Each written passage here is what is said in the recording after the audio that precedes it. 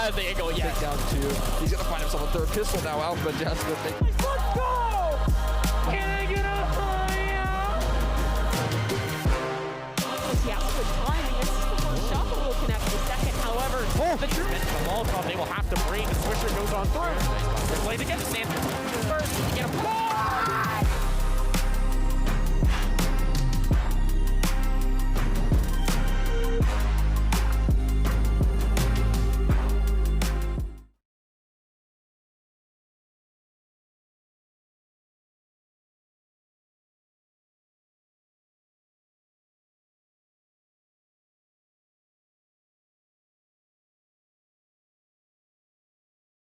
Hello everybody and welcome to Fragadelphia right here in Philadelphia. We are here live at local host 401 and we're pretty excited for some amazing Counter-Strike matches.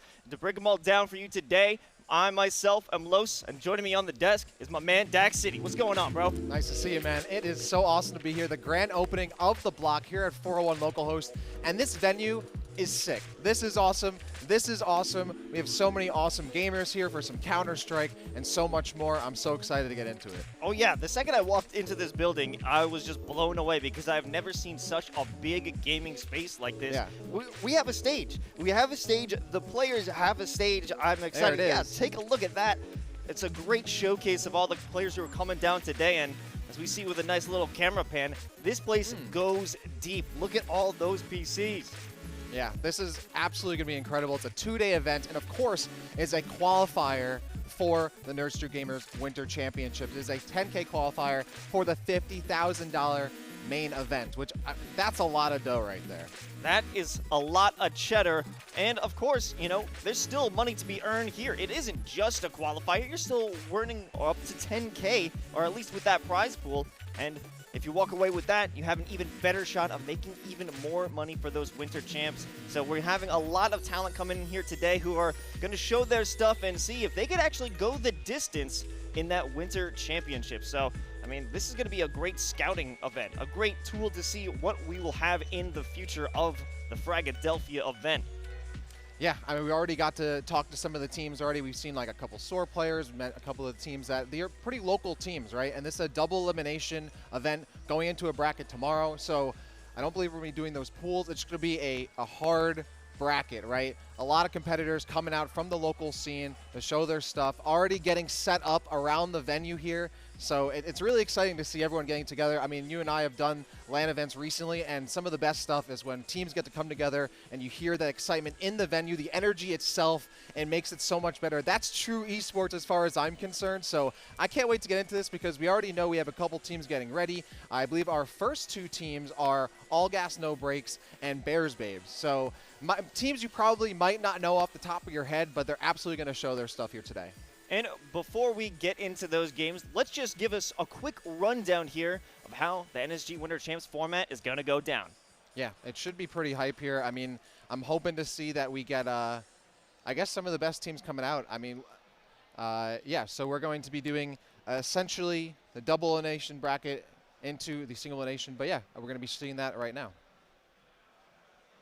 The Nerd Street Winter Championships, a yearly open tournament series featuring the best players and teams North America has to offer, culminating in the Winter Championship Finals. This season, Fragadelphia is bringing CSGO to the Winter Champs. So let's discuss format. Players and teams will compete through online weeklies, local LANs, and regional LANs. These tournaments will provide you with leaderboard points and cash prizing. The larger the event, the larger the prizing. As we approach the end of the season, the top teams on the leaderboards will qualify to the grand finals.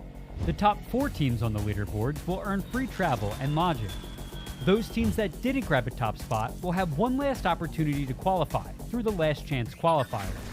Both the LCQ and the grand finals will be held on land in Philadelphia, Pennsylvania in March 2022. The culmination of the Nerd Street Winter Champs Counter-Strike circuit will feature the top qualified teams in North America, but only one team will be crowned Winter Champs.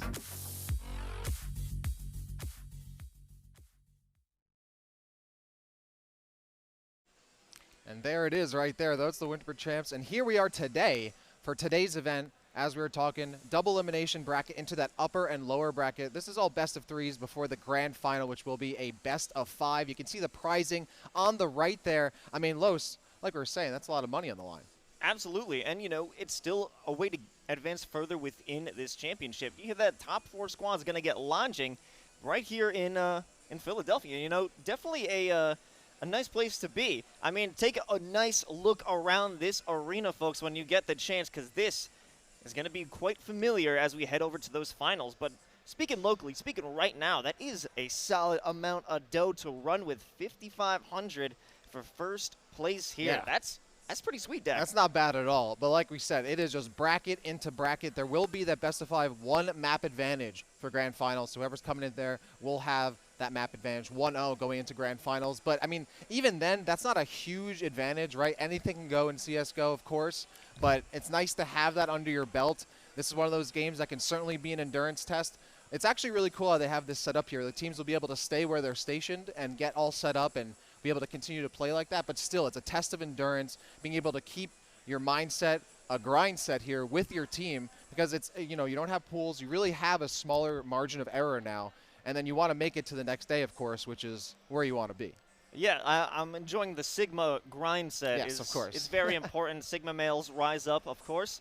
Yeah, and that's actually something I really appreciate that is being done here at the block. It's, I guess, expediting the game changes. You know, in other events, you would have to have a full cleanup of the different desks, the different rigs that players are on, but now everyone's staying in the same place, so we could just get smoothly through this event and just get to what matters, the gameplay. Of course. Yeah, it's so awesome to be here at Fragadelphia. You know, an event series has been going on for a while, and of course, we have the Winter Champs. We saw that format. It's a long slog, right? Like you have a lot of opportunities though to get to the top, which is really great. Love seeing opportunities for any kind of gamer to get in there and compete, which is really cool. And as the venue starts to fill up, we're seeing teams get ready, get into position, and get ready for these games. And without having now that pool play, now you got to really have everything ready, right? And we have, you know, a 7 map pool here. Ancient, I believe, is in the map pool, which for me is very exciting. I'm a big Ancient fan, but you know, it's a map that not many teams might be ready for. So I'm curious if that comes into play. Well, speaking of teams or maps that you'd be ready for, you know, I heard it before you're not a big fan of Nuke. Oh, why you gotta blow me up, man? Come on. Yeah, you know, I'm down for any map here. You know, we'll see what these teams got, but to continue to get ready, we're going to throw you to a quick break, but don't go anywhere because more Fragadelphia is coming your way on the other side of that break.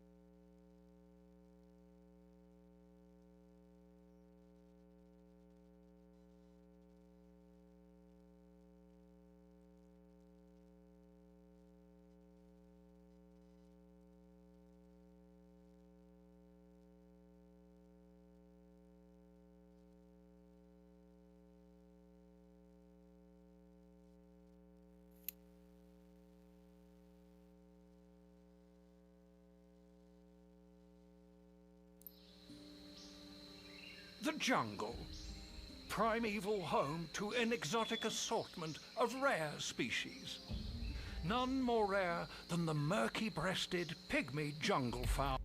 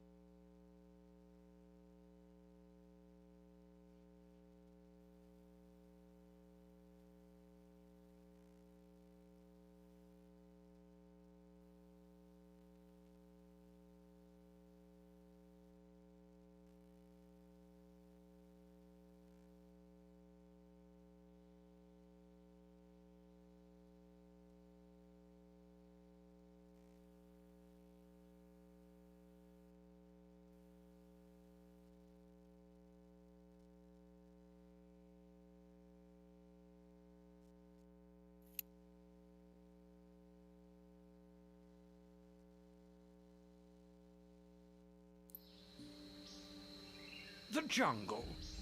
Primeval home to an exotic assortment of rare species. None more rare than the murky-breasted pygmy junglefowl. What a privilege to be the first to capture on film its festive plumage, its regal bearing.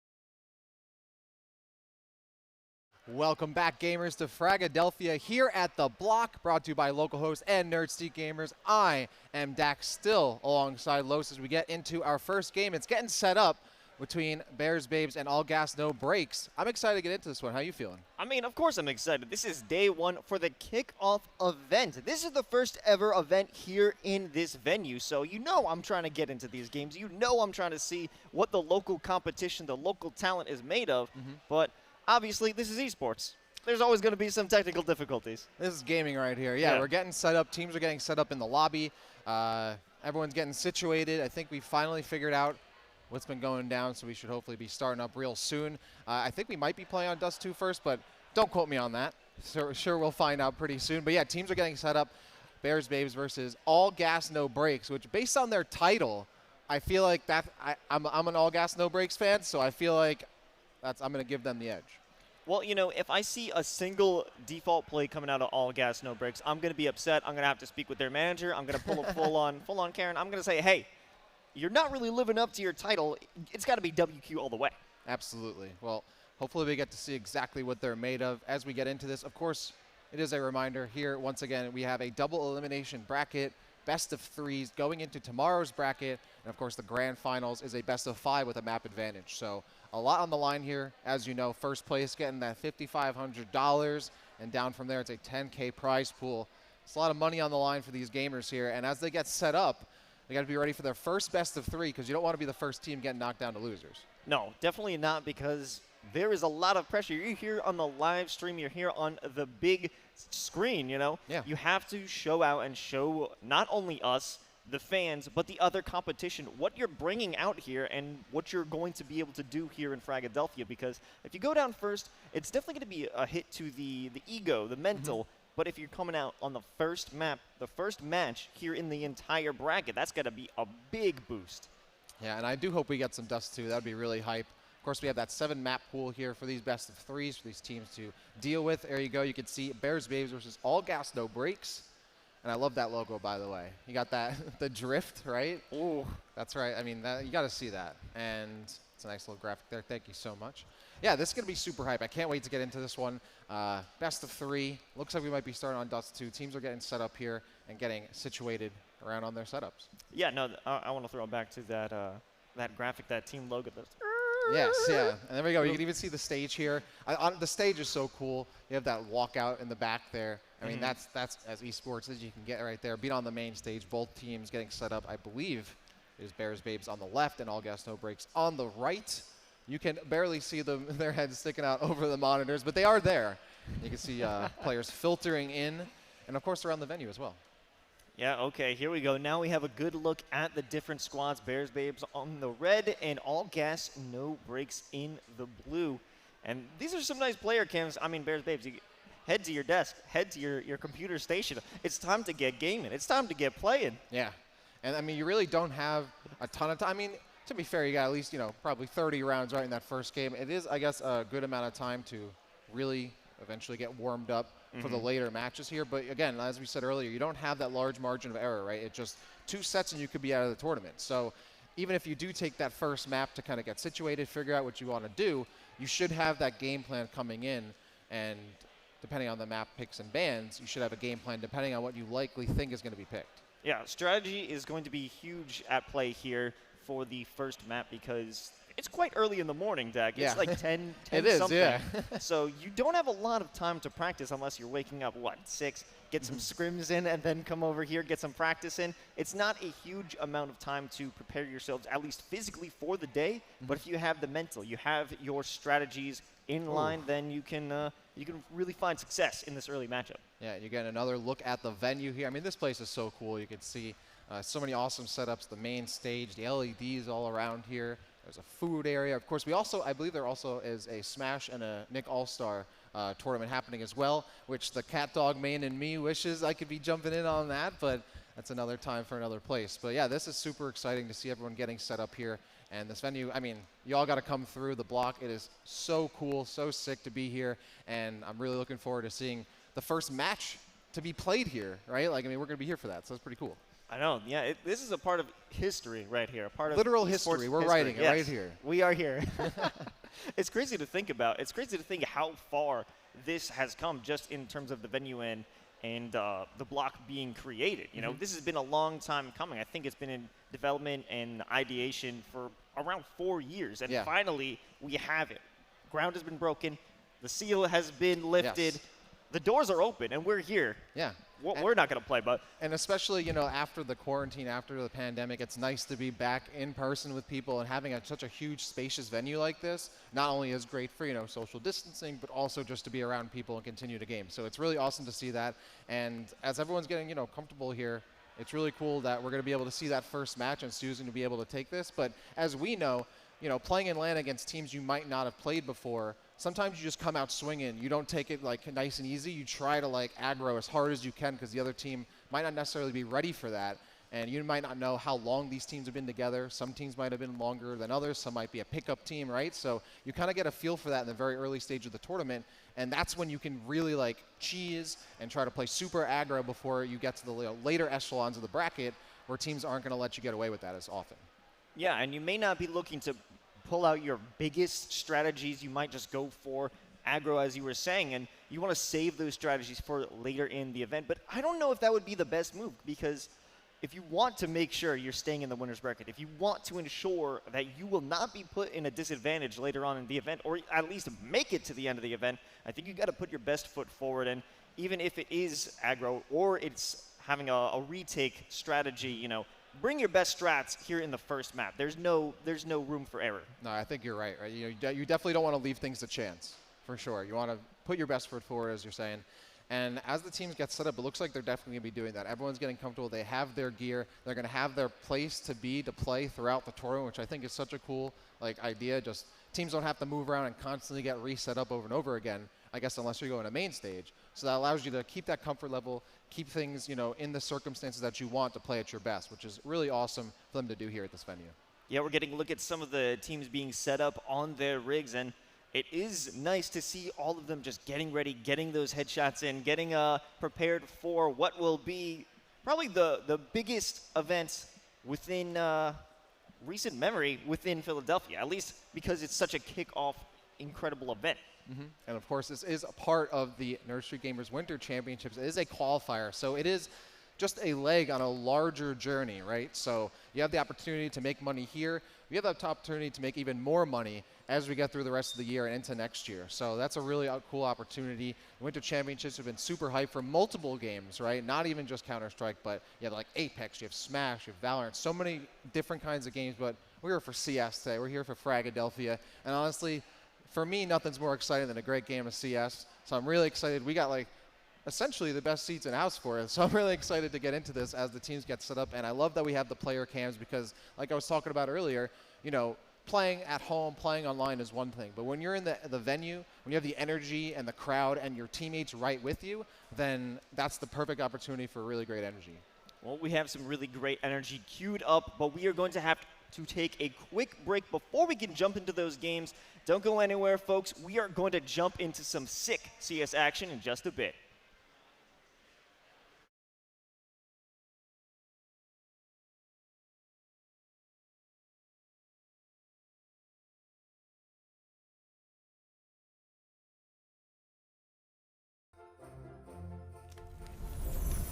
Oh, I love the smell of a cup of joe in the morning. With roach. Oh, hello. A letter has arrived, sir. A letter. For me. You have been cordially invited to compete in the 2022 Winter Championships. Wow. Featuring multiple game titles, competitive leaderboards, over 25,000 in prize money, and glory.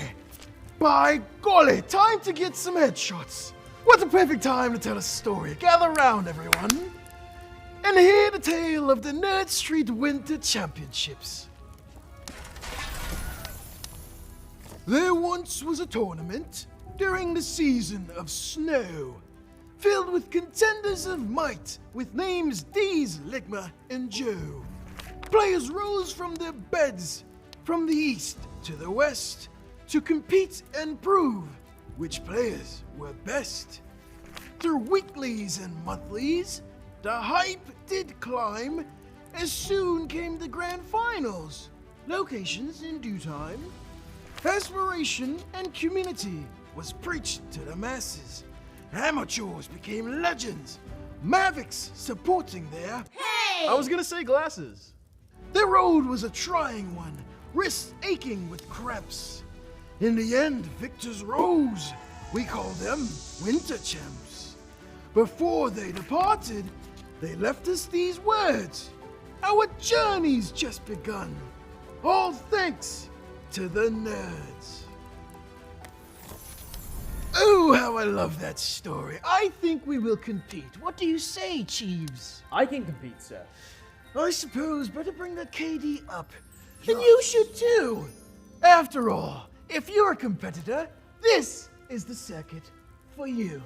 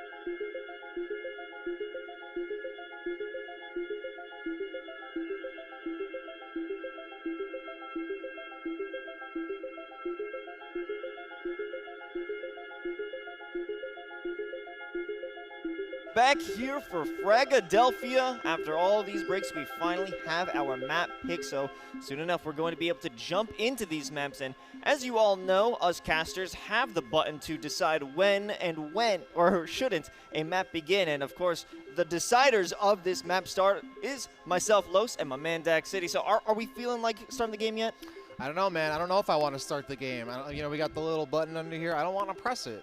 I think people want to continue to enjoy this break as they get into it. Oh, no, we should be jumping into it pretty quickly. We have maps getting sorted out right now, and hopefully we should have teams jumping in to the server, momentarily, essentially. And hopefully we can hit that button and get things going. Don't tease it too much. Don't tease it too much. We have too much power here. I have my break button over here too, so if we need to go back the to that one. break button, I'm mashing it. I'm a masher at heart. Awesome. Well, I mean, we do have the maps, and I'm wondering what the, I guess the metas that will be established here in terms of what maps will be picked the most, either by Bears, Babes, and All Gas, No Breaks. I'm going to go on a limb and imagine that Ancient would be a ban because, it's relatively new to the pool, so not many players would be willing to, scrim on it, practice it, and focus on what they're good at, your Mirages, your Infernos, and Overpass. Absolutely. We're getting another look at the players here. Twitchy, Jellin, Tulip, Prin, and Bear of Bears Babes, so clearly that's the leader of that squad. And of course, we have STX, David, Nick Halden, Ryuzaki, and Febreze for the lineup of All Gas, No Breaks. So, yeah, as far as I know, local players to the area and certainly trying to make a name for themselves here at the block. Well, it's definitely a good opportunity for them to pull that off because this is a pretty big event and it leads into an even bigger one down the line with Winter Champs. So I'm definitely interested in seeing how these players stack up and just some yelling throughout I was gonna say, the we got arena. Some woos. I haven't heard a sheesh yet, but I'm sure we'll get one. I'm sure we'll get a sheesh soon. But yeah, this is gonna be hype. I mean, I'm so ready to get into this. The teams look like they are about to jump in. I would absolutely hope. Yeah, I mean, I'm even excited just to see what the maps are. We personally don't know what they are just yet, but certainly we're gonna find out pretty darn soon. But yeah, we're hearing the woos. We're getting the Ric Flairs going. It's hype. People are getting excited. We're seeing small groups of, forming behind the stations as they get ready to, spectate a little bit. I see some CRTs here. Ooh, yeah, I did see that earlier. Some CRTs in the venue in 2021. You love to see it. As a big Smash fan myself, player and commentator, the first few people that walked into the venue were holding a big, huge CRT. And like, that's gaming right there. I guess I wouldn't know if this is the policy here at the block, but I don't know if it's BYOCRT. Well, it is the block, and you're carrying a big block of technology right there, so I guess it makes sense. We have BYOCRT. That's a good name of a tournament, I think, actually. I'm gonna hopefully some Melee players. There we go. Nice. Thank you very much. There it is, right there. That's literally the one that we were looking at too. Love to see it. Yeah, I mean, there's a bunch of tournaments happening today. Not just CSGO. There's Smash. There's Nick All-Stars. Like I said, teams are players are very lucky that my cat dog's not out there because it's pretty nice. Pretty nice cat dog. Yeah. Now, when it comes to that, I'm much stronger as a spectator. Okay. I'm not a Leo spectator. main, no Oblina, no April O'Neil. Come on, man. If I was going to run anyone, I would imagine it would probably be one of the Ninja Turtles. I haven't even stepped into the server on that one. Well, hopefully we step into the server here for some Counter-Strike pretty soon. You can still see some teams getting ready to go. Look at that stage. Really awesome. I love how you got like the LEDs in the back, which can change colors too. And you got the main stage. We're hearing them at least someone's getting ready in the venue here. I'm hearing a lot. I'm seeing some gamers game over on the right, to our right here. Some gamers on screen. And also, by the way, shout outs to our other commentators that will be joining us later in the day, an Evil Cat and Upmind. So it's great to have Gus and Mimi here as well. Yeah, I'm excited to see them work in person. I've always caught them on live broadcasts, and now I get to actually watch them and then look at them while they're doing it. Stand right behind the cameras and be like, good job, guys. Ooh, and it looks like we do have our map picks ready. So I'm very excited to see what that's going to be. We have Vertigo, Nuke, and Mirage. It's our 3 maps here to pick, and it looks like All Gas, No Breaks going with their pick of Vertigo first. Bears Babes with their pick for Nuke, and then if we needed the decider on Mirage. So pretty nice way to start this out. I did not expect to see Vertigo as our first map. Yeah, I'm a big fan of Vertigo, actually. It's been through a few changes ever since it was first released, and, you know, sometimes it's kind of hard to keep up with those changes. And, like, what is this called? What is this call-out name? But I like it. I've always been a fan of it. And, hey, it's a great way to kick off this event in an unexpected way. But looking at the second map, it's Nuke. It's Nuke, yeah. You know, I mean, Vertigo is a map that, to me, feels very volatile, so I'm pretty surprised that we're seeing that as our first pick. I mean, we had all gas, no brakes. I'm getting rid of Ancient. I'm like, okay, not on my side here. They got rid of Inferno as well, and then Bears Babes took out Dust 2 and Overpass, which I think are pretty interesting picks there. Overpass, I feel like is a map that, like, if you're not strong on it, you want to avoid it. But Dust 2, I feel like every map or every team is probably good on that, so I'm surprised that that kind of got knocked out. Vertigo, Nuke, and Mirage. If I had to put bets on the maps that are going to get picked for this first set, this is not what I would have picked, so I'm excited to see what this has to offer. Oh, yeah, absolutely. And I think it will be interesting. I do believe that Bears Babes had chosen attack on the T side for Nuke, which is quite widely known as a disadvantageous side. So if they're able to come out on top, at least gain a lot of rounds in that one, then they should be good in terms of this series. But let's not get ahead of ourselves. We still have the first map, and anything can be done. Anything can be decided here on Vertigo. And we're having these players getting ready, throwing up the deuces, getting ready, a nice little dance. Hey, there we go. There we go. I expect to see more of those as a nice little victory dance. Yes, absolutely. You can see some water bottles up there, some Mike and Ike's. Ooh, of some course, Mike and make Ike's. sure you got that original fruits or the Mega Mix. I'm a big fan of the Mega Mix myself. Yeah, a mega mix for a Mega Man on the mic. Absolutely. And Ike. Yes. Oh. Woo. Bars. Bars. Bars.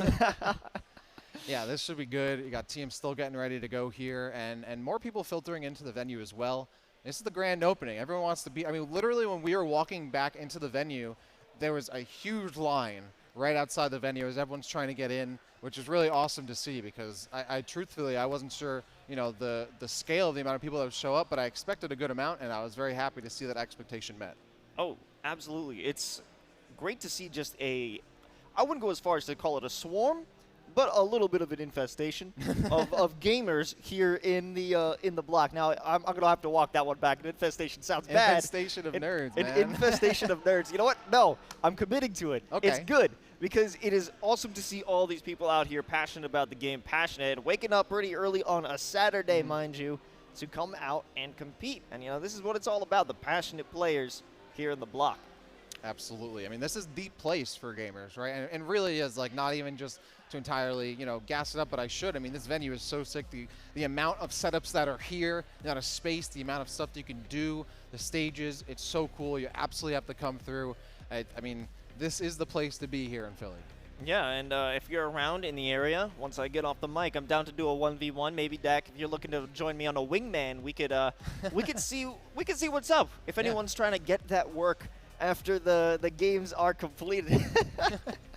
Yeah, I mean, I'm ready. I'm ready for the zoom-ins. I'm ready for anything already. I'm ready to get into this. I'm ready for some Mike and Ike's. Yeah, I mean, this is going to be super exciting.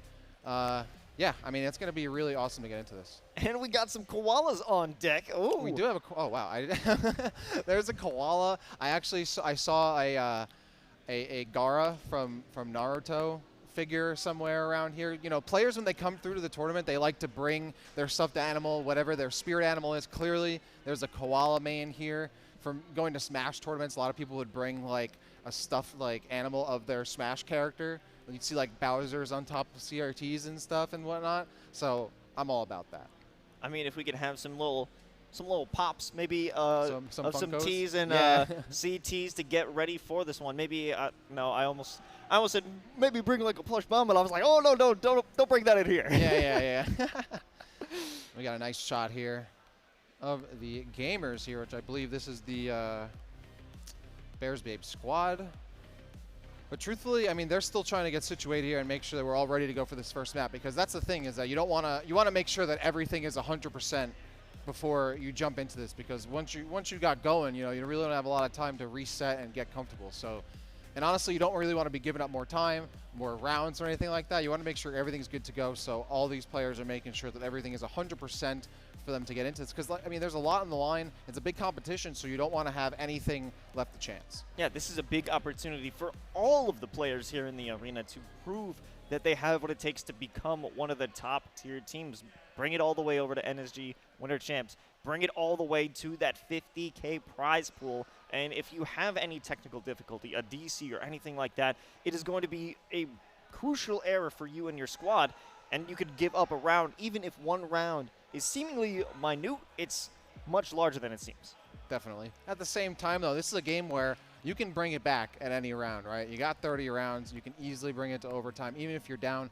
A lot of teams are certainly either CT or T favored or might be a bit better on one side or the other.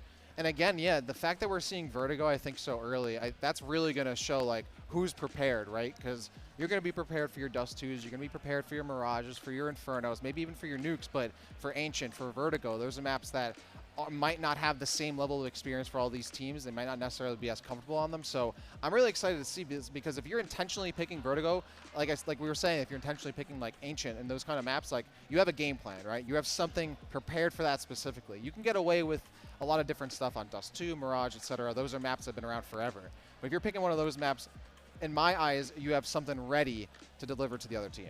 It's a great map for default plays, going on multiple sites, trying to pull away the defense from each area. And if you could do that and work and manipulate the enemy squad into going and over-rotating to B or A, that would be a great way to just pick apart the mental and really read your opponents. If you could find success here, I believe you could find success anywhere. Oh, I 100% agree. And it's a map that, I mean, you can fall off this map. Like, that to me is already just in the back of my mind. I wonder if we even see that here. There's another CRT walking in. Love to see it.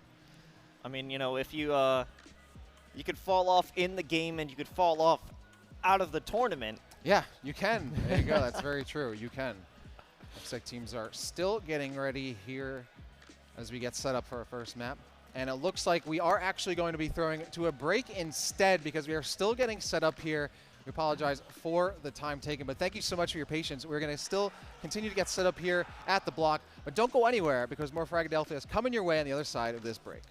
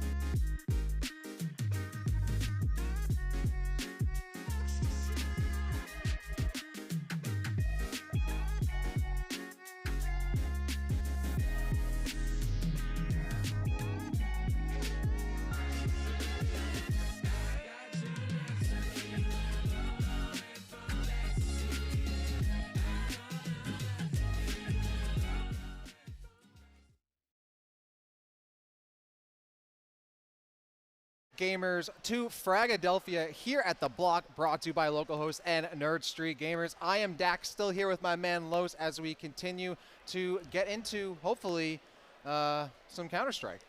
Yeah, but first, let's take a look at the action coming from the outside. It's people are lining up around the block to get into the block. See, Yep. you can see that corner right around the corner. They're here. That's literally what we were talking about. When we came into the venue, this is the kind of line that we were seeing wrapped around the building. So it's awesome that we're getting people still filtering into this venue. There's still a lot of room for some more gamers, so it's great to see them still filtering in. Oh, yeah, there's plenty of space. Everybody, come in. Come one, come Join all. us. Get into the block and get into a comfy position. Grab a nice seat because the Counter-Strike action is coming. But if not, have a nice drink. Go get some food at the snack bar. Get a nice, get some little Frag merch too. Why not? Absolutely, yeah. There's a really awesome front of the house. You got the food area over on the left, and we're seeing the front of the house right there. Thank you so much. As we're getting a peek at this, look how awesome! I mean, you got the lighting, you got that front setup here, and the cameras might even walk by us at some point. You're getting some behind the counter coverage here, which you don't really see every day. No, definitely not. And it's awesome to just get a look. Yeah, thumbs up to you, my friend. Love to see that. It's cool to just get the inside scoop. You know, if you aren't able to make it out here to the block, it's awesome to see what goes on inside. Because in most cases, in most events, you would just see us at the desk and the players at their stage. So it's cool to know what you're getting when you come over to the block. Yeah, absolutely. No, this is I mean, honestly, you still have time to show up. Even if you're watching the stream, come on down and join us. But yeah, I mean, there's so much room. There's so much room for activities, you know? So much room for activities. And honestly, like, the sheer amount of setups here is no joke. Like, I'm just looking around the venue, and it is a crazy amount of seating, crazy amount of PC setups, console setups. There was those cool arcade setups on the right they were setting up last night. That's super sick. I love that, and yeah, as more people continue to filter in here, we got more teams showing up, more gamers showing up, and hopefully our first map showing up soon. Speaking of those arcade cabinet setups Yeah. for fighting games, you know, personally, I'm a lover, not a fighter or fighter game player. Boo. Okay, I thought it was funny. Anyways, it's awesome to see all the different variety of setups here at the block. Big shout out to Nerd Street Gamers and local hosts for creating this space for gamers all across the city. Yeah, absolutely. I mean, one of my favorite things growing up, you know, as a competitive gamer, as an esports guy or whatever, like going to a lot of events, some of my favorite events had multiple different kinds of games, right? It wasn't just one kind of game. You have, you know, FPS, fighting games, RTS. I mean, some of my favorite events were like MLG Pro Circuit events where you had like Smash, StarCraft, League of Legends, and Halo. You had all that. That's the kind of event that I love, and that's why I'm such a huge fan of this, because you don't just have Counter-Strike, you have all these different kinds of games from all different kinds of gamers from all across the city, the planet, wherever they're coming from all walks of life. You love to see it. And we're getting another walk through this venue and another behind-the-scenes countertop coverage. Well, good look. And all the decor is really solid as well. You know, you just feel like you're in a brand new space. And, you know, I'm a sucker for RGBs and LEDs, and we got those aplenty over here. Got the screen behind us. I mean, it's an awesome setup. And literally everyone here, like, a big thanks to the staff here at Local Host. I mean, seriously, the amount of work that's been put into this venue, even up to last night, up until midnight last night, probably even beyond that, is absolutely incredible. Just the work that's been put into this venue to make this event happen, to make all of this happen, has been absolutely stellar. So big thanks to everyone who's been a part of that. Of course, it's been an absolute treat, and we haven't even gotten started yet. We haven't even gotten started yet, and I'm already having a good time. I mean, that tells you, or I'm telling you, it's real solid here. Absolutely, and teams are still filtering, getting set up, and I'm really looking forward to seeing which team gets the first victory, because that's going to be like the most amount of excitement to be able to say, like, yeah, we advanced first, like we're the, you know, to pop off like that. It might even be one of these players you're seeing here potentially as they get set up, and loving the flow of this guy on the left right here. That got zoomed out. You got awesome graphics. You got great people working the event. I mean, really, what more could you ask for? And make sure you get your wristbands at the check-in table, folks. If you don't come in with the wristband, I'm going to have to make sure you get Bang. Checking you out the door, yeah. Yeah. This guy's stopping me from getting in, yeah. I mean, you're more built than I am. I'm a little more lanky than you, so I don't know. I'm not stopping You've got anybody. reach. You've got reach. I've got the range, yeah, you're Yeah. right. I've got the wingspan. You're a zoner. I'm a masher at heart, man. Yeah, no, this is going to be great. And seeing so many people coming in, I'm already seeing people just having fun, like schmoozing, having a good time, talking about their love of the game, or everyone being together here, getting set up. So like that's really awesome to see. You get to one of the best things about coming to events like these is meeting new people and making new friends. So I love it.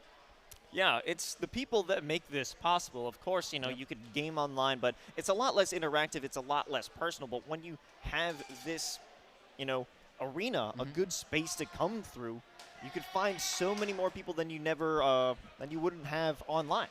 And speaking of people, it looks like we have 10 of them in the server. So it looks like we might finally be able to jump into this. It looks like they are getting all set up. We do see 10 players in the server on the map, and they are making their way downtown, moving around, getting warmed up, and making sure that everything's working out all good to go here. So I am very excited because it looks like we are going to start starting up this soon. Let's go, man. I'm waiting for this. I've been waiting for this, and so have you at home. And all the people in this arena, they've been waiting to kick off Fragadelphia right here in Philly. And, well, I mean, the tension's in the air. And tension, it's good tension. It's palpable. You can cut through it with a knife. And, yeah, I mean, that's because it's like a mix of everyone's, like, really hyped to be together and friendly. But at the same time, you're here to win. You don't want to be someone getting dropped out of this tournament early. You want to make it to day 2. So there's that mix of, I'm really happy you're here, but I'm hoping that I beat you and advance farther in the bracket than you do. A competitive friendship that will exactly. Plenty of those will be made here today, and throughout the event, I'm sure. But that's what's good about being up here on the desk. I can't lose.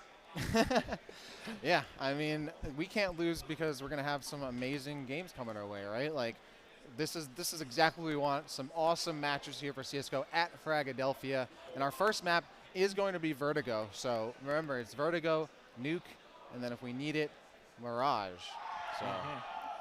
I'm seeing that the chicken logo, that's on chicken. some of the merch. That's on some of the Frag merch. If you head over to the front, and there's us. I'm waving over the camera. And there's barely us. got Yeah. us. Showed up. Look at that. Everyone's getting situated. You can see players getting warmed up, getting ready to go. They might even be playing their matches already, and they're locked in. This is the the feed we need right here. Love seeing the crowd, everyone getting mixed up, and as you can see, the place is filling up. Everyone's having a good time. Oh, yeah. Just take a look at all the other people on their setups, getting into the games, getting ready to start popping off. But I think now we are going to get into our very own map on Vertigo. Yeah, it looks like they might still be warming up, and I'm sure we'll get a knife round just to maybe pick side. Or actually, the sides have already been picked, I believe, so they might not have to do that. Personally, I love watching knife rounds. That's my favorite part of the game, so hopefully we get one of those. Really, I'm the exact opposite. Anytime I see a knife round, I'm like, why are we watching this knife round? Come on, this doesn't mean anything. Just pick the sides before the map starts and just go right to you're pistol. a party pooper, man. Oh, I'm sorry, but now we're about to get in for our first round here. Let's go. Fragadelphia, all gas, no brakes against Bears Babes, and it's going to be a big rush down mid, and there are players ready, and Jellin with 2 headshots, picking up a third, and Jellin just so quickly with the assist from Princey V. That's going to be an easy round win out for all gas. Honestly, after like the break we had to get into this, right? The first round just goes just like that. Like in a blink of an eye, we see an immediate win there by all gas, no breaks. They get it done essentially flawlessly, or as much as they really needed to. And that's going to get them a nice little extra round here. Looks like we might get a bit of a bye here from all gas, no breaks. Of course, they want to push that advantage that they just won for themselves. Of course, but now we have a bit of a pause going in right now. As what else would happen? Right? One round at a time. I think by the end of the day, we might get this game done. I think you're right, or at least the first half. But let's talk about the buys we're seeing from all gas. Yeah, I mean, we're already seeing all gas picking up a couple rifles here, and it looks like they're going to get a 3 rifle buy here with those M4s. So, I mean, that's really going to allow them just to play. They don't have to play that aggro game, right? They can take those ranged fights, and they don't have to push that advantage. They don't have to because they know they're just facing off against pistols. This should be an easy round win for them. And one player with the MP9 holding by mid. They won't commit too long, but now it does seem to be at least one player is creeping up through ramp. But that won't be a major commitment. It's a big split that we have going on. The smokers are going to block off vision, so nothing crazy happening just yet. Just a little bit of poking and prodding, trying to see where the defenses are, but another smoke going to prevent anyone from making their way through soon. Yep, and Twitchy's got a bunch of utilities and to be able to pepper down through that smoke here. And both teams just looking for an advantage. Oh, and that's going to be the first pick off there, as it looks like Bears Babes lose both David and now Ryuzuki. So that's a 5. Oh, and it's just going down one by one. Oh. And just going to breeze by themselves. All gas, no brakes does it once again. They lose just a single player and not too much utility burn as well to be able to save a little bit of that going into the third round. Yeah, just a nice 1D coming out from, I believe, Febreze before they're put on their behind quite quickly in response. But, you know, they were just working with some Deagles, so yep. not a great showing of Deagle Demons just yet. Yep, and now we're seeing the Bears Babes buys come through. Alliteration right there. Full AK buys for them and a little bit of utility. You see David also has some flashes attacking right there. And Tolip, shots fired, not going to find Paydirt, going to rotate back over towards the right here. Meanwhile, Twitchy might be able to land with that frag, but unfortunately no Paydirt as well, as both teams taking it very slowly. Febreze has already been chipped down a little bit, as has Twitchy. Bears backing off. They know there's some presence on mid, and Jelen is going to be the first one to take a peek, and they find one, and they can't get a second. Ryuzaki will be there to pick up the trade. However, Bear doesn't let that one last for too long. We do have one player hanging out on the B ramp, but this isn't a full commitment. It's just Nick Halden. Yeah, and I mean, still when you have all gas, no brakes with 2 rifles here, I mean, it's 2 AKs against 2 AKs. You do have the 3v3. I'm sorry, it's 2 AKs versus 3 AKs here. So this might actually be able to be won here by Bears Babes, but you have David so low, they really can't commit to any of these long-range gunfights, so it's effectively a 2-on-2 with those rifles. And you're going to have, though, a 3-on-2 now as you get that pick from Nick. Ooh. Nick gets a second one to make it a 3-on-1. And Twitchy's all alone just with the MP9. They do have the opportunity to pick up another rifle and make some magic happen, but inspecting, they do manage to get one. A little bit of a braggadocious play, I'd say, trying to get the inspect. Managed to pick up one, but the trade is there, and Bears Babes picking up their first. Yeah, and they're going to get, you know, that done, but certainly not flawlessly, right? Like, they lost 3 players. They lost a bit of armor. They're going to have to rebuy a little bit of that Kevlar. But look at the utility for Bears Babes, right? I mean, they are stacked up. Aside from Nick, everyone's ready to go. They got mollies, flashes, and smokes, and they're going to immediately push in through ramp here, try and put some pressure, and keep all gas, no brakes at bay. Yeah, we do have all gas. They were hanging out on mid, trying to get an initial peek to see who's coming through that direction, but at this point, it doesn't seem to be anybody. They're playing quite on a default, but Ryuzaki pulling up over onto A side. They take out 2. Twitchy's going to find one with a headshot onto Febreze, and they're trying to keep the enemies at bay. Twitchy by Tetris with the Deagle still staying alive as Bear is able to support. We have another player, David, at ramp. Pushing up a little bit, looking to get an angle. SDX will make it a little bit easier for them as one player stuck in Tetris. The Molly's going to push him off of that position, jumping into Tetris. Nick Halden finds them, and now it's all up to Print TV to try and clutch out a 1v3 with the FAMAS and a bomb to defuse. Yeah, this half buy, I mean, you know, not having all full rifles here really hurting, but they're doing pretty solid for this round, but it will be an all gas, no brakes round as they pick that up. Their second round here, with 3 players still on the board, but now that Bears Babes has taken that loss, they should be able to buy up a little bit. Actually, they're pretty low on cash. And they might go for a save round, I would have to assume here. Now all gas, no brakes, pick that up. Had a bit of a Frankenstein buy where not all the players were able to, you know, pick up a rifle. There was a Deagle, a FAMAS, an MP9, I believe, and now they're going to just try and run it down ramp and maybe catch all gas, no brakes off guard with a bit of aggression from the ramp, but I don't know if it will be met. A lot of players have made their way by mid and or B. But this smoke is going to prove the decider. We have David, spots him out, sending out some shots from the AK. They will be flashed, and David, the first one to fall from Bear. Febreze holding it down with the Galil, finds 2 before they're taken down. That was a huge trade there, and now you can see, of course, Bears Babes took a massive amount of hits there, really You just have the single rifle at almost full health, but not really. Twitchy has a rifle as well, has that AK, but such low health there. Not going to be able to do much with no utility. Really can't peek or jiggle much without forfeiting their entire life. There's some more shots from Nick, helps out for Breeze. They get traded though, still 2-on-2, and that bomb is going to go down with a little bit of extra cash to help out here. And now, time on their side to see if they can hold this site. Here comes the retake, but it will be no retake at all. In a matter of nanoseconds, both the players from Bears Babes are taken out. That is a nice win there by All Gas No Breaks. Does it continue? Well, at least now they have establishment of the lead. And now they can play a little bit here. I mean, look at that. They're fully buying out all rifles here. They have the AWP in the hands of David. First time we're seeing that come out here. And full utility across the board for All Gas No Breaks. Yeah, still a little bit weak on the side of Bears Babe. Some players not even able to afford a helmet, but they're standing in the fire. Oh, Twitchy taking some serious damage, but Febreze somehow made it past the defenses. Look behind you, there's Tulip. He will be found. Febreze manages to break through, but it will cost them 2 players. However, Febreze through another smoke finds Twitchy, sending out a smoke of their own. Get that utility down to secure your site. However, this is going to be a rotate off. Yeah, 3-on-2 situation. Febreze very low here. And even STX has taken some shots as well. Has been chipped down. Meanwhile, both players of Bears Babes at full health here. They both have rifles, and you see Bear has utility to work with. So they can go for this push. You're going to see some Molly coming out there. And now here comes the bomb plant. Now they're going to realize that it's a full commitment onto B. We do have 1 player on window just waiting to go for a drop. It's Prince TV. They're going to be actually rushing through to try and take this back. They don't know around the corner. You got to check to your left. They will be taken down. It's all up to Prin. To find one, you can make this doable. There's a second one on the staircase. Tapping him down. They don't fully kill him. Nick Alden is just so low. There goes Prin. And All Gas No Breaks lose their win streak and finally back onto the board. It's Bears Babes.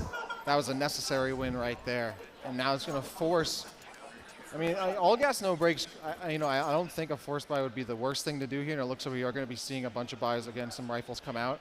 Utility getting picked up here, but Bears Babes, it's nice plays. We're going to get that replay. Yeah, walking through that Molly isn't going to be too solid. Taking out some serious damage, but Twitchy lived long enough to hide themselves and take out one of their enemies, and that would be crucial down the line because it gives Print a better opportunity to make that retake.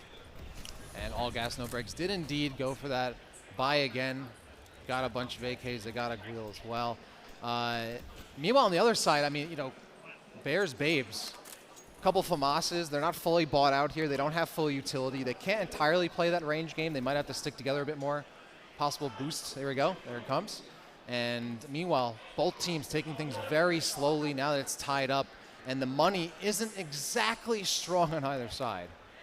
This will be a big decider round to see who's going to have the advantage going forward. And we have Ryuzaki moving up through ramp with a teammate. They will have to check the boost. I think they're waiting. Yes, Febreze spotted it out and removes Tolib from the round. And Twitchy always looking and expecting that rifle. It's going to bite them, as it does indeed. 2 players left on the CT side. And Jellin actually making things work from Team Flash from David is going to help put Ryuzaki in the dirt, sending over a rifle to their teammate. Jellin still holding on to Tetris, but the bomb has been planted. STX going in for a big flank, and they're going to find one. Maybe, no! They can't get it. The spray's bad. Jellin, he has the opportunity because both of the enemies are beaten down. Jumping around the corner, going for the fake, but they aren't going to be quick enough. David there with the swing and the headshot. Yeah, very well done by All Gas No Breaks. Last 2 players taking 2 50-50 angles there. You can't cover both at the same time. Even though they were low, you have to commit, and once you start to take that 1v1, the other player's immediately going to swing out. So you have to have that speed behind you, and unfortunately it wasn't there. 4-3 now for All Gas No Breaks. I'm so glad we're finally getting into this map, and both teams are neck and neck right now, which you love to see.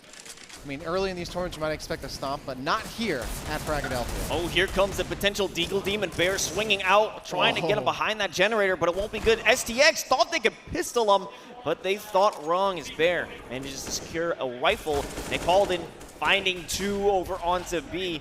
And they aren't going to be too aggressive and risk losing another AK, but still they have a great opportunity, or at least they did, with Bear on the flank. However, all up Prin back at it with the Deagle in a solo 1v4.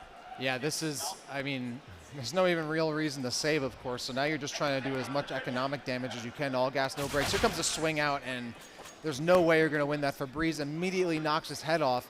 And doing so, they get that win, only losing STX. So money-wise, they're doing pretty solid now. You can see Nick still at $3,000 here after that buy. So they're looking good economically. And we're going to see how Bears Babes respond to this, because they don't want to be continually playing that, all right, we got to save like every other round game. That's how you start to see the map kind of fall away from you.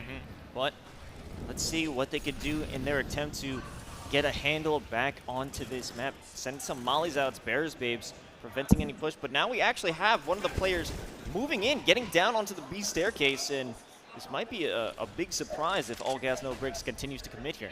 And Prin's already down. Nick super low and takes that fight and loses it. 4-4, but Bear also doesn't get out without taking a little bit of damage. Already below half health. Still has a little bit of utility to work with. Has a flash and a smoke, I believe. And with that, you're going to see a little bit of jiggle, and that's going to be Jelen going down. 4-on-3 situation as both teams continue to pick and prod at one another. Oh, Bear just didn't know where the enemies were coming from, trying to hide behind that beam, but they couldn't hide for long, as this bomb will go down. Bears Babes looking for that retake if they can actually manage to get around this corner. Ryuzaki holding it, but the angle won't be good. Twitchy, the first one to open this retake up and potentially move forward. Have to clear those angles. There's plenty of angles to clear at this moment in time. If they can do it, they work together, they might be able to make it happen. Some damage going on to their counterpart, but Ryuzaki and Febreze from the off angles gonna say no, as All Gas No Brakes continues their run. Yeah, really well done there by Ryuzaki. That lurk, no one was paying attention to it because you had the two angles you already had to take on the site with those two players were already there. Febreze leading the way, but Ryuzaki very easily sneaking in from behind, forcing that 50-50, and that allows for the site tape. Yeah, and we're found on another eco round here for Bears Babes. The Deagles are out, but Bear might be taken down quickly. I'm not sure where that even came from, but we do have a solid default. Yeah, we have more players hanging out on the ramp. This is kind of their MO in terms of eco.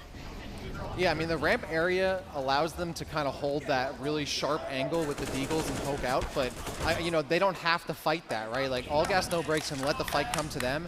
And not a bad win there. Ryuzaki goes down. STX, though, returning the favor with another pickoff, but then STX goes down themselves. So even though All Gas No Brakes have a ton of money on their side, now they're forced to rebuy a little bit going into the next round. Another pickoff here, and now it's 2v2. Ooh, Nick Alden holding that angle strong.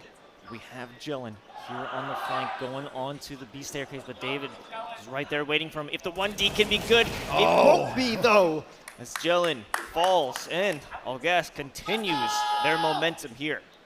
Still not a terrible round there from Bears Babes, right? They took out 3 of the players, forcing All Gas No Brakes to rebuy on their rifles, at least for 3 of the 5 players. But the money is so in favor of All Gas No Brakes, I'm sure they're not even worrying about it. They can rebuy their rifles immediately. You see David back on the AWP.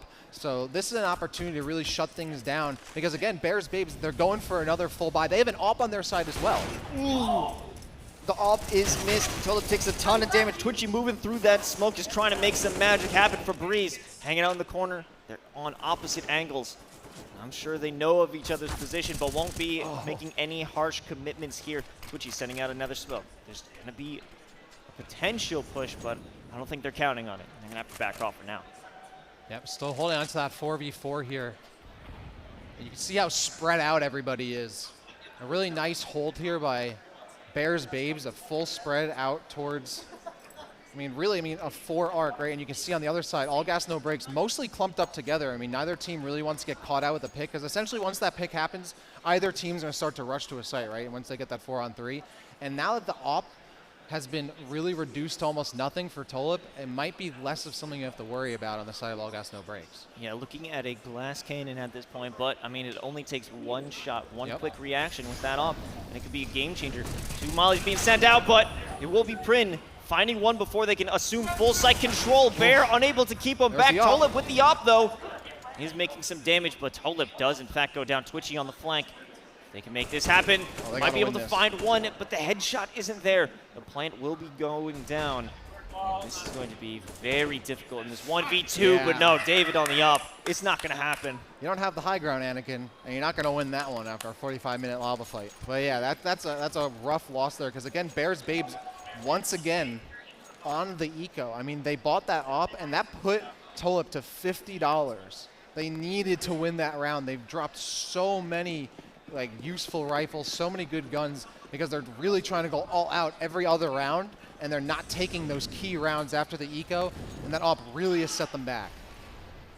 Yeah, good performance on eco rounds isn't going to be enough to ensure success on a buy. Nick Halden creeping around the smoke. It's going to be Prince shooting through, finding some damage, tagging him up, and now it's going to be a full-on rush. Jelen pushing through the smoke like a smoke criminal and picks up the trade. Yeah, that's huge. I mean, the Tech 9 are going to allow you to spray and pray right there, and that's exactly what Bears Babes needs. They got to be able to stay mobile here with just pistols and the Tech 9, and because of that, Jelen's able to pick up the AK and be able to move and be a little more useful here, but now it's a 4-on-2 situation. Separated here with Jelen low on health. They really got to get a pick up here, and they go down, or at least it's going to be Tulip going down. So now it's a 4-on-1 situation with a half-health rifle. Yeah, Jelen is not in a good time right now, or a good scenario. Finds one onto Ryuzaki, though. Not bad. Always good to try and dwindle the economy of your opponents. But at this point, it looks like it'll be a save, and that's a good spot to do it. You know, you don't have a lot of money. Better to run with that AK. No, I definitely agree. I mean, this is a team that, like you said, has been eco almost every other round. You got to be able to save a rifle when you can here.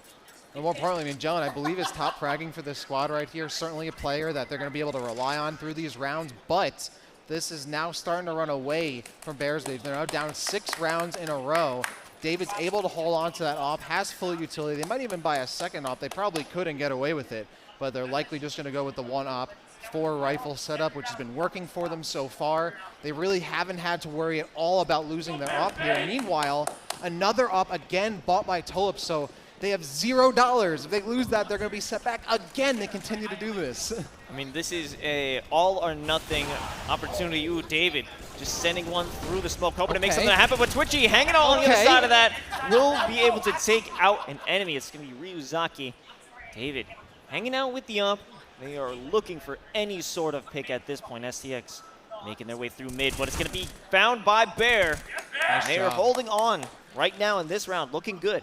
Yeah, that's pretty huge. They haven't been able to take out David yet, who still has the op, so that's still a way for All Gas No Breaks to get back into this. But so far, a really solid round here by Bears Babes. They still have the op on their side. They just don't have map control. It's the one thing they haven't been able to secure so far, and we're seeing a slow but sure positional move here from Nick against 2 players who might not be ready. Gets 1 kick at the second. Yeah, David looking to follow up, has the op, spotted him out, but the shot is missed, and Bear takes him down. That was huge. Bear picking that up, and they keep the op. They don't have to rebuy there. That was an absolutely critical round to keep Bears Babes in this.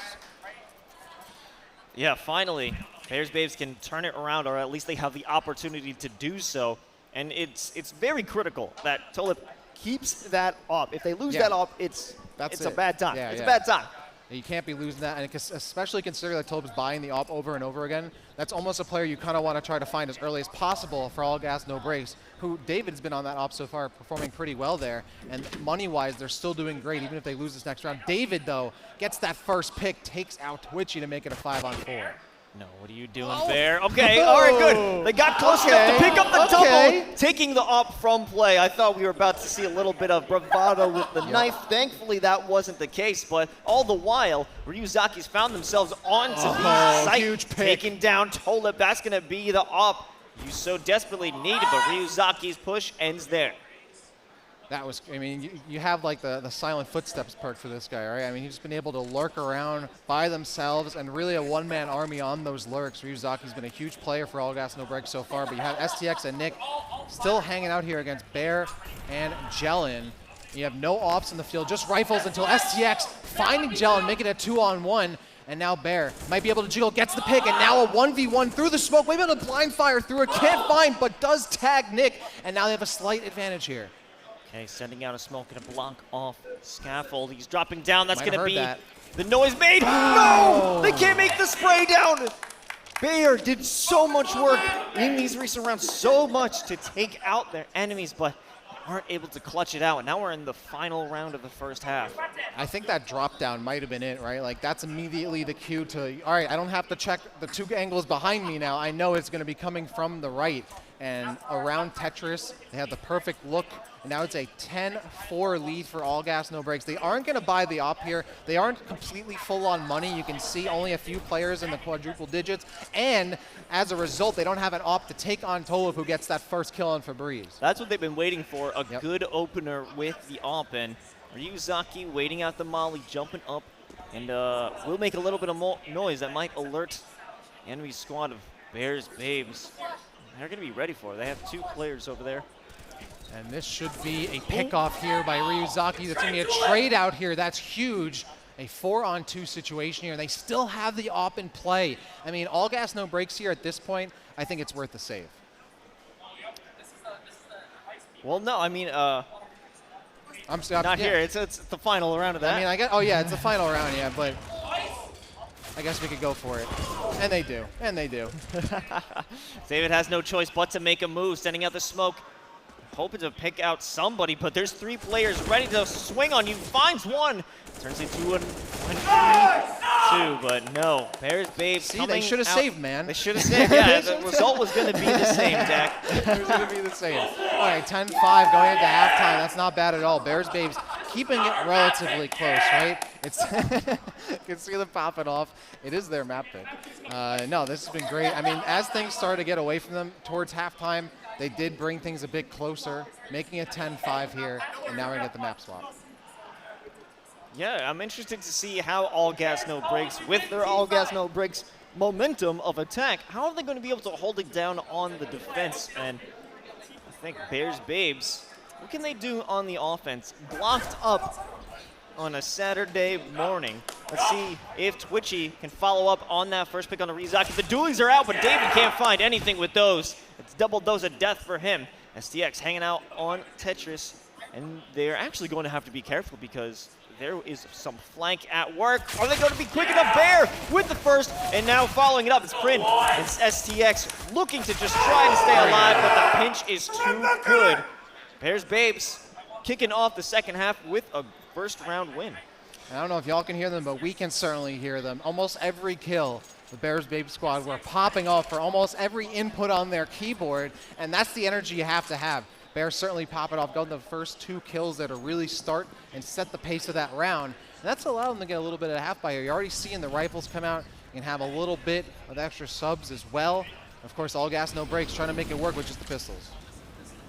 We do have the MAC-10, as I like to call it, the Mac-Tizzle, out on Jelen. Put some spray down onto David. That's a good amount of damage, but it won't be enough to take him down as they're running the corner from ramp. Just spotting out. There's a player by Tetris. Won't make a hard commitment there, but going through that smoke, it's going to be Febreze. However, Twitchy is making things happen over on ramp. It's not even giving Febreze enough time to react, but the quick swap out from Twitchy is real solid, but Nick Holden hanging out on mid. The last one alive on All Gas No Breaks manages to pick up an AK. That's actually the strongest weapon they're bringing out today. Finds one on that swing, but Tolip hanging out there with the Galil. Pick up the AK, Tolip! That was a really good jump out of that corner too, forcing that arc spray, so it's almost impossible to get the immediate spray transfer onto the second player. So sometimes you don't want to be jumping, but that's one of the few times you want to get a little bit of a bunny hop going around when you want to peek. And now it's a 7-10 scoreline here. Bears Babes slowly but surely bringing this back. We've been waiting for them to do just that. There goes Bear on the aggression, finding STX over by mid, and Tolip looking to get some more damage over into scaffolding as they're having a little scuffle with Ryuzaki back on the Deagle. And they're going for another save for this third round, and I guess they're going for a big buy come round 4, but let's see what Febreze can do with the Deagle. Oh, they're going to take one to the dome, but still live to tell the tale, but not for long as the Kobe from Prin drops him. Moving around the corner, Bear does find another. Now, Nicole and Ryuzaki are in a very tough position, but he's on site. Oh, that could have been bad, at least for the economy. Yeah, great check there by Joe. And Ryuzaki now is, I mean, essentially hanging on by a thread here. Not going to be able to do much work against a bunch of rifles. 5 players here. That should be a very guaranteed round here for Bears Babes to make it 8-10, which earlier didn't seem like a possibility. The beginning of the game, a lot closer. As both teams started to get comfortable in that first half, you saw the lead kind of get spread out, and Ryuzaki might be able to get this kill. And oh no, can't finish! Bears Babes picks it up, and they keep 5 players alive in doing so. That is unfortunate. You know, they weren't going to be able to come out on top with the round, but at least take one down with you at this point. Unfortunately, unable to do it. A nice turnaround coming out from Bears. Now we got the full buy, all gas, no brakes, able to get full 5 rifles on deck. Meanwhile, Bears Babes, they got a little bit of a bonus round. They're going to hold on to that MAC-10 for Jelen as they continue through here. Up towards ramp, they are stacking it up and pushing up on the defense. Ryuzaki tries to hold them off and only gets 1. Jelen will trade it off 4-on-4. And a little bit of shields lost here for Bear and Jelen as they continue to push up this ramp. Another trade here, 3-on-3. Tola picks up 1. And now trying to back up here. David with that USP. Finally able to pick up a rifle here. The M4 might be able to give them a little bit more of a chance as this push continues onto the site.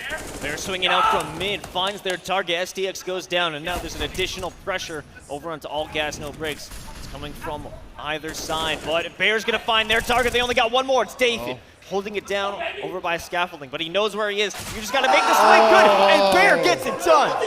Bear is the clutcher right here, and now they are within 1. Bear is just popping off, right? You can hear the team popping off for themselves, and how could they not, right? How could they not? They brought this back. It was like 10-4 at one point, and now they're within 1. All gas, no brakes, have not picked up a round in quite a long time. No, I mean, they're all brakes, no gas at this point in the second half. It's been Bears Babes taking it away, and Tolip in a bit of an open situation. They're fighting off 3 different players right now, but none of them can make the shots, make their marks hit, but neither can Tolip, and finally Ryuzaki puts him in the dirt. That's huge, right? On this save round here, you're trying to stay economically positive, and as much work as you can get done with these pistols would be great. Ryuzaki already showing their worth right there as they might be even, I mean, if they can go and pick up that rifle too, and Bear also getting chunked down a little bit. Here comes Dick, swings out, gets a pick off, almost gets the second, but can't confirm, and Bear will help clean things up to make it a 3-on-3. 5-7 was doing work right there, and so is all gas, no brakes. Bear getting caught out in the window, dropping down into their own teammates. Molly, a symbolic feeling of this squad potentially crashing and burning here in this attack. It's all up to Prin TV and Jelen. They have no sight lines on the enemies. They're not being able to make shots. Ryuzaki taking down Jelen, and Prin is all alone in a 1v3. They're taking the damage, but they can't take any shots against the enemy themselves, hiding behind the generator. Prin's got to make a move, and they've got to do it within a good amount of time because they're going to be collapsed on. But there's one against Ryuzaki, just 2 more to go. Styx is on death's door as well. They can find one shot on their enemies. That's all it's going to take for this round to be another clutch for Prin. We've seen it before. They're swinging out. 5-1 overall again. Styx. No way. No! Oh, that would have been absolutely crazy. Between a rock and a hard place, making it into a 1v1. I mean, even if you don't pick up that round, that's still such a huge win there. And really well done by Prin. But, I mean, Ryuzaki getting that early pick-off and able to pick up the rifle, that was the key moment of that round, allowing them to continue to snowball a little bit on kills. Let's keep in mind, that was a save round for all gas, no brakes, too. Yep. What a huge round of how they made it such a competitive time, but you know, there's still some money on the side of Bears Babes. They're not out of money just yet, but they are going to be out of lives in terms of Bear. Prin, however, with the trade onto Ryuzaki, 4v4 as they're making their way and ascending up to ramp, but the defense converging, trying to make sure nobody makes it past their sights. Yeah, I mean, if all gas, no brakes are able to pick up this round win, it's going to force Bears Babes into an eco here. I mean, they're pretty low on cash. Jelen's the only one at 4 digits. They still hold on a MAC-10 for Tolip here, so like they really need this round, especially like you said, all gas, no brakes, picked up that eco round win last time, and things have completely slowed down as a result. No one wants to be giving up position here as another push towards A is going to be coming in from Bears Babes. Tolip's going to lead the way here, and you can see Febreze is on the other side, but we'll be able to catch this. Oh, the swing is wide. It's good enough for Tolip to pick up 1. However, David won't allow 2 to advance from that position. STX on the other side. They're holding it down. It's 2v3, but it's all about trying to get around this corner, get around scaffolding. Tolip does manage to inch a bit further, and they might be able to surprise David. And you can see, maybe if Jelen can try to get an angle here over towards Nick, but they're leaving. Oh, they don't just say they're leaving Tolip by himself. But Tolip can get it done on their own. Picks up one, still has Mac 10, might be able to pick up a little bit more, but they can't aggress on this corner. It's being held way too hard. Jelen, though, on the lurk and can't make it happen. Jelen, that flank would have been crucial, but STX is not letting anyone pass their sights. They predicted the flank, took down Jelen, and continued to finish out the round for their squad. All gas, no brakes now. Finally pumping on the accelerator once again after dropping so many rounds in a row. That eco round win was so huge. They have to be feeling themselves after that. And now with a 12-9 scoreline that forces Bears Babes onto a save of their own here. Here comes that molly to stop Bears Babes from making a rush, but most of these players are heading through mid with the Deagles out, hoping for some early action, hoping for those 1 Deags. We do have David on the op, waiting, just wishing somebody pushes up ramps. Oh, a little bit of damage coming out with the Deagle from Bear, but it won't be enough. Tolip on the other side is going to get taken down. Bear finally picking up their first headshot, and now it's going to be a bit of an opportunity for them to make their way onto B, but the smokes are going to prevent them for the moment. Yeah, no utility here for Bears Babes. They really got to just go in dry here.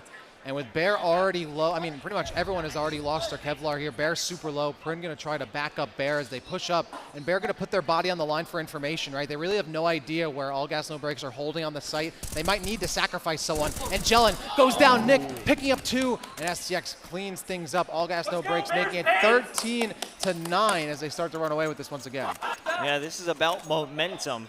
Both teams within this half have had a streak of wins to allow them to get forward and closer to that map point.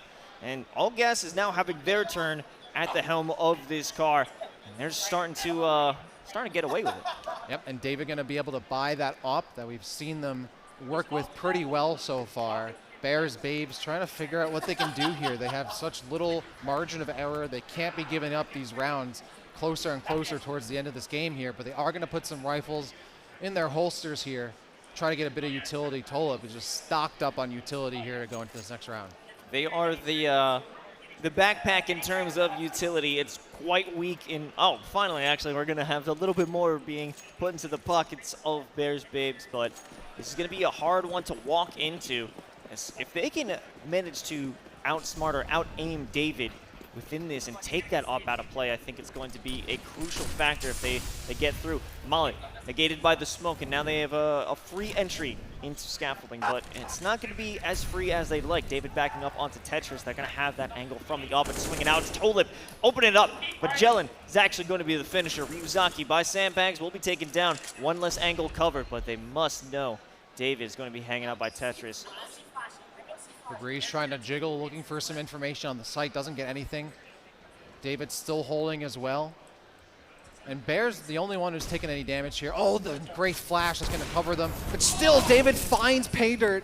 Twitchy will trade them off here. And there's another kill. Bear cleaning things up. 4-on-2 situation. Still 2 rifles here. Still doable. But not until Bear finds another kill. STS goes down. Now it's just a women of prayer. Nick by themselves on the 1v3. But we've seen these happen. Nick gets 1. There's 2 more to go. Going around that corner, he's going to have to push Jelen and take him down, but that's actually Prin. And now it's all up to Tolip. Sending out the molly, clearing out Sandbags. Can't imagine that there will be a second player hanging out by scaffolding. The smoke is there. It's going to give him an opportunity to try to defuse, but Tolip doesn't give him the chance. Oh, wow. That was close, and Tolip, the patience, I mean, held that angle almost the entirety of that round. No one came through from above, but once people started to push on the high ground, he was in the perfect pivot position to hold towards Sandbags. And that kill on Ryuzaki, who's been such a problem on the lurk, a great way to open things up for that round. Absolutely. Finally, the momentum has been taken back by Bears Babes. Let's see what they could do with it, but they don't have the full money they were hoping for. Still just a deagle on Prin. Looking like they're going to be the guinea pig for information here. Yeah, you got to do it. Someone's got to get that info at some point. Somehow, some way or another. You don't have a drone to send out, you know. Nope. But you do have a Prin. They're hanging out by the scaffolding. The initial shots were trying to get a look at maybe anyone would react. Scatter the roaches, if you will. But Prin He's actually just out of the sight line, but no, Fabrice is waiting. All the angles covered with that booster, pretty impressive. But on the other side of the map, it's going to be Nick opening things up and now turning their back to the enemies at the worst moment. Bear will fall as well. Twitchy and Jetlin, last ones in this fight, and I can't imagine it'll be for too long. But the flashes are on Nick. How many do you have in your arsenal? That would look like 5 of them, but STX and David still holding it down. Not a single casualty on the side of All Gas, No Brakes. That is just absolutely critical here for All Gas, No Brakes, and a hard loss for Bears Babes, because now, I mean, they have no room here. I mean, I would love to see Jelen spray and pray and try to get a couple kills with his Tech 9, but if they can pull off an eco round win like All Gas, No Brakes did, that's really the way they can get back into this. If they just lose here, they have one round on a bye round to keep themselves in this. Now, there's Babes hanging out by mid. The Molly's going to keep him off for a little bit, but there isn't any forward action on the or on the side of All Gas, No Brakes. They're hanging out one player by the window, waiting for someone to try and swing around, but Crosshair is definitely going to be trained toward the window. STX just with the Galil won't be able to get too much damage output, but it's going to be enough. Shooting through, that's going to be a wall bang. It's going to be a second wall bang. It's going to be a third wall bang for STX. That was devastating right there. The blood splattered against the concrete with those wall bangs. That was so huge. And now a 15-10 Bears Babes has to buy here. They got to use what they can. They have a little bit of a loss bonus to work with, but the rifles are going to come out a minute amount of utility against the staggering amount on the side of All Gas, No Brakes. Yeah, it is. Map point here. All Gas, No Brakes. One more round will set them home, or at least set them one round apart from the rest of the squad. But David with the up, Fabrice with the follow-up. He's actually going to take out one of his own teammates. That up player was pretty crucial, but now we have Bear over on the other side of the map, going through mid. The information has been given. Going to drop down and sending the Glock down the tube, or down the hole, to try and confuse the enemies, make them think it's a rotation, but a rotation isn't there. Bear now making their way through mid, but options are covered. They're cleared out. And one player, Ryuzaki, gets the swing onto Bear. And All Gas, No Brakes take Vertigo. First map win there, a great way to start things off. And for All Gas, No Brakes, of course, they have to be happy with that. Holding on after the Bears Babes gang, I mean, they brought things back to an almost tied game, essentially. And then All Gas, No Brakes finally put their, pedal to the metal and kick things off to get that round win and eventually bring things back. Really solid play. Yeah, formidable effort coming out of Bears Babes. They did struggle in the beginning, but they had their stride in the second half of the map. It was a very good effort coming out of that squad, and they put All Gas, No Brakes in quite a few bad situations that they still somehow were able to come out on top. And we'll see if they can continue to come out on top as we head into map 2 of Nuke. And we'll be right back to check it all out. Don't go anywhere, folks.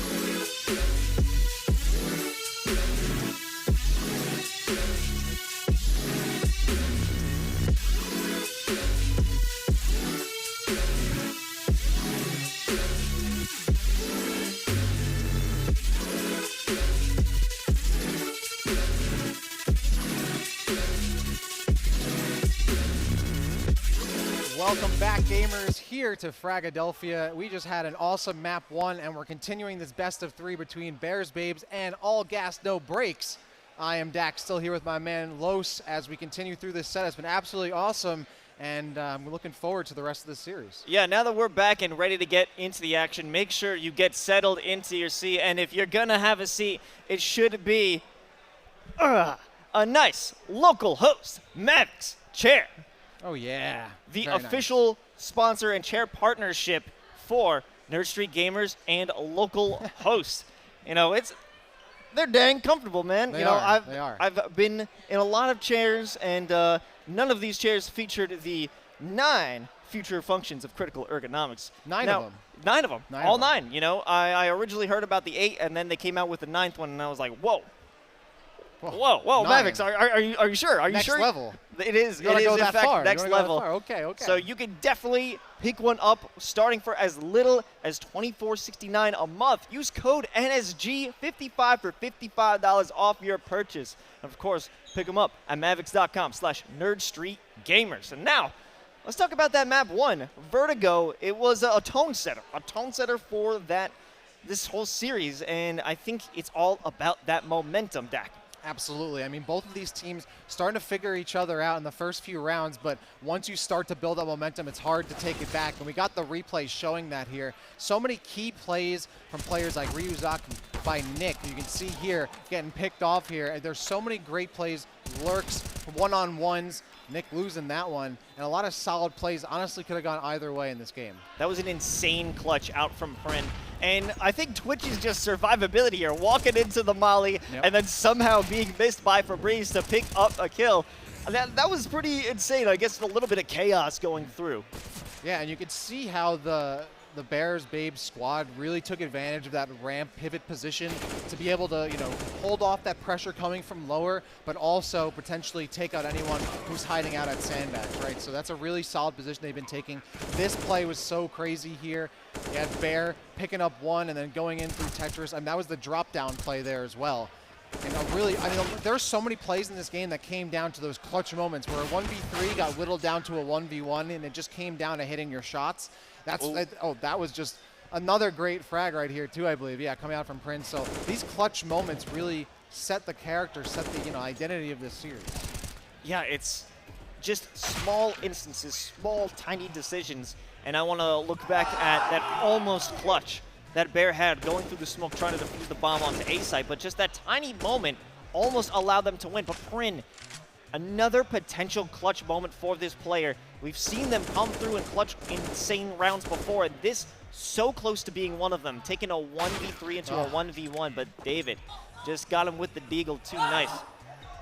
And honestly, that was probably the most important round of that map, right? Was that eco round win there by All Gas No Brakes. That right there probably won them the entire series. They were allowed to get back in and, you know, fully buy out and keep the, you know, the Bears Babes gang playing that, all right, full buy eco kind of game. And they really weren't able to recover after that loss on All Gas No Brakes eco. Yeah, and if we're looking at the final round, you know, it just was very difficult for them because in many moments they get eliminated in such quick succession. This is one that led up to map point, and STX just hanging out, shooting through the beams, beaming their targets. It led up to a, I wouldn't even say anticlimactic, but it was just so quick for us to even process how fast Bears Babes were taken out in the final round. Yeah, absolutely. That final round, I think, was 4 players went down in like 5 seconds. It was that quick, and that really goes to show the solid positional rotations you could see from All Gas No Brakes. They had no problem swinging out onto the sites, and even without like forcing 1v1 or forcing 2v1s, like they were sending individual players out there to get some shots in. And of course, Nick leading the way with that rifle, getting so many awesome, great picks to start off around. And I really got to again hand it to Ryuzaki. The lurks through that series were really key on several rounds. Of course, yeah, having that additional pressure, having that potential for a flank, a lurk, anything like that, it always is in the back of your mind, and that's what is big in Vertigo. You have that opportunity to just swing through another site and then still be within the game, still be within effective distance to support your squad. And Ryuzaki has showed us exactly why lurking on Vertigo is the way to go. And now we're about to go on to Nuke in just a few moments, where the lurks are still good, but I wouldn't say as strong as what we'd find in the Skyscraper. Definitely not. And this is a map where the op and away can be a really big issue if you're trying to push outside, right? We saw on this map where there are a lot of tight angles being held. You could see David really pop it off on that op as well. But there are a lot of ways in Vertigo you really can't use that op. There's a lot of broken sight lines there, a lot of boxes you can hide behind. Nuke has similar stuff, but when you're outside, that op could be absolutely devastating if you're trying to go for that wide push. 100%, yeah. You have to make sure that it's smoked off, flashed off. You can't dry peek any sort of angle when you're looking to get outside and make your way through secret. But it's no secret that these two teams are getting ready and getting a little fired up. Yeah, I'm bringing out my my little hype. Quota or something, man? You got the pun quota? Yeah, I actually have a list a list on my phone. You got the game start button, game pause button, pun button. Yeah. Right? Yeah. That's actually not even me speaking. I just hit the button and it's automatic. It's a soundboard, yeah. And look at that. I mean, you can see how the venue has filled up, by the way. And we got a little bit of a crowd building up. There's chairs right in front of the venue, which, as far as I know, we're not there when we can open things up. So I've moved it around. There's that koala once again back towards us because it's focused on the game. Yeah, I mean, yes, yeah. You got me with that one a little bit. You got me with that. That stopped me. But absolutely, you got to have your support cheering you on, if not from the crowd, right on your desk. Big shout out to the koalas, but also you got your Mike and Nikes. Got your Mike and Nikes, your original fruit flavors, and your Mega Mix right there. That's going to level up your game, by the way. Those delicious, fruity, chewy flavors. I've heard powered that. your game to the next level. Oh, I've heard that they do just that. We got the Mike and Nikes on deck, both the Mega Mix and the regular ones. I'm a Mega Mix kind of guy. Like, I honestly want to eat these right now. So I will hold myself back. We'll save it. We'll save it. And hopefully not saving before a halftime switch. Oh, no, definitely. Hopefully not. Looks like teams are still getting situated here, getting into the server. Again, it is Nuke. And remember, if we need a tiebreaker here, we'll go to Mirage. So honestly, I think that is on the table. Like this, both these teams see for the most part pretty evenly matched. Like it wasn't a complete stomp either way.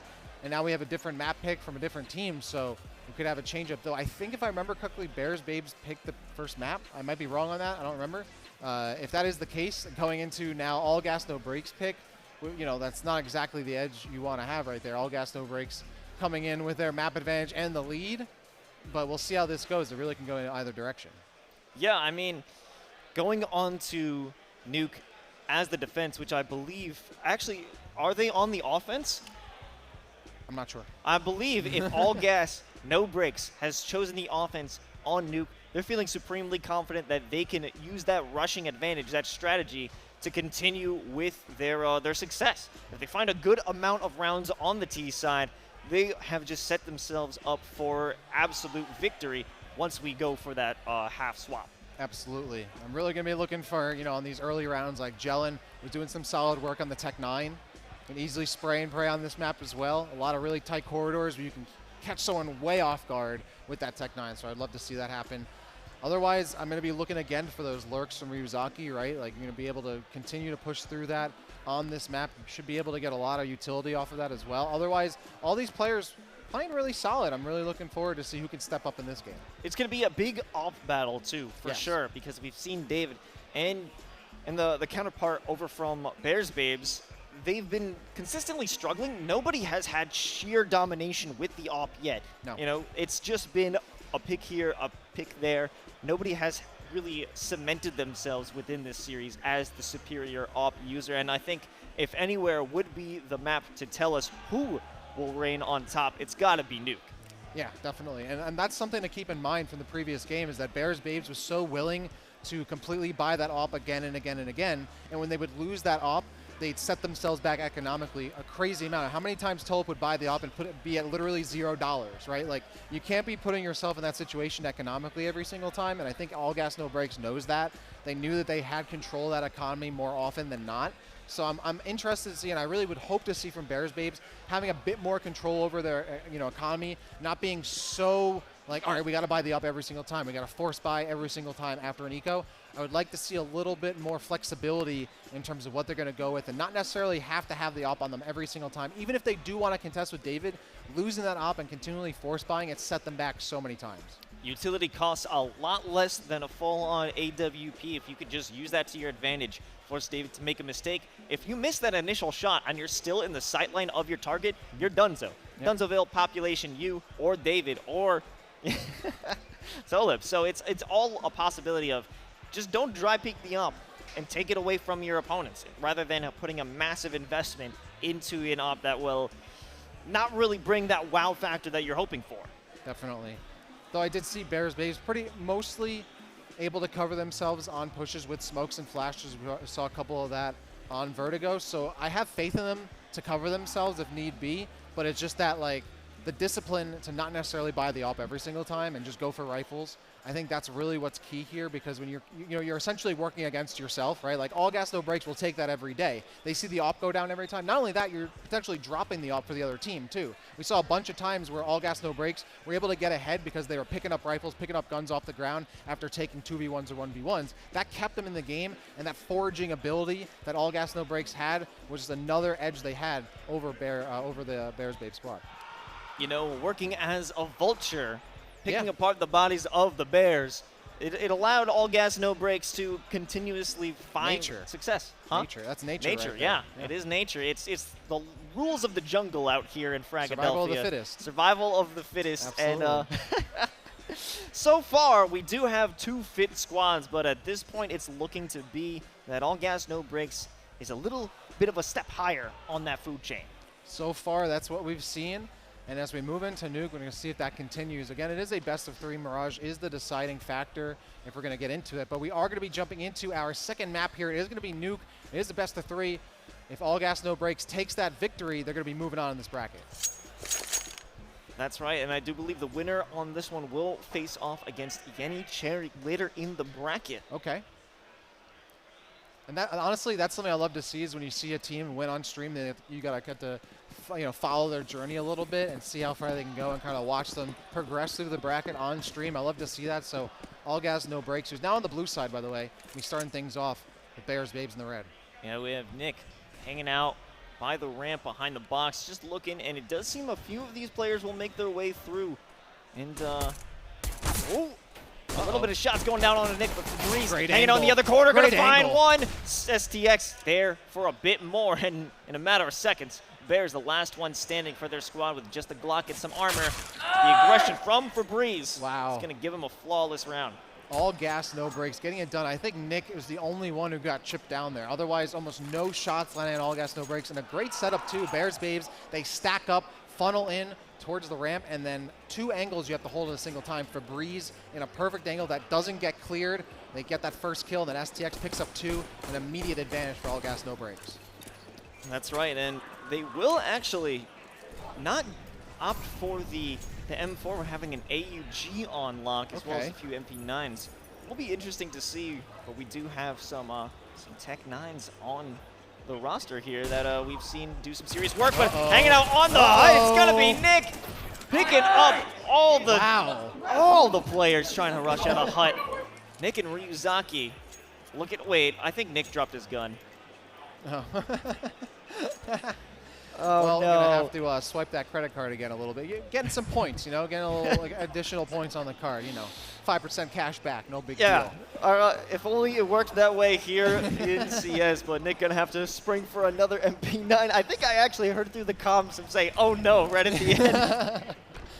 Oh, we got the Tiger King AUG here. Love to see it. And you're going to see this outside push, and that's immediately cut down. David pushing in, gets a first kill on Tolip. Prim's going to trade. But then David finds another one, a 4-on-3. You see the dualies out as well. Twitchy finds another. And this is just through these smokes here outside the area here on the right. So slight advantage here now for all gas, no brakes. They have a 3-on-2. Yeah, Febreze out from that window, just shooting them down with the AUG. No problems here coming out for all gas. No brakes. They do lose 2 SMGs. It's going to be no big deal as they're going to pick up some AKs for their troubles. So I do think this was all gas, no brakes map pick, I would think. So far they are in complete control of this, and now Bears Babes should be able, okay, so yeah, other way. Bears Babes though, on this, again, another situation where they only have pistols. They have a couple, you know, have a Tech 9 here or 2 against these rifles in the AUG. I mean, this can be difficult. Bear already burning to a crisp, only 34 HP with the Deagle, and just some hopes for a one-tap on an enemy, but they're pretty much stalled out here. They're unable to make their way through. Actually, one player does get through Squeaky. It's going to be Jelen dropping down into the vents, and that's a bit of a forward push. We do have SDX here in mini, just waiting for Prin to try and get that swing, but you're not going to be able to have an effective swing if you're just walking.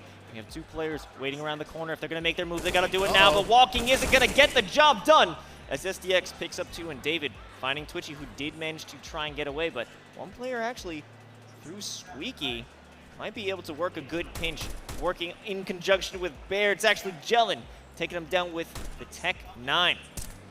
And this bomb still has to get picked up too, if they're even going to try to go for a plan here and try to get a little bit of money, but it's so out of the way that really no one can do so. And you can see Nick picking up Bear there to make a 3-on-1. Jelen is going to try to stay alive here as best they can with the Tech 9. Don't want to rebuy, even if it is a little bit, but again, against, you know, 3 players, one's the AUG. I mean, Fabrice still holding on to this AUG and not having to buy another gun here. That is economically so amazing for All Gas No Breaks as they move on to the 5th round with a 4-0 lead. Yeah, this is looking quite nice for All Gas No Breaks. They have just been able to dismantle any push out of Bears Babes, and we haven't seen Bears Babes getting themselves in a advantageous position at this point, but I think this might be the time. The util is here, the armor's here, the AK's here. What is Bears Babes going to be able to do on the outside? We have some smokes going through, but immediately STX finds a wall bang onto Bear's skull, and this push is going to be slowed down, but the smokes are down on the outside. One player hanging out in mini. I think they're actually just going to let him take Sneaky. And I think that's worth it, especially after Tulip just goes down. No point in forcing this hard corner here. You're going to see now Prim going towards Garage. And this is going to be a bit difficult now that they're really separated. Still utility for Bears Babes, though, as you're right. This is their map pick here, but they're taking this very slowly but surely, as All Gas No Breaks have not lost a player. They're still holding these angles. You can see Ryuzaki up here on upper, right above the plant site. But I mean, Bears Babes just refuses to move on here. They don't want to lose these rifles if they can afford it.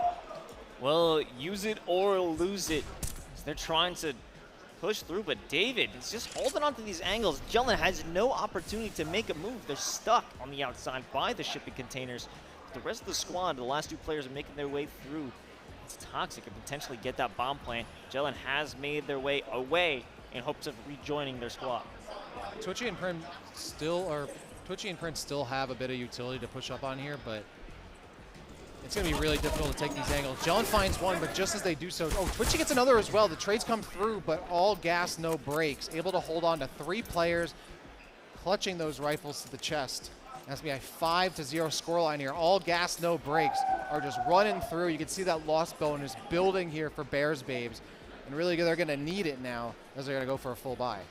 Yeah, you can see that the last 2 players who got killed, they got a kill, swapped to the knife, immediately jumped away. And the first player to do it was found by, I'm not sure who the last player on the side of Bears Babes was, got caught out with the knife. The second that player got the kill, they brought out their knife and walked into 2 other enemies. And Fabrice still has that AUG, but David will go down first. They're 3-3-2. Trades out Ryuzaki, but Prin finds him, makes it a 4-on-3. But Jelen also going down here. And Fabrice is super low. STX going to still hold outside mini. And you can see now Bears Babes, after that play, going to start to push back and try to reset the situation. As they still have some utility, they can go for an inner push here with Twitchy has so much to throw down and give them some coverage. It's a good opportunity here for Bears Babes, but they are not going to rush anything. But it is quite favorable. Fabrice on death's door. And now one player, that being Fabrice, the damaged one behind those boxes, holding it with the AUG. They're not going to make any moves. It's all about patience at this point.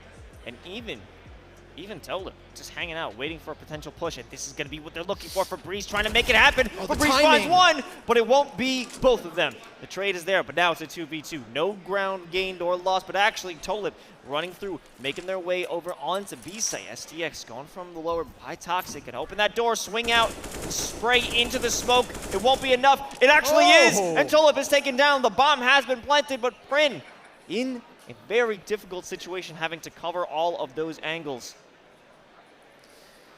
That said, though, I mean, they might be able to take a 1v1 potentially before both players start to get synced. Trying to wallbang through the floor. The wallbang does not work, and STX picks it up.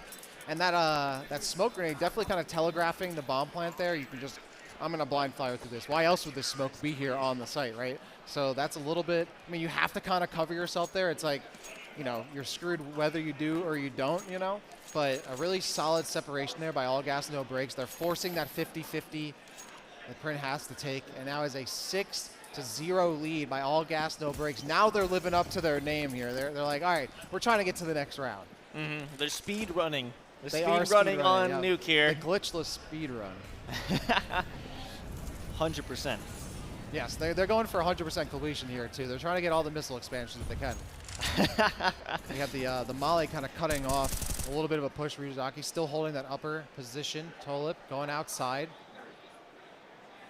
Otherwise, not going to find anybody here, so should be able to advance. But Mini, I believe, is still being held by STX. And it is. Actually, it will be STX who's going to make the first incursion, but David actually doesn't even give him a chance to use that gun. With the op having a great shot, STX does manage to take out the player who was sitting on top of Mini, and now it's just Jellin hiding in Squeaky, waiting for their fate to converge on him. Just all the angles, uncoverable, up from Hut. It's going to be Nick Alden. Yeah, Bears Babes looking a bit lost here. All Gas, No Breaks, 7 rounds in a row. I mean, a lot of these rounds, Bears Babes is just like, they're losing a player early, right? Like, before they're really able to execute anywhere, they're losing a player in, like, a scramble shot through the smoke. They're getting headshotted, like, blind fired at. And as a result, they really can't execute because they're already a man down going into a lot of these fights. So All Gas, No Breaks, able to get this early pressure with these picks, and now a full stack on here on the save round, and it's going as you would expect. The slaughterhouse doors have opened up, and it is just Bear by themselves in a 5v1 that they cannot win. All Gas, No Breaks take another round to make it 8-0. Yeah, and you often find Bear by themselves at the end of a round. I guess I'm not sure what their team structure is, but if they're the IGL, you'd kind of want a bit more proactive moves from them, or at least try and get some entry fragging, because we're finding them in the back line, always the last one to live, and then still unable to do anything, even like a final frag to just try and make the round worth it. But now we do have some buys in. We have the op back onto Tolip. Yep. Let's see if they can make some magic here. They're not going to follow that again. Okay. Pushing through Squeaky, but Nick Halden hanging out on top of the Hut. Doesn't manage to pick up anyone, though. Bear sneaking potentially through into the vent. Bear actually takes out Ryuzaki, who is up in heaven. Now it's actually a potential move for them. They have almost cleared A site, but they're not going to go for it. They're opting instead for B. Here comes this push here. Tolip going to be joining with this op here, and you can see like they want that buy so badly. And nice pick. Wow, through the wall too. Knowing where to shoot. Another shot down, this time from David. Picks one up, but Tolip returns the favor. And that op buy, one that they've relied on the previous map so much. I think this is the first op buy for Tolip, and it's paying off in dividends. The Ogbo almost able to swing things back, but Jellin, the cleanup with the AK. Finally, Bears Babes on the board. They do manage to get their first round. This is something they've been waiting for a long time. 9 rounds for, in fact, Dak, and we actually saw right at the last moments, Tolip ran into the final enemy with their knives out, being taken down in a bit of a panic there. Still has the op, though. Gonna be able to go into this round with 1. Bear, completely bought out, 0 cash. So, I mean, even if Bears Babes get this win, I mean, they still need to keep this going, right? If they lose here, they're gonna possibly have to save once again. So this is still a huge, huge mountain to climb here for Bears Babes. Without a doubt, there goes Bear sending out the flash. Okay. But it's not good enough. Ryuzaki still holding on to Hut. And they're going to put out a smoke into Sneaky or Squeaky. No one's going to be able to make anything happen there. This is a while before we've seen them come back to try and take out Ramp. The missed shot from Tolip isn't going to be good for Breeze there. Taking out 1, taking out 2. Twitchy finally putting that one to rest. And Twitchy picking up a second. This is still a tough scenario for Bears Babes to try and make it through. Jellin there to pick up the trade and hopefully clear sight, but they won't make a commitment. Actually, gonna check behind them because Nick is there. He's gonna find the head and take him down. 1v1 with the last player, STX, still on site. Is this going to be a commitment onto B from Jelen? Actually, STX a little confused. Might opt to try and go back up to A site, or at least to wrap around, pass through double doors, get into control. And this might be a bad situation of timing for Jelen. Jelen's going to drop down. But you got to look behind you. You got to make sure that no one is there. He's looking at the double doors, but he actually just doesn't catch STX coming from that window, taking him down and bringing down the hopes of a second round. Whew. That could have almost been enough. And I mean, Bears Babes, they needed that round win there. I mean, desperately needed it. And now they're going to buy out again, but that's going to put them at such low money here. Prin will be able to buy again. Only one at quadruple digits, puts themselves down to 750 in cash. Otherwise, they have rifles to go. Prin's not going to buy. And you have the op here for David. No op for Bears Babes. Some shots getting down. Molly's cutting off loading zone here. But no one's outside, so this could be just a full push outside. The smoke's going to come out. Finally, you're seeing the swings come out here from all gas, no brakes to try to head this off before it gets worse. Prin pushing up. The smoke has dissipated, so they no longer have any cover. And there's one player backing off from Secret. It was David with the op. They're actually going to wait to see if this smoke is going to be good. And the players begin to flood over into Secret. Well, they got a surprise waiting for him. It's David on the op, but before they can even get there, STX hanging out, finds Jelen through the smoke, and Tolip on the other side finds their own target on top of Hut. And this is definitely an opportunity for them to try and explode onto site. 2 in a row there, by the way. After that initial kill, no information was given. He was able to slink away without being seen and picks up 2 additional kills right there. Absolutely crazy. And now Bear, like you said, by themselves, the last player once again, and really up a river without a paddle. Yeah, and actually, there we go. Okay. A little bit of confidence instilled into this player, but they still have 3 more to take down, and that check is not going to be good. As Nick Alden swings away from Hut, takes him down, taking down another hope for Bears Babes. 10-1 right now, Dak. This is looking quite dire. Absolutely is. Bears Babes trying to cash a check that they just, it's going to bounce back on them. And now at a 10-1 scoreline, they really can't let this get away from them any farther, but as they do so, Jelen on a Tech 9, trying to preserve a little bit of cash going into the next round if possible, but otherwise full rifle buys until they lose at least one. David finds him on the op, and I believe Tulip even got stunned by their own teammate. Bear goes down, the Tech 9 finds one, but it's just a slaughter. 2 more going down to make it a 3-on-1, and Twitchy can't even find their killer before they go down.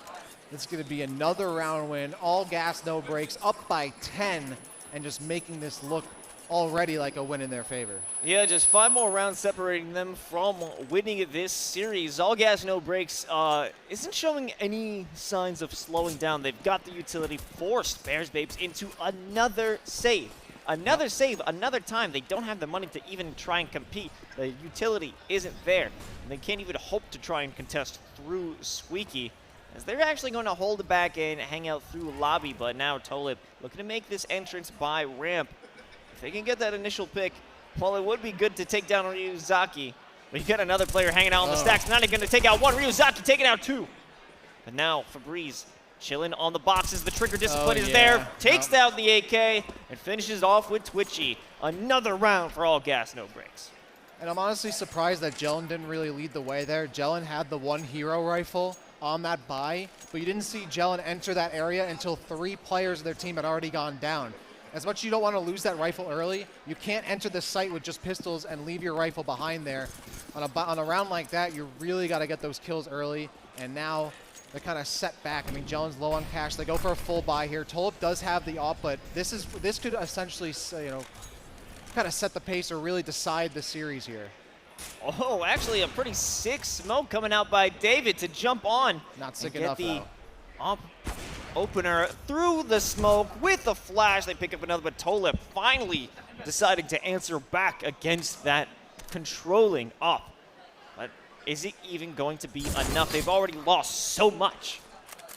Yeah, this is, like you said, looking like dire docks out here. Tulip's still alive, but that essentially means you just have 1 rifle to be able to lurk around here and try to pick up kills. You can't really rely on Tulip to take on one-on-ones entirely unless they're hitting their shots perfectly. It's really going to come down to Bear to try and open things up.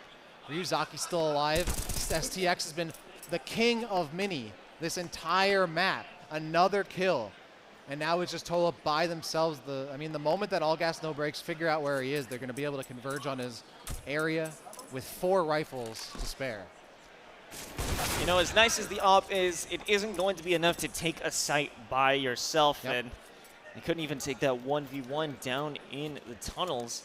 Losing that op again is going to be critical to the economy. You only got 1 round left in this half. And yeah, look at let's just talk about the difference in money. You want to know how much money All Gas No Brakes has? Take a look at that massive spending. They're just flexing right now. They're trying to show off all the ice they got. And I don't blame them. I really don't. All Gas No Brakes have completely turned this around, looking like a completely different team. And even though Bears Babes have been trying to be a little more economically feasible, they're losing the gunfights. And that's what's going to decide a game. Yeah, you could have all the money in the world, but if the rifles you buy with it aren't going to make their shot, then what's the point? Things have slowed down here. Bear looks like, again, kind of by themselves. I mean, this has been kind of the tail of the tape right here, where Bear's trying to get things done as a one-man army, but we'd like to see them maybe kind of coalescing with the team a bit more often. Here come those smokes to open up the outer push here for Bears. Oh, yeah, but the Bears Babes can't get through as they're just going to spray and pray through the smoke. It's telegraphed their push, and it gets called out. Bear does find one, but Nick puts him down immediately. It's a 4-on-2 situation, but Twitchy and Prim, they've been the 2 players that have been able to change the tide of these matches and change the tide of these clutches. Could make a 2v4 into a 2v2 or more. They're going to get the bomb or try to get the bomb down, but it's Febreze on the rafters, taking down both. They didn't even have a chance to shoot back at them in the first half. All Gas No Brakes, 14-1. This is a very different story than what we saw on Vertigo. That is an understatement, my friend. I mean, Bears Babes got on the board once, and that was it. That's all they were able to manage here. And now All Gas No Brakes are going to give their attempt. They just need 2-round wins to take not only the map, but the series, and advance farther here at Fragadelphia.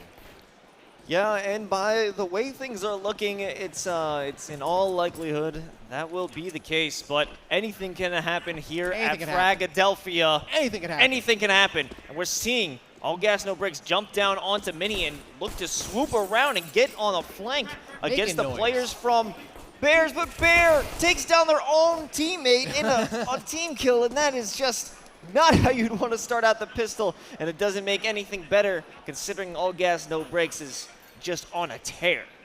Twitchy and Jellin, a Women of Prayer, and a couple of USPs. That's all they've got to work with. Febreze also, I was going to say, might be able to get one and does.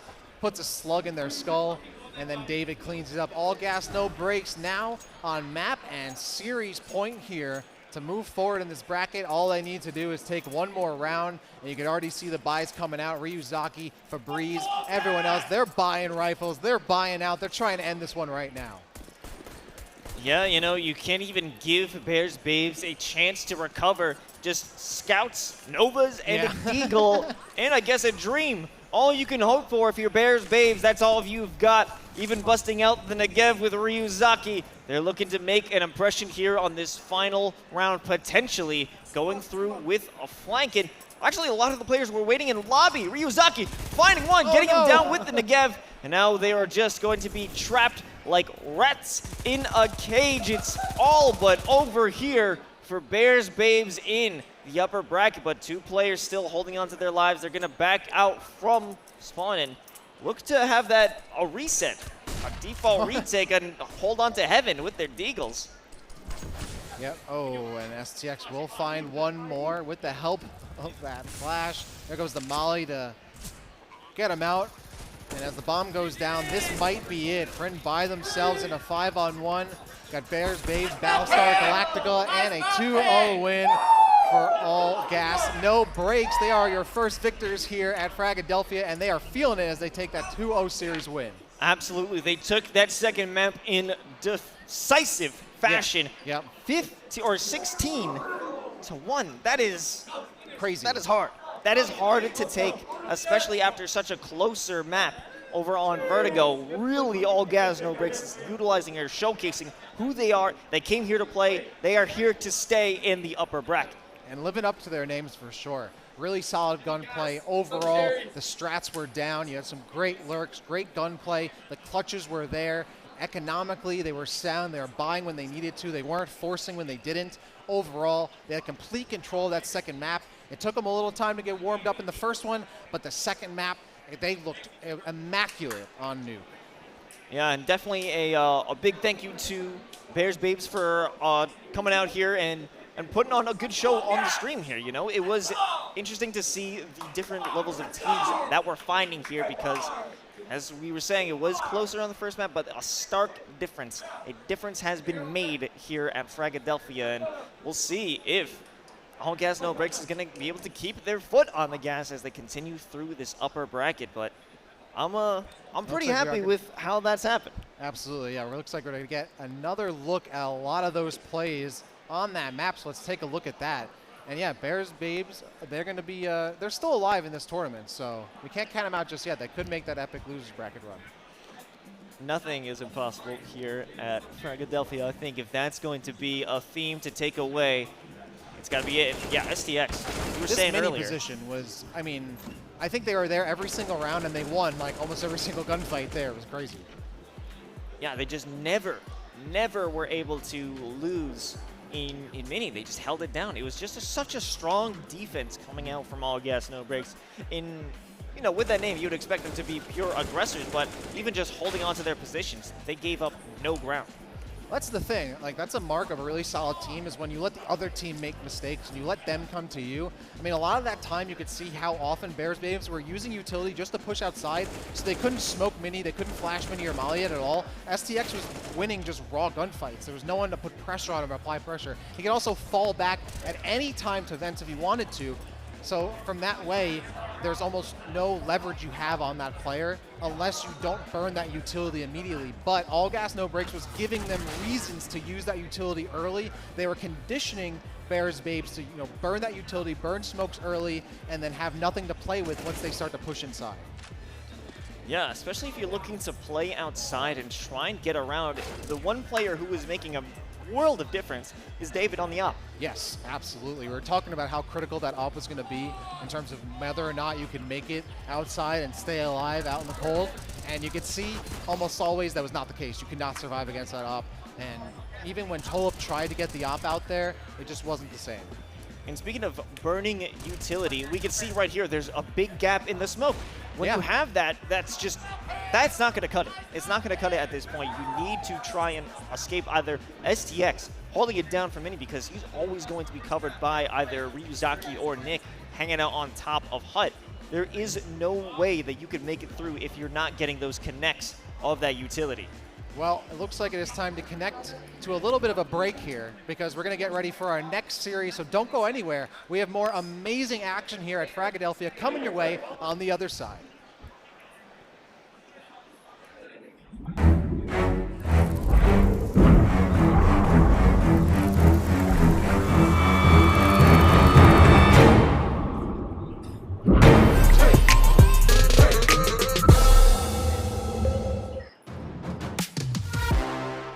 Other side, Hex has the angle, yes. Down two. He's going to find himself a third pistol now, Alpha Jasper. Let's go! Can I get a high? Yeah, good timing. This is the first shot that will connect the second. However, The Molotov, they will have to break. Swisher goes on through. They're playing against Sand. First, get a ball!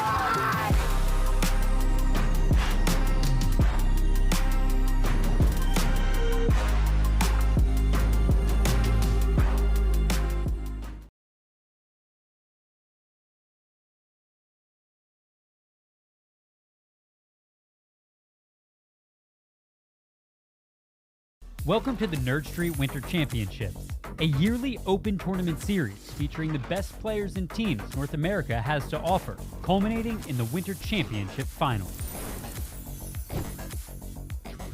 This season, Fragadelphia is bringing CSGO to the Winter Champs. So let's discuss format. Players and teams will compete through online weeklies, local LANs, and regional LANs. These tournaments will provide you with leaderboard points and cash prizing. The larger the event, the larger the prizing. As we approach the end of the season, the top teams on the leaderboards will qualify to the grand finals. The top 4 teams on the leaderboards will earn free travel and lodging. Those teams that didn't grab a top spot will have one last opportunity to qualify through the last chance qualifiers. Both the LCQ and the Grand Finals will be held on land in Philadelphia, Pennsylvania in March 2022. The culmination of the Nerd Street Winter Champs Counter-Strike circuit will feature the top qualified teams in North America, but only one team will be crowned Winter Champs.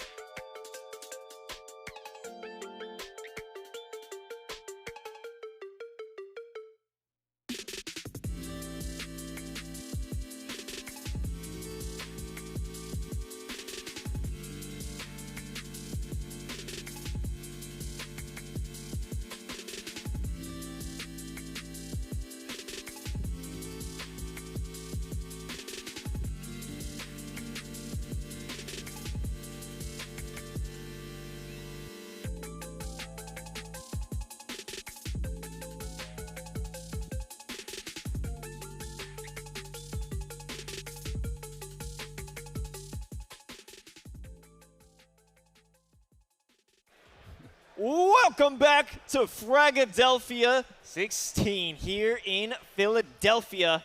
The qualifier is still heating up. We had our first match from Bears Babes against All Gas, No Brakes. And All Gas is keeping their foot on the gas as they've moved their way into the second round up here in the winners qualifier, or the winners bracket. And now we're going to see if they can continue their success as they face off against Yenny Cherry. Of course, how could you possibly forget who we are? I'm Los, he's Deck. We're going to break it all down for you. Absolutely, and of course we are still here at the Block, the grand opening of this absolutely fantastic venue, which is full of gamers, brought to you by local hosts, and of course we're also here with Nerd Street Gamers. And yeah, we're here for a continued bracket push, All Gas No Brakes, a miraculous and fantastic nuke map to make it a 2-0 victory. They're taking on another team that's also made it through winner's bracket, and that means we're getting to the cream of the crop here, Los.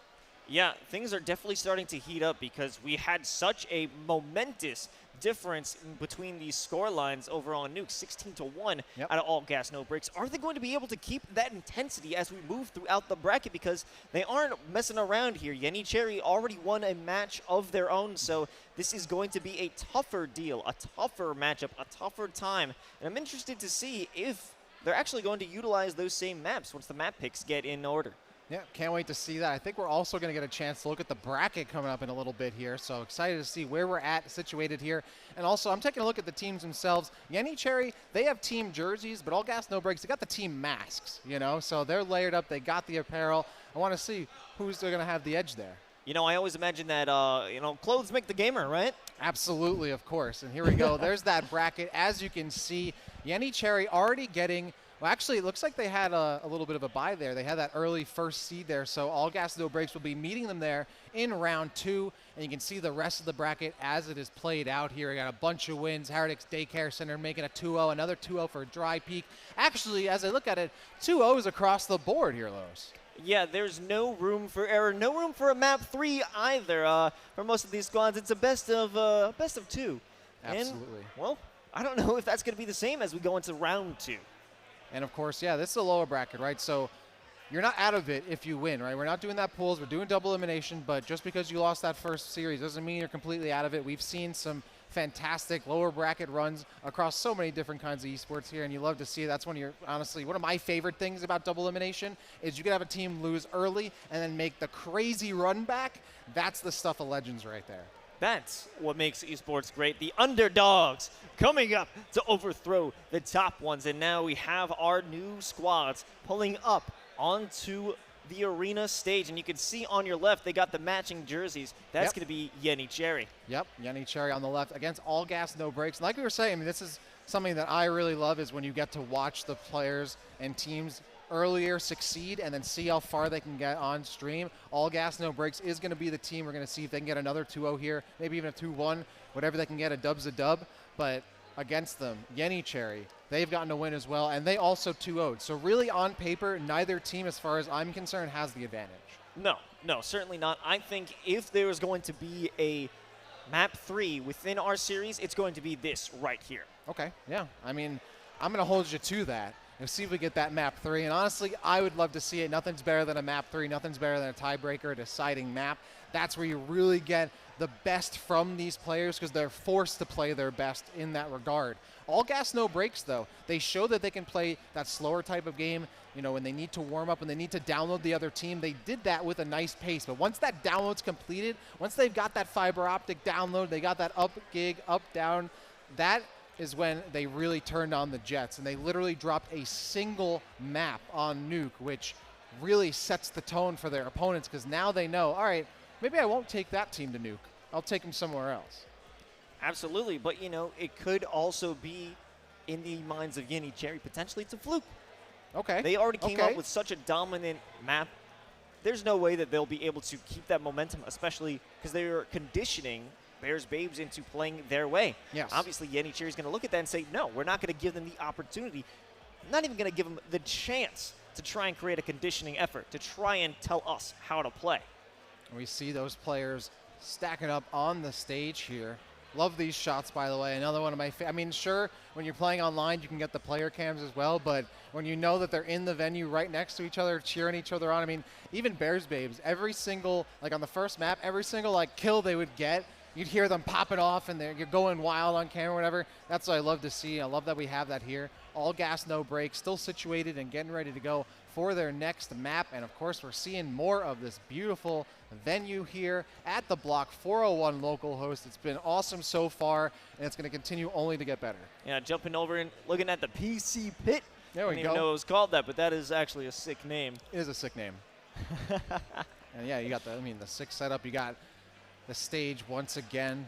Players, fans, spectators, friends, and family all coming through. Seriously, have seen not just friends, but family as well coming through. Personally, I love to see that when parents come through to support their players, to support their kids, to game. That I love to see. So I'm very, shout outs to the moms and dads out there. Yeah, of course. Shout out to the moms and dads. I believe my family is watching at home in support of not only not only the players here, but a little bit of me and you, Dak. So we have the support at home, and some players have the support right here in the block, and that energy can be felt. That's palpable. It makes a difference in your game if you have people in your corner yelling for your victory. And I don't think we're going to get any boos here for a defeat, but maybe not yet. Hey, that might be part of the game, but I think so far the energy has been so positive in here. You want to see the best of the best play, and of course we are getting that here. And remember, what is on the line? You have $10,000 in prize money being spread out to the top placing teams. First place, $5,500. And if you're on a win streak in winner's bracket, you only have a few sets between yourself and grand finals. One of these two teams is only a few sets away from being in that grand finals position. So when you know you're that close, the pressure is even more on you. It's stacked even higher because you know how close you are. It's like when you're fishing for a kill, right? Like you just want to keep playing your game. You don't want to get greedy. You want it to come to you. And that pressure holding on to, okay, we're so close, you got to be able to mitigate that and keep playing your game. Well, it all depends on what teams are going to be able to be cool under pressure. Who can stay as cool as a cucumber over in the block? I mean, we are having the top teams face off against each other right now in this upper bracket, so you do get a taste of what is expecting or what is waiting for you in the finals, and maybe even beyond. If you find more of these squads continue and make their way through these qualifiers, you might see some familiar names and faces come the finals. Absolutely. And also remember that grand final set is a best of 5 with a map 1 advantage, right? So if you can avoid, just having to play a map in that series and have that advantage, that's how important it is to start things off in the winner's bracket and not lose as early as you can. Having that map advantage means you're cutting down the effort you need to, put in to get that win. You love to see that. You want to have that edge if you can. But of course, if you have that edge, you got to play like you don't. Yeah, absolutely. That's definitely an important factor, is if you go in with the mentality that you have the advantage, it might come to bite you in the back. But if you're always just taking one game at a time, thinking about how you have to overcome such a tough squad, because, no bad teams are going to be making it toward the end of this, so you have to take any chance that you have to ensure your victory. Absolutely, and I really can't wait to see how Yenny Cherry is going to do. All gas, no brakes. We've already seen a lot of their top players really popping off on the scoreboard. Of course, Nick was really a lot of the time that entry rifler that really set things up. Of course, you had Ryuzaki, that lurker who really played the flank really well and changed the dynamic a lot of those site takes, because you all of a sudden have to worry about these off angles. You all of a sudden have to worry about the pinch from behind, and Ryuzaki really led the fray on that a lot of the time. So I'm going to be looking at those two players in particular to really set the pace. Of course, you have David as well, the AWPer, who a lot of the time was winning in those aim duels. So that's a player as well I'm going to keep an eye on. Of course, we spoke about the duel between Tolip and David on who's going to be in the upper hand in that moment. And it ended up being David. I can see your face. You're like, oh, my God, he really made another pun. Yeah, they're going to keep on coming. Don't worry about that. And as far as I know, David is going to try and keep on coming with that op. So that's always going to be a tough scenario. We've learned that you can't make mistakes when it comes to that utility against this op player. You can't have any gaps in your smoke. You can't not push without a flash. You have to ensure that op has no sight line, no advantage on you. And that's why I'm curious, like how well All Gas No Brakes will be able to condition Yenicherry, right? Because Yenicherry is a team that's already won. So in that regard, you have to think their mental's a little more, on a higher level. That conditioning from All Gas No Brakes really set the pace of that series because, like you said, they're able to burn that utility. The utility play kind of got sloppy as a result, forcing Bears Babes to push into zones with no utility. I mean, how many times they push into mini completely dry and STX completely cleaned out Bears Babes? I mean, it was like at least half a dozen times, almost every single round. So in a lot of those ways, if you're able to condition the other team to burn utility early, to make mistakes, that is how you can generate victories there without really having to overcompensate or overcommit on anything. It's going to be harder against stronger teams, though. Yeah, those are mistakes that won't be made. The longer this event goes on, the tougher the opponents will be, because they'll learn. Either they will understand how other teams play, or they just have some set strategies of their own. So they won't be able to fall prey to, I believe, Nick hanging out on top of the hut, just waiting for players to run through Squeaky and just be mowed down. That was something we saw quite a bit, unfortunately, or to the detriment of Bears. They were able to fall prey to minor setups coming out from All Gas No Brakes. Yeah, there were a lot of times where just like corners weren't being checked, just kind of walking in and hoping for the best, and there's essentially we're getting to a point in the bracket where you can't get away with that anymore, right? You got to be checking your corners, got to be clear in the sight as best as you can. But of course, that's a double-edged sword. You don't necessarily want to take too much time in doing so. You don't want to get stacked up and try to get really, really crazy detail and trying to find everything. Sometimes you just have to execute. And again, that comes down to really solid utility usage. And of course, All Gas No Brakes also had the economic advantage a lot of the time. They weren't force buying when they didn't need to. They weren't constantly setting themselves back on money. And that was a huge critical part of their win, because how many times did Bears Babes force buy over and over again just to be on the eco round next time? Well, moving away from some CS, we got some nice Smash action. Going for the grab as well. I mean, you know Smash. You can commentate this. What's going on here? Is wobbling legal at this tournament? Because I see ice climbers, and I'm immediately thinking, oh, don't get chain grab. But there's just a popo remaining. I almost want to commentate this right here. Oh, that was such a sick grab. I'm sorry, but no. Honestly, go ahead. I'd say. Yeah, no. This is honestly a really hard matchup for Sopo. Obviously, just gets outranged by Marth really easily, but can get back on stage. I mean, Sobo can get things done, but you want to have Nana with you. I mean, Marth's going to win this 9 out of 10 times. I'm really curious if wobbling's legal at this tournament, though, because that's what I would assume ice climbers would get picked for. Not doing too bad. Oh, my God. I love seeing the CRTs, though. I love seeing this set up, and this brings me back right here. Well, I mean, this is just the beginning for all of that action here with the block, not just CS, but Smash as well. All of this event's going down at a great venue. Absolutely, yeah. We got CS, we have Smash. Like I said, Nick All-Star Brawl. I want to dig in a little bit on there. My cat dog's pretty nice. You can see, I mean, honestly, I'm wondering if there are some local Philly players here that I might recognize and try to see. You can see them all packed up, bunch of CRTs. Love to see it. Like I said, there's also those arcade setups over to our right, which are pretty cool. You're seeing the PC pit as well. I mean, we can't talk enough about how awesome this venue is, right? Yeah, no, without a doubt. This is the place to be if you're in the Philly area. Come through. The day's just begun. We only got one match done, and I want to see everybody's smiling faces, but not toward me, toward the stage, toward the main arena where all our players are coming out and showing their stuff. Yeah, it's great to see this place packed up. It's certainly the venue for it. One of the best LAN venues I've been in, to be honest, if not the best. I mean, this place is amazing, and I'm very grateful for us to be here to kick things off the grand opening here at the block. Fragadelphia has been awesome so far as we continue to get these teams kind of situated and ready to go here. Because again, like we said, you don't want to go into a game without 100% having everything ready to go.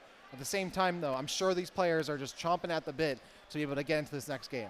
Oh, of course. I believe Yenny, when they had a bye to get in here, they've been in the building for quite some time. They've been hanging around, seeing their competition to, I guess, study up. And that's a huge advantage they have over their opponents. But we'll see if that advantage actually carries over when we get into the matches after a quick break. Don't go anywhere. Fragadelphia is still right here.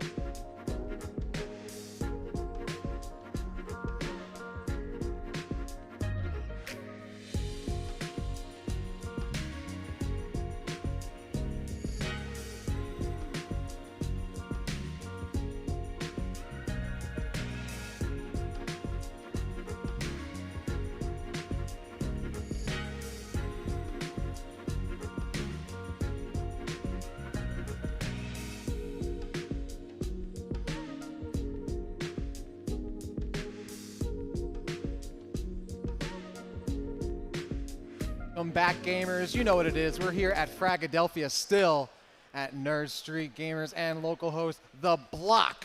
The grand opening of The Block, of course. And we're here. I'm Dak, still with Los, as we continue through this awesome Counter-Strike brackets. Thank you so much for joining us as we continue this awesome action here. Los, how you feeling, my man? I mean, you know, we only got one series done, but I That's feel true. like we That's have true, been that's true. here for just such a short time and really taking in the entire environment of this arena, and I'm absolutely in love with it. But coming up on this next matchup, it's going to be Yenny Cherry versus All Gas No Brakes. And, you know, we're following the journey of All Gas No Brakes. We spoke to them very briefly, so Yes. it's good when you know the players at a personal level. Don't Yeah. know what their names were, but I know one's Nick, because that's his tag. Yes. Boom. Yes, that was it. Gaming. Yeah, absolutely. No, I mean, it's great to see these players and these teams coming together to get situated. We have a great venue here, of course. It's getting filled up more and more. So many players around. We have Smash going, Melee, Ultimate, Counter-Strike, of course. So many great games. There's someone popping off literally right now. Super hype, and you can feel the energy in the air. It's electric here. Yeah, I do enjoy the screams of random people across the building. Love you it. know, as weird as that sounds, that actually makes this a real thing. It's a real game. You know, you're going to hear those comms.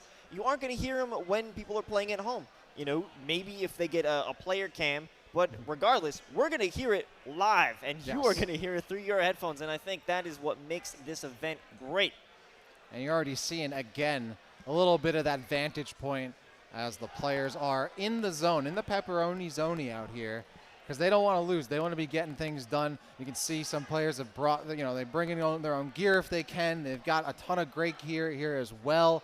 It's been an awesome tournament. You can see these players are, I mean, they're in it right now, and they're here to win it. Yeah, like you said, they're in the pepperoni zone, and they're trying to get a pizza this prize At the pool. PC pit, too. In the PC pit.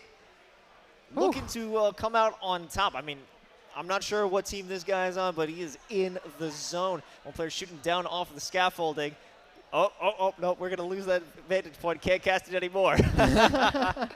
And we're getting the Dutch angles right now, which I appreciate a lot. But yeah, I mean, this venue is so awesome. So much room for PC gaming, console gaming, arcade gaming.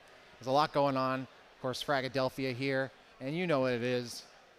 It's all about that chicken. It's all about the chicken. It's All just about a the chicken. slow zoom into Oh the yeah, chicken. oh yeah. Big There we shout go. out. Yes, Camera there he operator. is. Yeah. Let's go. The legend. We got a camera on the camera. You know, Dutch they got angles. everything covered here. Yes. I mean, no, honestly, like everyone here that's been making this happen, whether it's, you know, the TOs, the admins, the staff here at the venue, you know, all of the different media and cameramen, everyone here. I literally Smash players that I know from the Smash scene. Like, this is so awesome to see everyone here and having a great time. Really wouldn't want to be anywhere else. No, there's nowhere else you'd want to be. And, well, I think, speaking of being in places, a few of these players are making their way into the server now. Whew. Well, that's a relief. I want to get into this next game here. Hopefully we get some map picks soon. But yeah, looks like the teams are getting ready to go. Of course, we've already seen All Gas No Brakes. If you're just joining us, well, what have you been doing? But we're glad that you're here. All Gas No Brakes did win their previous series 2-0. In fact, both of these teams did. Yenny Cherry also won 2-0 as well. But we saw All Gas No Brakes take a 16-1 victory on Nuke. That right there set the bar. Yeah, no. You can't bring that out in your map 2 and not continue to bring some serious heat. At least if you fall flat after a map like that, it is just a major disappointment. But I will not expect anything like that to happen going into this second match. All Gas No Brakes still gassed up after their first match up. So let's see what they've got in store. But also, you know, we already know how they play. We know what they do. We know the players, but it's all about Yenny Cherry at this moment. Yeah. The spotlight's on them. What can they bring here at the block? That's the thing. We don't know what to expect from them. We haven't seen them on stage so far. And, I mean, I have this button to start the game, but I don't want to press it just yet. I really don't want do that. to savor the moment here. Really savor the moment as the players get situated. We're seeing them join the server. We can literally see them join the server, so we're not lying about that. And getting ready to go. I'm really excited for this because it's great to see a team that you know what they're going to do versus a team you have nothing to expect, but you have a certain expectation because you know they made it this far. So what brought Yenny Cherry to this position, right? Like, how did they execute in that 2-0? What were their map scores? I wish I had that information, but even if we did, like, it really changes once your competition changes, right? Like, every plan fails in the face of the enemy, and you got to be able to adapt. You got to have a plan B, a plan C, a plan D. So in those situations, you got to be able to adapt. You got to be able to be flexible, right? At the same time, All Gas No Breaks was comfortable setting the pace and conditioning their opponent. If they can't condition their opponents in this next series, how is that going to play out? Are they going to be able to stay together? Are they going to falter? It remains to be seen. Of course, you know, that's what I love about having local teams come up and bring out their best, because it's all different strategies, all unknown quantities at this point, where we're going to find out what can they do, what are their strategies, what maps do they favor, and how do they like to play them, aggressive or passive, angles or off angles. What is going to be happening when we get into this first map? And that's what it's all about.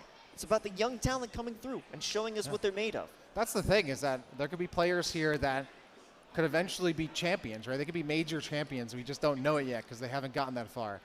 That's what's really awesome, right? You never have no idea where these players could end up, and that's one of the thrills about this, one of the best things about esports, because you could be from anywhere, all walks of life, and still come out on top as long as you got the skill, the talent, the determination, and the will and the desire and the dream to do it. It could be one of these players, one of these teams right here, going even farther than this. Not only just here, maybe even farther in the Winter Championships, but even beyond that, just in CS in general. Potential to see some of these rising stars start to rise up right here. I would say champions are refined in the upper levels, but they are born at the local level. Yes, absolutely. That's a great way to put it. And I can't wait to see where the new stars are born here for sure. But still, even for these two teams, their journey, they still have a long way to go. A number of winners bracket matches, even if they do make it that far. And then, of course, the best of 5 in grand finals. First place getting $5,500. All of these teams want a chunk of that change. Even if they're going to get in a top placing, you want the majority of that 10K. Yeah, I mean, some money's good. A lot of money is better. Of course, of course. Hopefully we get into this pretty soon. Yeah, man. I mean, that's nothing to scoff at, right? $5,500 for first place, playing some video games on a weekend. That's not too bad. Yeah, not too bad at all. A quick $5.5K weekend. Not bad at all. Not bad at all. That's a paycheck and a half for sure. Teams continuing to get ready here. You see multiple tournaments underway. A lot of players popping off. And when you're casting at home and you hear someone screaming in the background, that's a problem. I'm in my apartment. But like you said, when we're at the venue and you hear people screaming behind you, like, oh, they're having a great time. Yeah, you know, it's dependent on the neighborhood, yes.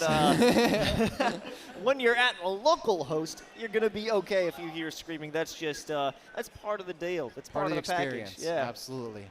And we see more players filtering into the server. That is also true. Not a lie, not a fib. But they are getting ready as quickly as they can. You can see the players situated. Well, almost all of them. There's a couple empty chairs. Yep, all gas, no brakes. Calling all gas, no brakes. Calling all gas, no brakes. Report to the arena. Clean up on the main stage. Let's go. Yeah, no, I'm ready to get into this. And we are going to be getting some map picks. In fact, we've already gotten them. They're right in front of you. We have Dust 2, Nuke, and Mirage. Heading back to Nuke. Now this is going to be an interesting play. Yenny knows how All Gas No Brakes performs on Nuke. They've seen what they're capable of, and it's an interesting decision. Do you think you're able to go against a squad that had such prowess, such dominance in the face of adversity over on that map? Well, it'll be interesting to see. But another one, we're jumping over to Dust 2. How are you feeling about that?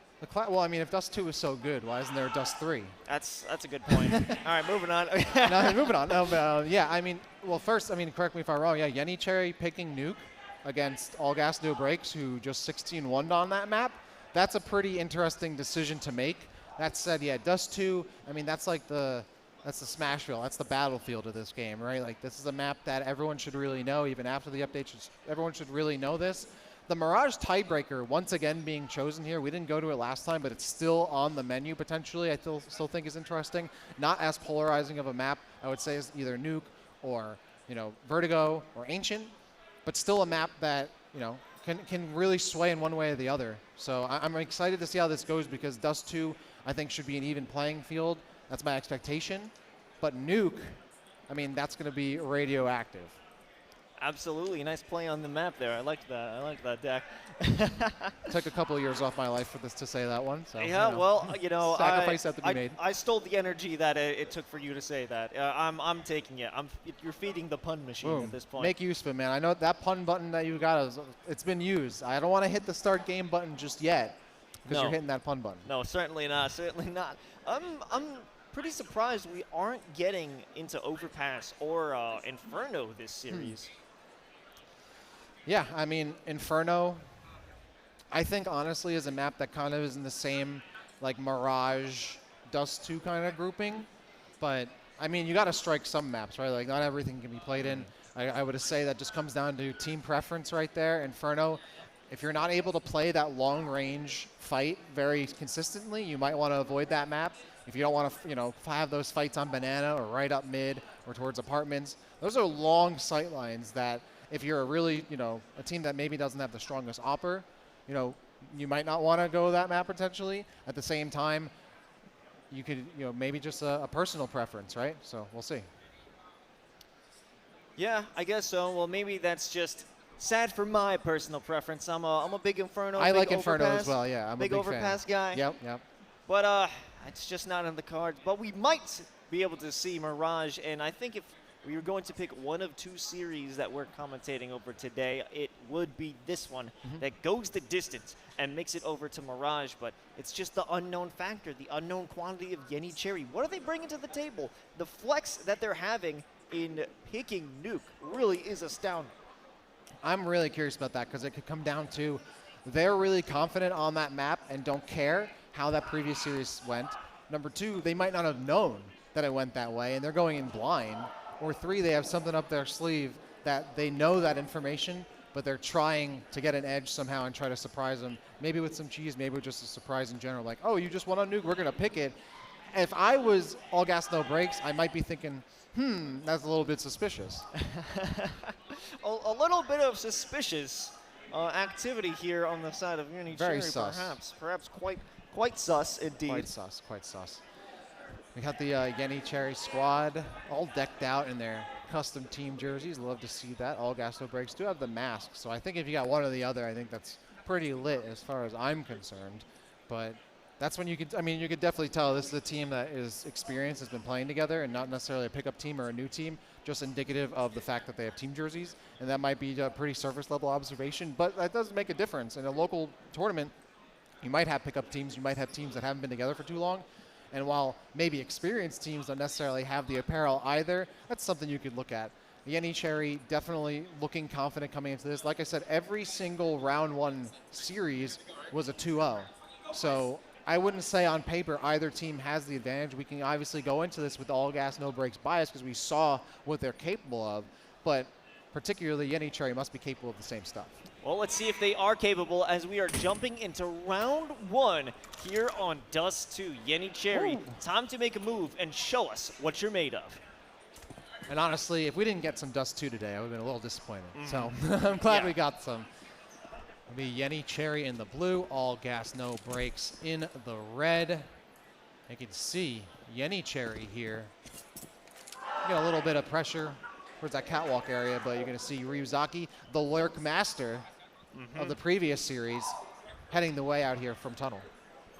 Yeah, Kaki over here by Cat, just waiting for that boost. Gonna find Ryuzaki, and that is going to be it for that player. They're gonna back off, take their win, and play their lives. All right, things have slowed down, of course, after that initial pick here. No team wants to give up much more. You see Long being held here by Brashy. He's going to fall back. David also going to push in through doors. They're going to use some utility to cover themselves from spawn, and it works out. The USP's not going to find anything through the smoke, and two players going to make their way through, but they turn their backs all the way in, and Nick will be able to get in until they finally find a death on the other side of that tunnel. Oh, all alone, it's STX trying to hold it down. They will jump through window, might be able to find one, but they won't. And Yenny Cherry taking that first round, showing some strength here in the face of opposition of all gas, no brakes. And, that smoke play there, they were able to make it through doors, but it didn't cover them entirely onto the site, all gas, no brakes. So in that way, They had their backs turned, assuming, oh, the smoke's still covering us, we're good, we're good. And that was 4 players pushing towards spawn. 1 player was able to really kind of slow down and stifle that push onto site. Big moves by Getiter, and now we have Coco out here on the scout, but players facing away from STX, but it's not going to matter because Kaki and Brashy, the 2 E twins, I'm just making that up now, are be able to spray them down. Coco does get 1 tag over onto Febreze with the scout. They're going to play their lives at this point. Actually, no, go for another one. Okay. This is the shot, still trying to have something work here. Another leg, no kills yet. And by the way, Kaki is all the way up through long here too, could potentially flank back up mid. And once this push comes in through Cat, that might be the signal to start rounding back around from long. As that catwalk push is going to come in. 4 players stacking all the way towards the site, and it's just 1 player here, Gladiator, with 1, with 2. Can they get a 3rd? They do. The head goes off, and that is a cleanup for Yenny Cherry. Yeah, Getiter being able to hold it down, but the 1-by-1 swing probably wouldn't be for the best. If you're looking at all gas, no brakes, you want to put that pressure on. They had a full-on rush out from Cat, or at least they made their way onto site. But once they got there, they weren't able to actualize a plan. That was a really solid hold, too. And you can see that Yenny Cherry very confident leaving 1 player on a site to hold down. Got to keep that in mind coming through this. Yeah, they left Brashy by that the double doors and just decided not to pursue it. They left over by A main. Decided not to go for a flank. Believed in their squad, but let's see what Yuzaki can do here. Did get a shot out initially over toward Kaki, but no real commitment. Smoke off is going to keep him guessing on the side of all gas, no brakes. And it looks like or on the side of Yenny Cherry. Yuzaki almost with that drop shot through the door. That would have been hype. Oh, and Brashy gonna get 1, gonna get 2. Yuzaki and Febreze getting cut down as they move through the double doors. And it's a 5-on-2 situation. Brashy is knocked down a little bit, still has a rifle. And a ton of money to go. They already have 2 kills on their belt here. It's Yenny Cherry with a massive advantage, holding catwalk as well. If anyone tries to peek through and try to get away, they're likely going to get cut down. It's Kaki who has the pressure in through tunnel. Meanwhile, STX looking for the flank from behind, does get 1, but takes a ton of damage as they peek and gets killed through double doors. Yenny Cherry still looking strong here. They're taking their 3rd round against all gas, no brakes.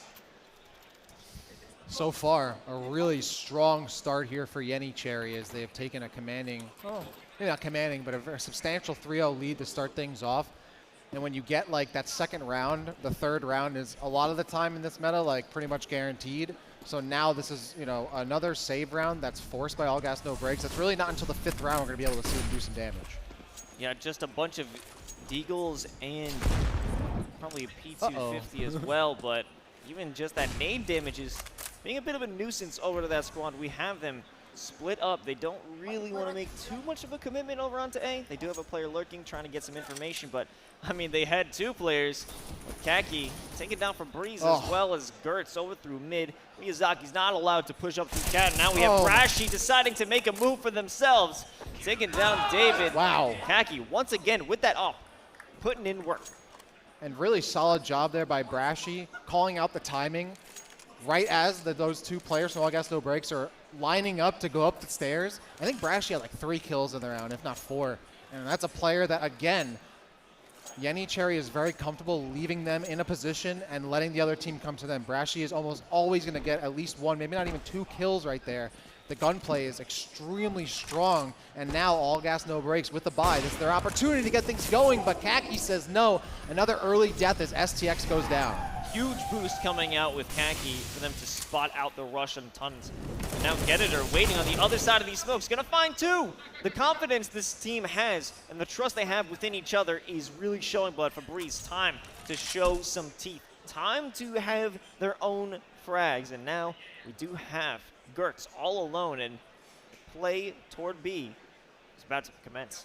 Yeah, Febreze is now going to join back up with David as they go outside towards tunnel here. Oh, that almost took their head off.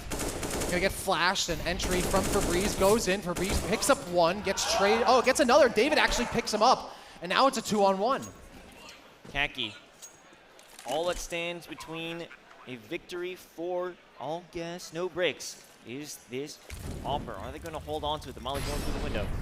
We do have the counter offer. David hanging out in tons. Nice gun, nice skin. Nice but skin. Very nice. It's going to take a little more than style to win this one. If there's a peek from David, I think that's going to be deadly, but the flash is out. No one's going to peek. Kaki just backing up, looking to be a save. Yeah, that's a smart move here. You have two angles you gotta, hold there. So you got two hard angles you have to check going onto the site. The molly was cutting off the boost area over towards the wall break. It's a nice save. You got to do it, and a really solid hold here by both Febreze and David after they were down in players. The entry by Febreze, David clutching, and they're able to get the bomb down, and all of a sudden turn things in their favor. That's a first-round win here for All Gas No Breaks. Definitely something they needed, and it was a smart move on the side of Yenny Cherry to hold on to that off Kaki. Yep. Now is going to keep that one in store, and they're pulling up with two of them. Coco going by mid-doors to try and make that work, but David hanging out with the op themselves. It's going to be a battle, but the smoke is there, preventing anyone from taking the L. But Febreze, however, is making their way through. It's going to be a first kill, but Coco through the smoke is going to find that trade. Gediter hanging back by barrels, hoping that no one is going to try and push through Cat. Yeah, Cat stairs cut off for just a moment. You can see Getter waiting on site and pushing up again, looking for the timing here through the smoke. Meanwhile, Kaki still holding down A long here. There's no way you're going to be able to push through that. And now we're going to go through the push through Cat right together. And again, they face check it and immediately responded with the rifle kill. Just a bad look, a bad angle to take. Perfect positioning by Gediter to find that cheeky little kill. And now they jump down into CT spawn. They're hanging down, but at this point, All Gas No Breaks seems to have site control. It's going to be a retake scenario. Two players, maybe even three, making their way through CT spawn. The bomb is going to go down, but how is this retake going to commence? Yeah, look at this spread right here. You can see Ryuzaki going in. I'm sorry, David going in towards Cat. You can see Ryuzaki holding doors outside long. It looks like it's going to be the Cat push, and Ryuzaki can't hold it on their own. And now Kaki's going for a long swing all the way around. Thinking twice of it, that's a smart move. It would have taken way too much time to try to lurk all the way around. Now going to push up right through long. Meanwhile, being held up, it's David gets one, can't hold up the other, but STX gets there just in time to make it a one-on-one. Yeah, Gertz is in a world of hurt right now, and they will be completely exposed if they try and get this plant. Oh, the defusal is going to be good because Gertz wins the gun battle against STX. That is a hard loss there. STX doing everything they could to even the odds, and they did. And it was really, really such a careful situation because STX almost did the lurk back through mid towards Catwalk. They decided not to do it and swing back around, which was the right play because they forced the 1v1, but then they had to take that really sat back line, hold the bomb angle, and win the 1v1. Just couldn't do it. And that was in the last second. That bomb was ready to blow, but they still were able to come out on top thanks to Gertz clutching it out. And they want to hold on to that momentum, the spirits that they've gained from winning such a great round. I like this play by Yenny Cherry. They've won the catwalk fight a lot of the time, so they've actually left that open a little bit, giving All Gas No Breaks a little bit of confidence, potentially push. But you can even see then they're very scared to move up here, up towards Cat, because you know either Brashy or Gediter is waiting on the other side, and indeed it is it's one of them at least. I'm sorry, Kaki was actually the only one there. Gediter's or Brashy's down towards spawn, and look how deep Gediter is, all the way back in, down long, waiting for someone to peek out. But it's mid that's being occupied here by All Gas No Breaks, and it looks like they're going to rotate over to the other site. Yeah, the slow play isn't something you would imagine. It's not indicative of the name of All Gas No Breaks, but they've got to try something new as they're still down 4 rounds, but jumping through the smoke. Febreze is trying to find something, but he doesn't. Does get a little bit of damage onto Brashy, but Brashy trying to swing out from what CT. a shot. Gets him. And on the other side, it's going to be Coco trying to play for their life, but they do. It's going to cost them a death in the fire, but Coco picks up 2. And now Gediter coming through CT spawn is going to have to take out 2, but if you're looking to your left, we got Febreze hanging out on the angle. He's not going to peek it. Febreze is taking him down. Crucial win there by All Gas No Breaks. They do it with only 2 players remaining, so they will have to rebuy a little bit, but it keeps them in this game. And that is what you want to see. A really mostly spread out and really committal defensive hold by Yenny Cherry. They were super deep down A long, and it kind of cost them. Yeah, but let's see how they will try and recover this. All gas, no brakes. Still in a bad scenario despite coming up with that recent round win. But take a look, we have Deagles across the board out here for Yenny Cherry. Yeah, Yenny Cherry just going to default here with the pistols. It's pretty much what they have to do. They're waiting for someone to peek. Here comes the push up catwalk. It's going to be Febreze, and Febreze finds the shot and is going to pull back. Like, all right, I got it, I'm going back. And now that's time they have to worry about. But look how open B-site is. They could easily go for this. They just don't have the information. They don't know where everyone is. But once they get that info, they're like, okay, we should try to run back over. And honestly, I think you can see Yenny Cherry is not even worried about a retake. They're kind of positioning themselves for a retake here. Yeah, with 3 players over on long and potentially a flank coming in from Kedator in the pit. If they decide to do it, actually, no, they're going to back off. But there will be aggression. There will be fire in the CT spawn. They're going to get caught in it. That's going to take out 2. David, though, wall banging through that smoke. That's going to hurt him even more. The bomb is down. Coco and Gertz in no position for a retake. That's a 5-on-3. David is low. Ryuzaki's also been chipped down. Coco trying to make something happen behind Carr here, but it's a long-range battle. They're not going to win against Ryuzaki, who picks up the kill. Now it's a 5-on-1 situation. All gas, no brakes. Pick up that kill without losing a single player. Make it 5-3. Yeah, unfortunately, they weren't able to beat Deagle Demons here on the CT side with Yenny Cherry. They were looking to try and get some frags in, but it will not be the case. Finally, back on the op is going to be Kaki, who has done some work in the past. In the past rounds, they have been quite prominent using that sniper, but it will cost them the fact they don't have any armor. So a single missed shot is all it's going to take for that to be dropped down. But Brashy finding the first one of the round, but Nick won't let him get away with it. That won't be a freebie. They're going to be stopped here on cat stairs, but the smoke is going to clear him out through. They're jumping out of the smoke. Ryuzaki finds one, but Kaki hanging out by the car. Did have that threat, did have the up to try and prevent anyone from coming through, but it's been cleared out.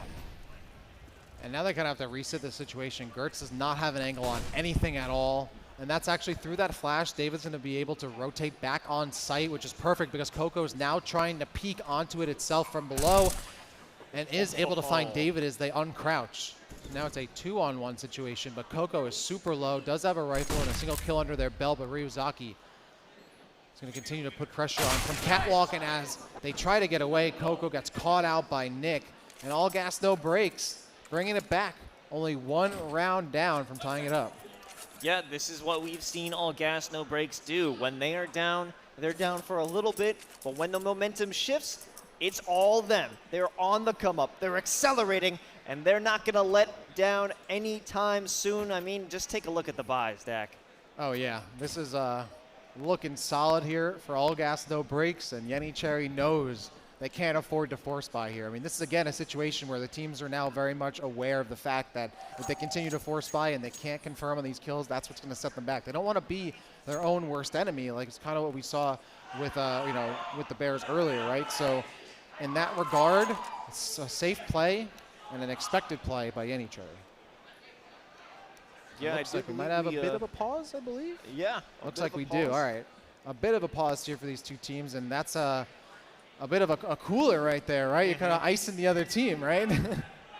Definitely something Yenny Cherry needed, just like a little bit of a break to reassess your mental. You know, they've taken a few round losses, and now they're most likely going to take another one working with the USPs, but anything is possible here. You never know. We're actually going to take a look at a couple of these rounds. We just saw some awesome replays here. And as these two teams get situated, there we go. This was the really kind of what set things off here, right? Where you had Getter, you had Brashy winning these, disadvantaged situations, checking smokes, winning the timing battles really well. And that in that way, Yenny Cherry got some nice early rounds here. But of course, all gas, no brakes brought it back. Getting a good look at selfie cam. A good look at Yenny Cherry. Here we go.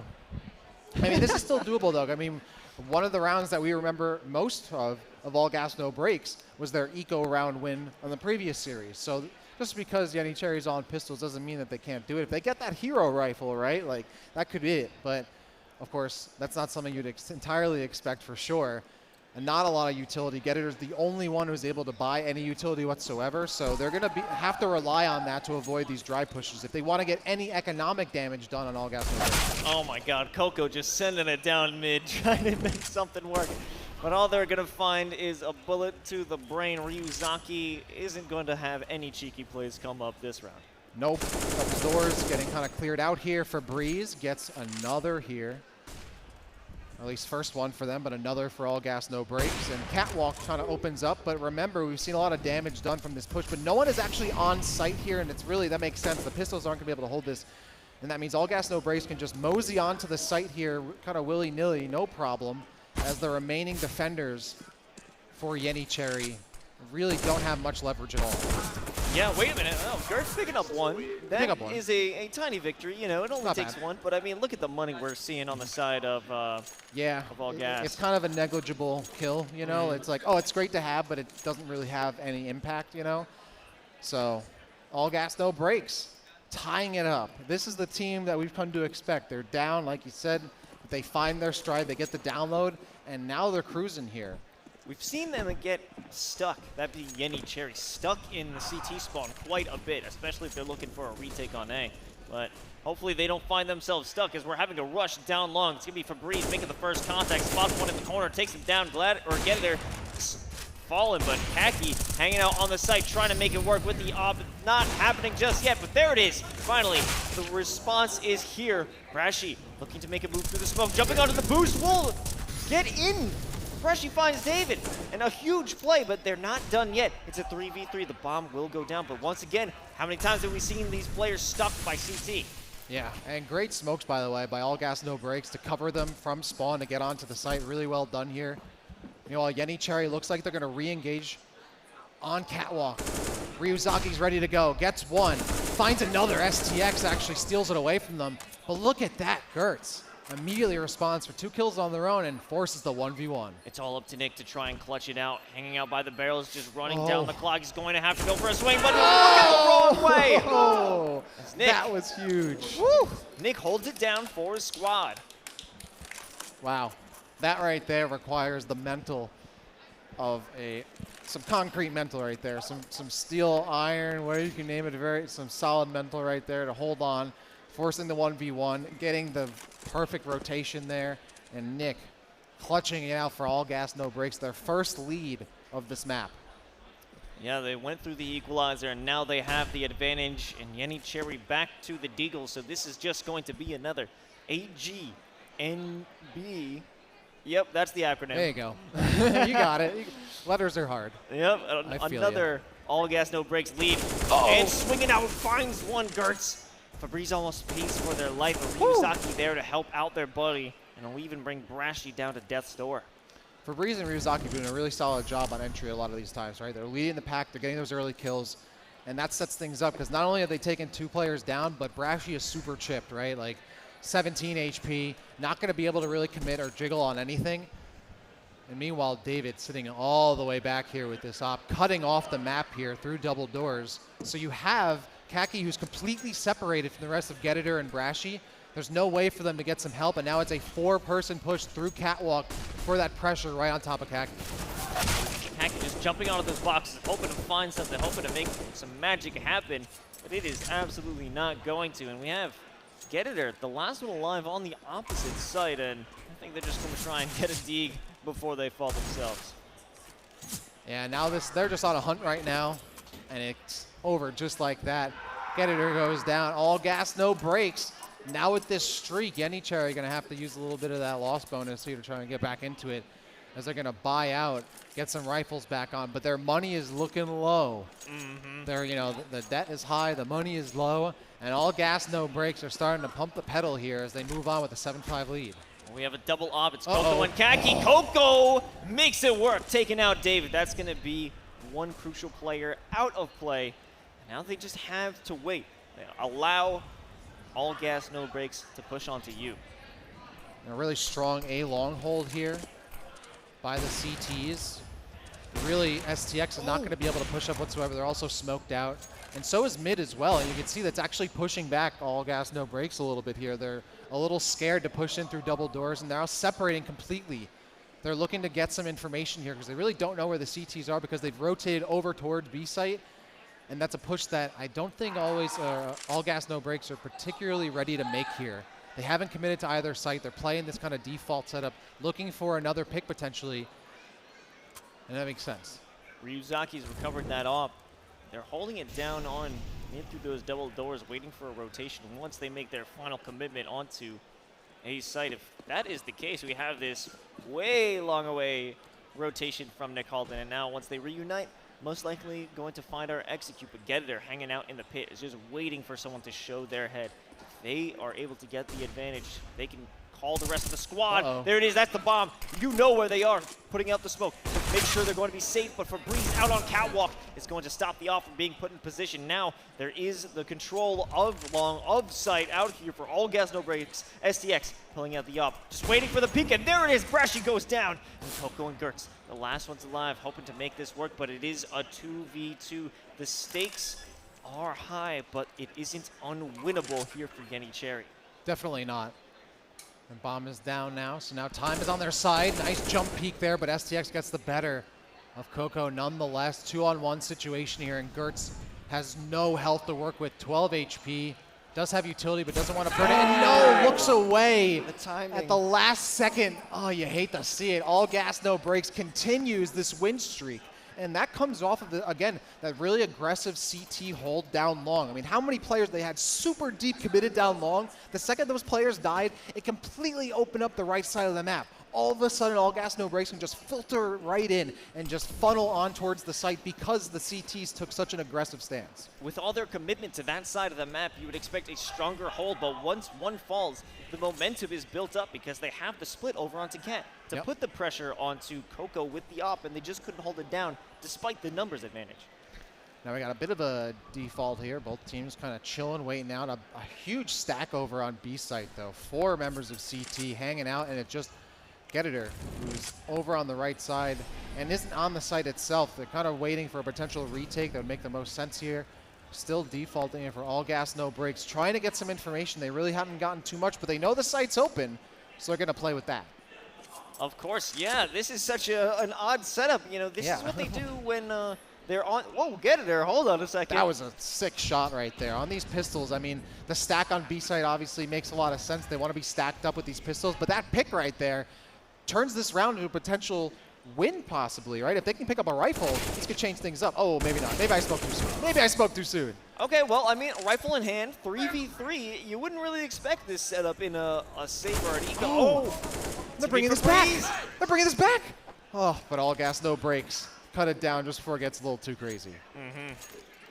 But yeah, no, those light rifle drops right there. That's the thing on an Eco round. It can still all of a sudden swing it away. You don't want to go. If you get that one pick, that one shot, and all of a sudden you drop that hero rifle, that could turn things around. And All Gas No Brakes, they do get the convincing round win, but they dropped a bunch of players on an Eco round for Yenny Cherry, so they're forced to rebuy a little bit. But of course, look at the money for All Gas No Brakes. They're not worried about it whatsoever. It's a drop in the bucket, but let's see who's going to drop next. As all this utility is coming out onto the B site, Fabrice swinging out with the rest of that squad. It's going to be Gertz in this, you know, stacked hold that they like to do over on A. They have nobody there to fully commit and defend this site, and the bomb is going to go down in just a matter of seconds from the round starter. Yenny Cherry now a really hard position to retake here. They have no leverage towards tunnel, so they can't push in on that side. They can only come in through spawn, and this is getting mollied out too. So they're now time is against them as well. And obviously, they're going to look for a peek through towards wall. Nick's waiting for it from below. Gets whoa, STX steal. David and STX steal all those kills from Nick, but I'm sure they're not worried about it whatsoever. Look at that. All Gas No Brakes. Look at that coming into the halftime. 9 round wins in a row to finish that off. I hope my math is correct. It looks like it is. Yeah, it looks like it is. Thankfully, I can count. I'm very proud of myself. All Gas No Brakes have just completely swung this back. This is the team we've come to expect. Yeah, that's the performance that All Gas No Brakes represents. It's what they've done back on Nuke, and now they're bringing that performance here onto Dust too. And if they're going to be able to continue that on the defensive half, we have Ryuzaki just running it down mid, looking for something. They will find, potentially, they'll meet that one lurker, and Ryuzaki gets it done. Nick hanging out on top of Cat. There's 4 players here in tons. You got to get ready, but the backup is there. They swing out, and the help, Ryuzaki picking up 3 now. I really love that aggressive push here from All Gas No Brakes because they got so much information off that initial pick. They knew exactly the rest of the teams. Like, they have to be towards B, towards tunnels. And Nick gets that final kill. That was a really solid play. That's them setting the pace. They're conditioning the other team because all of a sudden, Yenicherry, they had no information. They had no map control. They clumped up towards tunnels, and taking advantage of that was All Gas No Brakes. They pushed out. They spread around. They got that pick. And like, oh, there's one player hanging out here. The rest of the team is grouped up somewhere else, and they got that pick and were able to funnel those kills at the end of the round. Well, some MAC-10s on the docket, as well as some Deagles hoping for Yenicherry to make a move. We do have Febreze hanging out with the M4, going to turn away for the flash. They're staying alive, and the sprays are going to be good. One player by car. SDX is going to fight him, but SDX is going to lose. Ryuzaki there for the backup, and the eventual swings out from tunnels will allow Febreze to continue the onslaught. Kaki, however, from double doors might be able to turn this into a winnable situation. It's a 1v1. Kaki's got the Deagle and the health advantage. If they get one shot over into Febreze, it's going to be over, and it's going to be a round back into Yenicherry. And you can see Febreze does not want to open up towards double doors here. Swings out, great swing. Gets across and does a solid amount of damage. Kaki now going to continue to pressure up and does have that MAC-10, so we'll be able to spray and pray as well. And in this situation with both players being so low, that might end up being the circumstance, but neither of them want to give up an inch or even move whatsoever. You can see, though, that Febreze is starting to rotate back out, but that bomb is down. Yeah, down in that corner. And they're leaving it, too. It's going to leave it. It's going to be Febreze looking for a flank. If Febreze can pull off this flank, that would be phenomenal, but it's got to be Kaki clearing out every corner. They do have enough time to try and get that bomb down, and the plant will be good. Febreze going to hear it, yep. They have the information. Febreze slowly creeping up toward the double doors. Are they going to commit? Are they going to look to the window? It's going to be swinging out for the window. Oh, he no. got the information. Kaki knows. Kaki knows, but Kaki can't get the shot. It's Febreze holding it down. Oh, that could have gone so bad, so horribly. And Febreze, with such a smart rotation off there, the confidence, like, all right, I'm going to give you this whole site. I'm going to take it back when I want to take it back. They left the bomb down, and you could tell Kaki checked all those corners, but once he could hear the bomb being planted, moving right in, and All Gas No Brakes, picking up another round win off of that really just hero play there. And Febreze with 3 kills, if not more. I mean, smelling victory. It smells like gas. It smells like gas. Victory smells like gas, but Brashy is going to cut off their sense of smell by bringing down Ryuzaki, who's getting that aggressive push through the tunnel. 4 players here of the T side stacking up towards A long. They're not committing just yet, but there's no one actually looking down long. They could decide to push it if they wanted to. They have no information, though. No one's holding mid. They haven't seen anyone cross over on the CT side. They actually really haven't seen the CTs whatsoever. This lack of information is really pushing Yenicherry back a little bit here and is giving the All Gas No Brakes team a little bit of opportunity to rotate a bit. They did get that 1 kill in tunnels, but that didn't really give the T's too much information. It was a single kill, and the rest of the team's nowhere really near them. So now they're still hesitant to push down A long. Yeah, just imagine the difference in setups here. Normally you would have players way deeper on ball, they but lined up. swinging out from the flash. STX finds one, but it won't last for too long. Getter brings it back from him. Gonna have to self-smoke. Dave looking to preserve their life as they have backup moving in through from David, though. CT spawn, but it's gonna be good. However, Coco manages to get a headshot through the smoke. Now it's all 2v2. Febreze waiting for that smoke to dissipate, but they're not going to wait. They're impatient. They swing out and find Coco, but Gertz is looking for that cap player, but all they'll find is death. And All Gas No Brakes find a 13th round. Their retake is so good. They know exactly where to push in, what off angles to hold. They're constantly forcing these 50-50 angle checks. I mean, Nick going all the way back to catwalk. I almost thought he was going to lurk all the way back towards long. Had the time to do it, but sitting back, holding on catwalk. Now you have to check that angle. You have to check the angle on site towards car in the back of the site. Perfectly well done. And then David was already there to get that initial kill on the entry as the team was starting to push on. That really set the tone as well and kind of threw off the bomb plant and gave him enough time for Nick to push back, take that off angle, and then go for the retake. Yeah, the retakes have been Clean. starkly different. So good. from this squad, but Ryuzaki, I can't believe he even survived that long enough to find 2. I thought he was dead the moment they swung. And now a 3-on-3, all players almost at full health here. It's just Gertz sitting at 84. Doesn't have full Kevlar helmet though. Or actually, yeah, they all have full Kevlar. It's Coco who has the bomb. 13-5 here as we're getting towards that minute mark. And the push up towards Cat's gonna happen alongside that angle from A long in a 3-on-2 situation here. But it's Nick from below. Can they catch someone off guard before they find him? And he does, gets 1 kill. Can he get the second? Wow, pulls down, gets that second kill. Coco returns, and now it's a 1-on-1. Coco is at 2 HP. That was such a great flank, or a double push coming out from All Gas No Breaks. The distraction that was the other player on Cat allowed Nick to pick up 2, and it gave him enough time and put down enough health for Nick to pick up a 3rd onto Coco. 2 more rounds here, Dak, until All Gas No Breaks takes map 1. How many rounds in a row have they won? I've lost count at this point. This is just incredible by All Gas No Breaks. And not only that, we have Nuke next, dude. We have Nuke after this. Like, I have no, if I was Yenny Cherry, I'd be a little scared. I would be as well. I mean, you saw what they did on Nuke. You saw what they are doing, or you see right now how Dust 2 is unfolding. And Yenny Cherry currently not stacking up and stepping up to the challenge, at least for now. Whew. Things got a little quiet on the Anycherry side here, and I don't blame them. They're certainly trying to figure things out. And they've got a massive loss bonus to play with, but they can't afford really any more heavy losses, but they're going to do what they can. Brashy is actually not bought out here. Going to save a little bit of money, I guess, for the next round and make sure they at least have 1 rifle for the next round if it goes that far.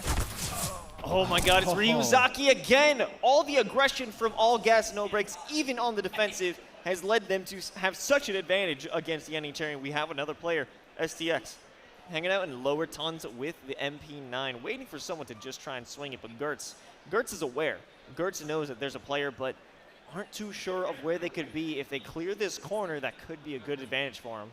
Yeah, and of all the players for Yenny Cherry to lose, I mean, Brashy was the only one without a gun, so that was worth, I mean, in terms of players you could lose. They didn't get too much information from it, but Gertz now in tons on the staircase.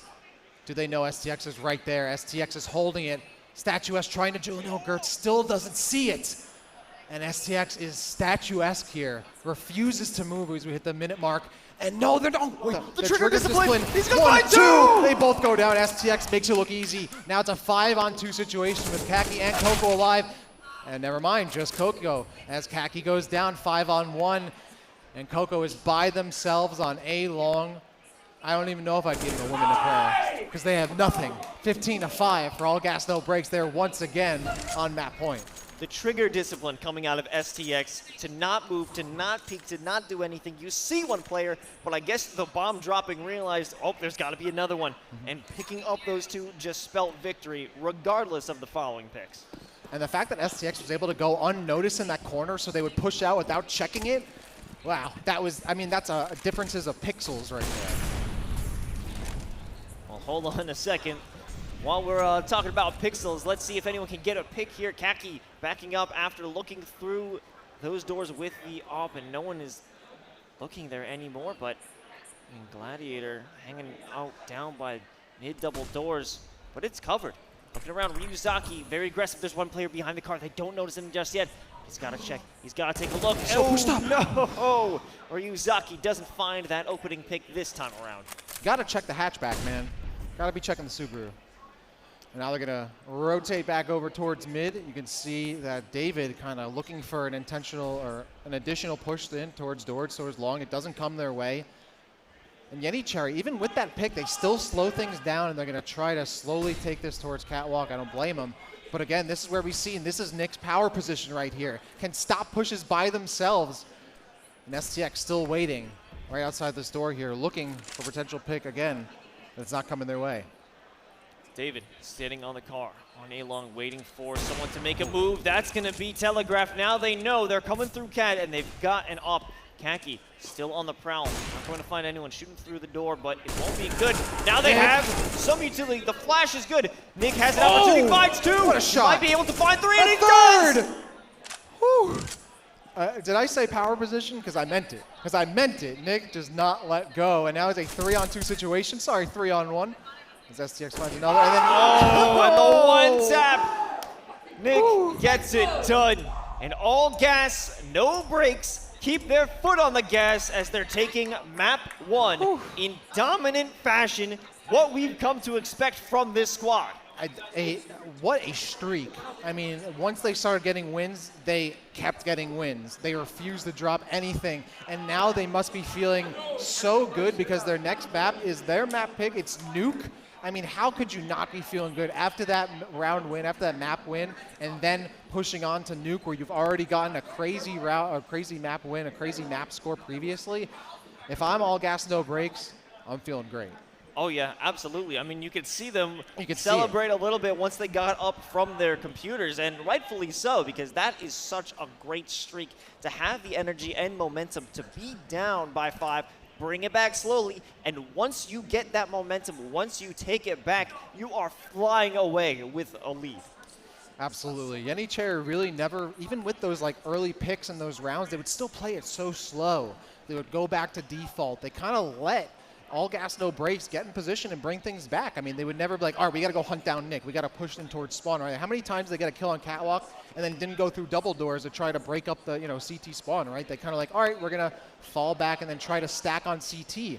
And CT, I mean, that's Brashy's territory right there a lot of the time, but they were losing it after a few rounds. It then became Nick's position. It then became David's position, right? They started to hold that. And those face checks, the smokes were telegraphed. That AWP was telegraphed right there. All gas, no brakes, knew exactly what to look for. And then you could see right there, that one tap at the end by Nick. Oh, yeah. That's just icing on the cake. Uh-huh. With the cherry on top, but let's see if they could keep that momentum going as we head over to map 2 being Nuke. Right after this quick break. Don't go anywhere. All gas, no brakes versus Yenny Cherry is going to continue. It's kind of like 1 minute you're a sales rep, next minute you're a soldier. My name is Diva Williams.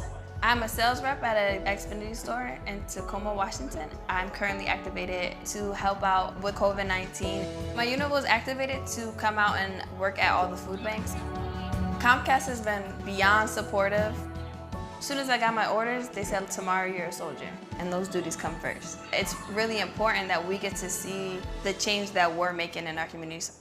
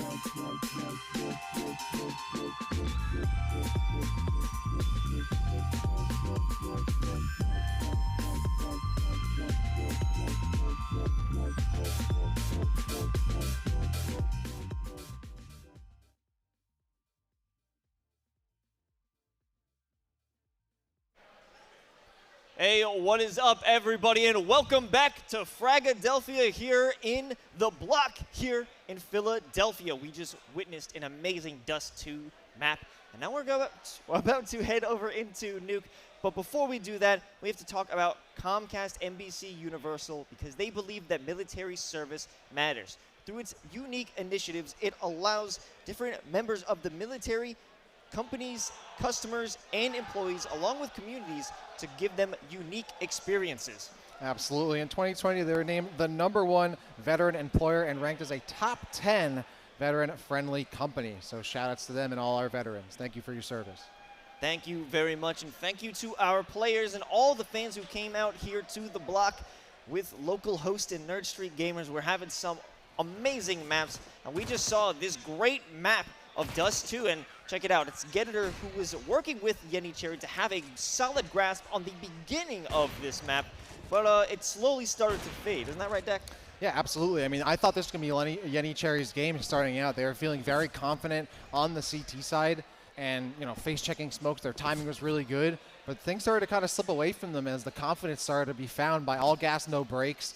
They started to really push up. They weren't just defaulting every time, which was really beneficial to them. But not only that, how many times did they win a player disadvantage, right? Turning a 2v4 into a 2v2 and a 2v1. Those power positions being held by Nick down in lower, up on ramp.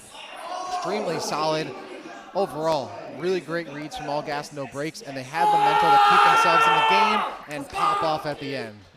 Yeah, that was during a time of Yenny Cherry being quite happy throughout that matchup, but well, they're happy this didn't really continue for much longer. No, they looked so strong in those opening rounds that for all gas, no brakes to bring this back would be absolutely crazy. And look at that, we are already in our second map. It is Nuke, and it is all gas, no brakes.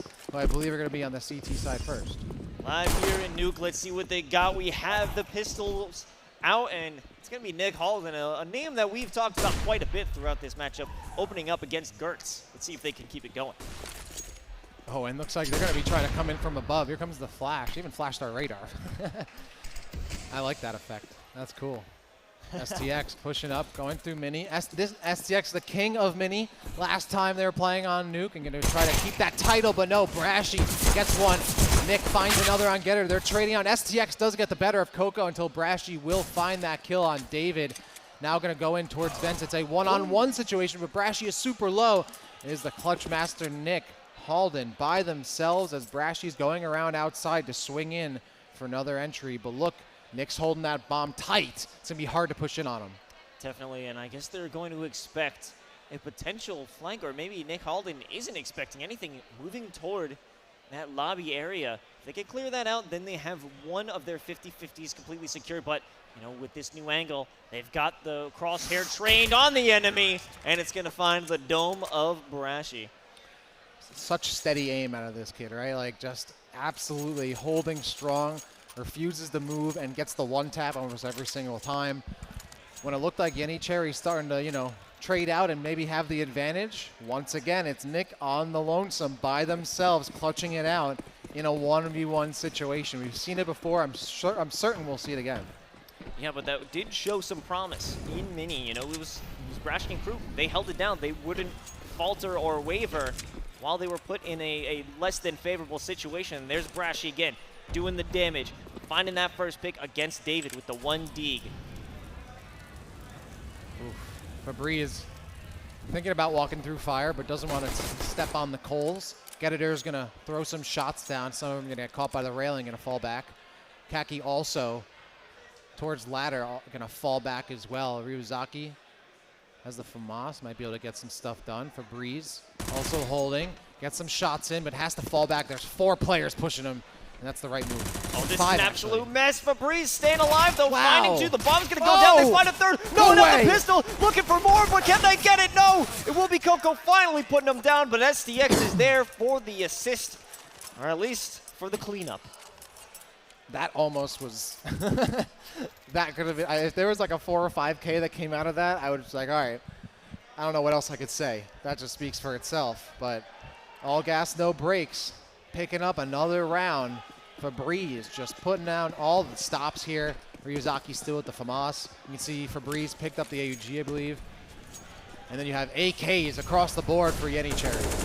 Oh, Gladiator getting a nice angle between those crates and finds the first one. Gladiator, or Getiter, my mistake, continues to make it happen. Getiter with a 3rd. And this is just a big 180 out here for Yenny Cherry, looking to take their first round here, and it's definitely something they require, as is their big commitment of money here. But look who's still alive. Fabriz and Nick. Those are the 2 players I'd be scared of, even a 5v2. And Getter is low, so it could be a 4-on-2. They're at 2-on-2, or 22 HP. And still, look at this. Even with such a huge advantage, Yenny Cherry's playing so slow. They're like, it feels like they're almost trying to like default again or something. Like they're just rotating slowly, moving slowly, and I get they don't have the information, but such a player advantage. They could just stack onto one of the sites and try to like force it, right? And they're not doing that. I'm surprised. As long as you cover different angles, there's no reason for you to be scared about this position. And we just have Fabriz down on B and another player, I believe, by Hell, and that's it. They're just waiting. Such a slow play that could have had this bomb planted quite a while ago. Well, better late than never, I suppose. See, Fabriz and Nick still at full HP. They've still got a couple guns to work with. No, they have a little bit of utility, but not really enough to completely take the site or allow them to transition through the doors. So I think they might end up saving here. And honestly, that's probably, I mean, it could go either way. They might want to do some economic damage, but they have a bit of a lead. I think on a 5-on-2, there's really not much you can do here. I mean, Nick has a ton of dough, 4150, and Fabriz with the AUG, it's not worth just risking it. No.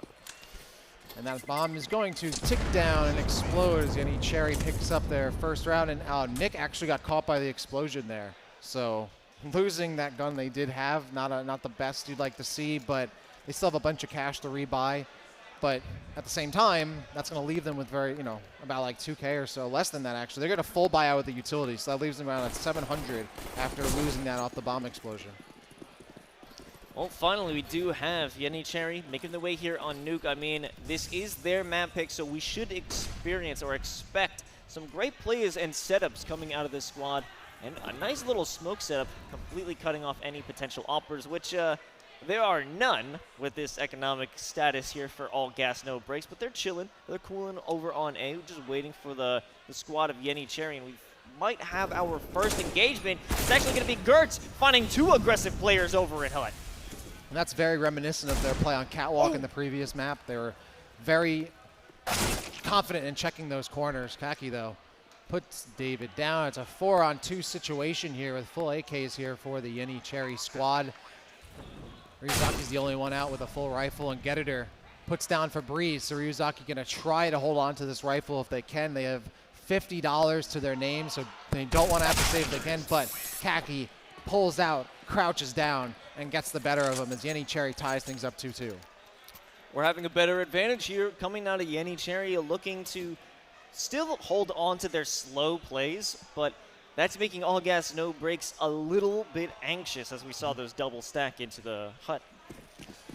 And props again, both the Geditor, Brashy, I mean, for pushing out and taking those 1v2s, the timing really strong. They have that solid game sense turning into aim sense. And now we got that upper outside, push. As SDX will find Kaki. Nice pickup there, considering they're on the pistol round. The more damage they can do, the better. Gertz making their way through ramp. That has been a big-time heaven stack on the USP. Is an interesting one, to be sure. Yep. Well, you want to play together when you don't have that great amount of firepower. So far, so good for this eco for All Gas No Breaks. And Yenny Cherry, it feels like they're playing against rifles right now with how hesitant they are, despite knowing that they're up against USPs essentially. But now, because of that kill, Nick has picked up the AK. That hero rifle could be a very, very serious problem here for Yenny Cherry. They did get the bomb down nonetheless. Coco still, or was trying to hold on. Geditor, the big pick over into Toxic, and now it's all up to Geditor to hold it down in the corner and win the 3rd round. Here comes Yenny Cherry. Now they've got the momentum. They've got it, but just for now. And honestly, I was even a little worried there because Nick had that rifle. I was like, oh, this is a 3-on-3 situation. He's won these before. But a nice solid push through the door. Couldn't get the spray transfer. Only so much you can do. Now Yenny Cherry bought out. They have Kaki on the op. Meanwhile, full rifles here for All Gas No Breaks. Both teams essentially at even power here. It's all going to come down to strats and gunplay to win this. Kaki hoping to get that angle with the op on the Marshmallow. David might actually go for a peek against this player if they... Ooh, they knew the second that they peeked out. It was lights out. Kaki making that opening pick, and it gives them cover to make their way into secret. Minute and 18 on the clock here. Things have slowed down once again on the Ryuzaki cam. 1-4 so far. Checking outside, no pay dirt. Gonna walk by Walter White there. That's a Breaking Bad room, with the yellow chemical suits there. Yeah, the hazmats? Yeah, that's the Breaking Bad room, man. That is the new call out now. It's a new call out. It's a little wordy, but I think it'll catch on. BB, if you want to shorten it. Breaking Bad. There we BB. go. Heisenberg. That's why you're here, man. You got the good call outs. Actually, you're gonna take a little bit of damage poking out there, but still gonna fall back. 42 seconds left on the clock as 5-on-4 situation. Still full rifles here for Yenny Cherry as they're trying not to drop any of those, but still playing so slow here. SDX in the corner will beat the peeker and swinging out to find some more players themselves. They do put in a good amount of damage, but they won't walk out with another frag. We have one player, I believe someone got legged. At least Kaki nice shot. Tried to get a leg out onto their opponent, but Fabrice back into that same spot. Will not get a leg. That's going to be a chest. And that's going to be a 4th round here for Yenny Cherry. A little dangerous for this squad. They might have their stride. Well, let's not count our chickens before they hatch, because this is exactly how the previous map went, and then all of a sudden, All Gas No Brakes won like 15 rounds in a row. So well, okay, that's a possibility. We'll That's see. a But yeah, possibility. Febreze unfortunately didn't check silos there, just kind of looking out towards the room, didn't check right below them, losing the round as a result. And now it's another eco round here. Say a bit of just pistols for All Gas No Brakes, as we've seen them do some damage on the eco round before. So again, this is a round that Yenny Cherry still has to keep themselves on 10s here to make sure they don't drop any more rifles and rebuy. Febreze hanging out looking for that one dig opportunity, but we got multiple players chilling on A side proper, waiting for any sort of push. Nobody chilling in terms of waiting in heaven looking for that hut angle, but this is just a good spread out default because we don't want to, or at least if you're on the side of All Gas No Brakes, you don't want to give up anything, and a good push from Ryuzaki finds the first. They will be traded out. They will have to be punished for that, but enough is enough to get that information. Febreze now knows they're still in the lobby. There's still a chance for them to push over to him. Yeah, Febreze refused to move. STX pokes out and gets caught, misses that first shot on the entry, and Coco gets the better of him. Oh no, Nick almost had it, but they were all body shots. Now the 4-on-2 situation, still only pistols, a USP for David as they push out up towards heaven. Bomb's gonna go down. And now a huge advantage here for Yenny Cherry as they're looking for their 5th round win. David tries to push out of heaven, gets taken out, but Febreze is there to pick up one. And it will be a 2-death round over here for Yenny Cherry. Not too much of a difference maker for them, though. Not entirely, no. I mean, still a lot of money on the Yenny Cherry side here. They have, I mean, some of them have 5 digits, right? They got 5 figures to work with. But here come the buys from All Gas No Brakes. They're going to get some rifles. They're going to get an AWP on David, who has been a key player with the sniper, but has to make it happen here. And looking for an outside push. Not going to come their way just yet until Coco tries to jiggle around these crates. Might be the first victim of David's AWP, but those smokes are going to cover him for the moment. Okay, backing up, David finds Brashy on top of Mini. They aren't able to get a second, but jumping down, STX is waiting to pick up the pieces because you know Mini is STX's domain. It's now called STX, actually. I just checked with Valve. That's now the call out for that room. Okay, all right. So we have Heisenberg and STX here. I got him on speed dial. I'm making the changes as we go. Oh, nice shot there by Kaki, getting the best of Ryuzaki, who's been a little quiet on this map so far. 4-on-3 situation, though, still for All Gas No Brakes, as they're looking for Kaki here to try and take the AWP out of their hands, but haven't been able to get that information as we hit the minute mark here. Wait a minute. On round 8. Coco getting this angle on to David. Woo! No, what are you doing? Oh, bro. Are you serious?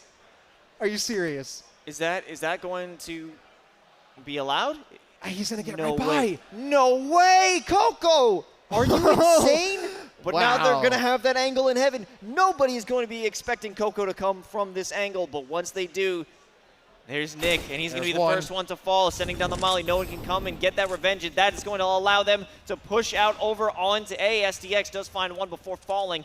Now it's a 2v2 in such a crazy scenario. That put a smile on my face, man. That was just so well executed. You got to have the patience and the trigger discipline to take care of that and get it done. And you can see how David, after the kill, like turned around like, whoa, what?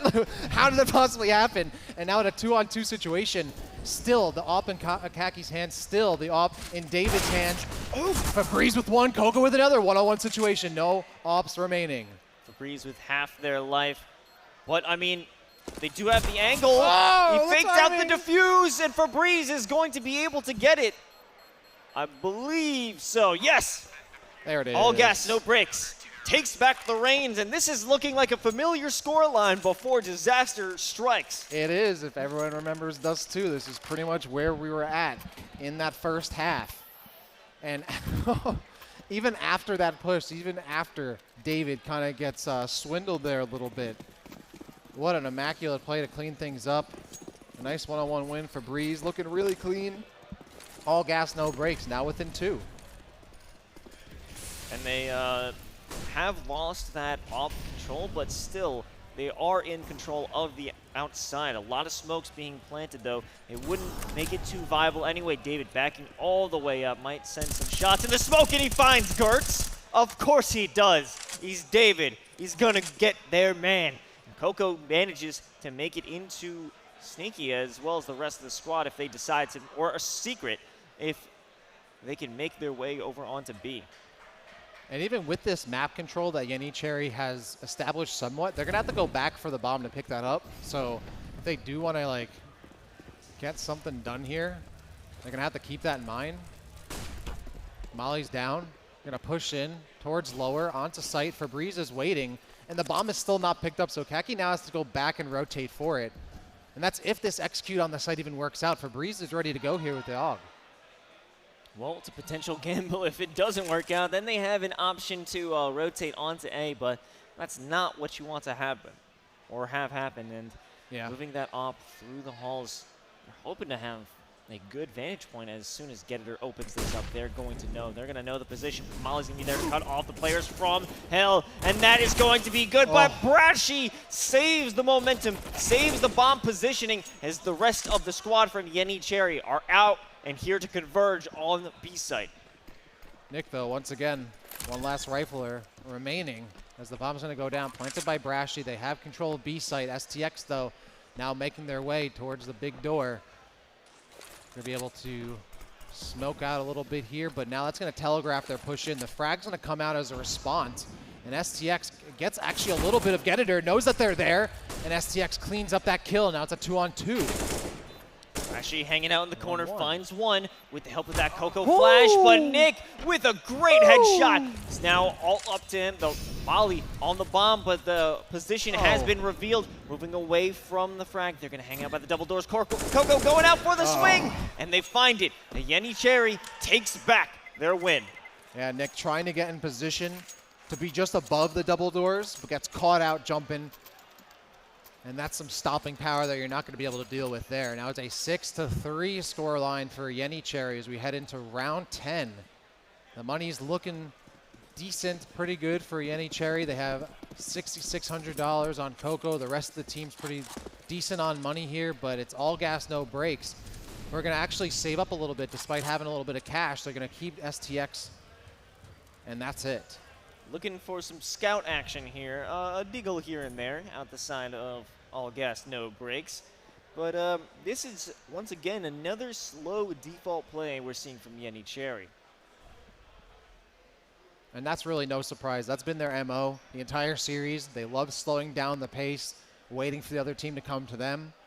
It's, it's a double-edged sword a lot of the time, but so far it's been working out on Nuke, a map that coming into this we thought would be the all gas, no brakes favorite, right? It would be their map to win, their map to lose, really.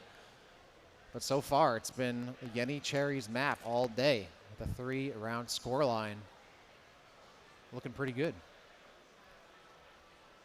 There's been barely any interaction, but finally we're going to have it being smoked off. It's David out here in Mini, and Keditor and Brashy are lighting up A site, and this is just a slaughterhouse, as we would expect on a eco, but even so.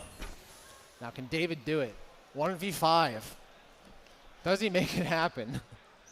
It's going to be quite the ask here, but they've got the right weapon to get the job done. If there was anyone to do it with on a save round, this is it. But time is also against them. It's a 6v1 essentially in that regard. You can see poking out there is Brashy, who gets the timing, finds David, and it's a flawless round victory there for Yenicherry as they don't drop a single player on the eco for all gas, no brakes, so that's a pretty solid round win to make it 7-3. Yeah, Yenicherry definitely holding on to their lead here, and that was just a great execute. It took forever for all the pieces to be put in place, but once you saw the puzzle come together, it was an instant that they took that site. And now finally we do have David back on the up, hoping to contest against Kaki, a threatening player, a threatening aura within this server. Are they going to be able to hold it down? STX potentially getting somebody through that squeaky door. Won't make a connection. They're holding on to Mini right now. And we have one player sneaking up. They're going to look away for the flash. The spray is good. STX still holding it down from Mini. And the players are just seeming to fall like flies on the side of Yenicherry. One player outside, Coco, Hoping to get this wraparound, hoping to find STX in the angle, but what is that timing? They're gonna get taken down by David, who swings out from heaven with the up, and Kaki all alone, looking to save that op.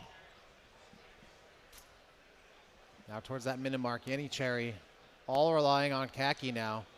And in a 1v4, the op, you're not going to be able, I mean, you're going to be able to get that one kill, but will you be able to get away with much more after that? That said, Kaki might not want to drop this op either, you know, like maybe just go for the save and try to get away from this. I think that might be the opportunity. If they even go for a shot here to try to get a kill, it's immediately going to give away their position. But All Gas No Breaks is low on cash, so I mean, if they can get another kill down, that's probably not the worst thing, even if you do lose the op. And look at this, Kaki going up towards heaven, and immediately the welcome mat is thrown down by David, who picks him up. Only one player goes down, that's Ryuzaki, for All Gas No Breaks. And now they're going to start to buy up and get that utility in their belts here for this next push.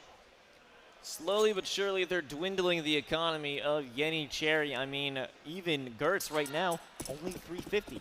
Kaki, 450. You lose this op right now, you are going to be in a world of hurt for the rest of this half. And remember, this was Yenny Cherry's map pick, right? So right here, you should think they should have everything ready to go. And so far, that is exactly what we've seen. It's been indicative of that.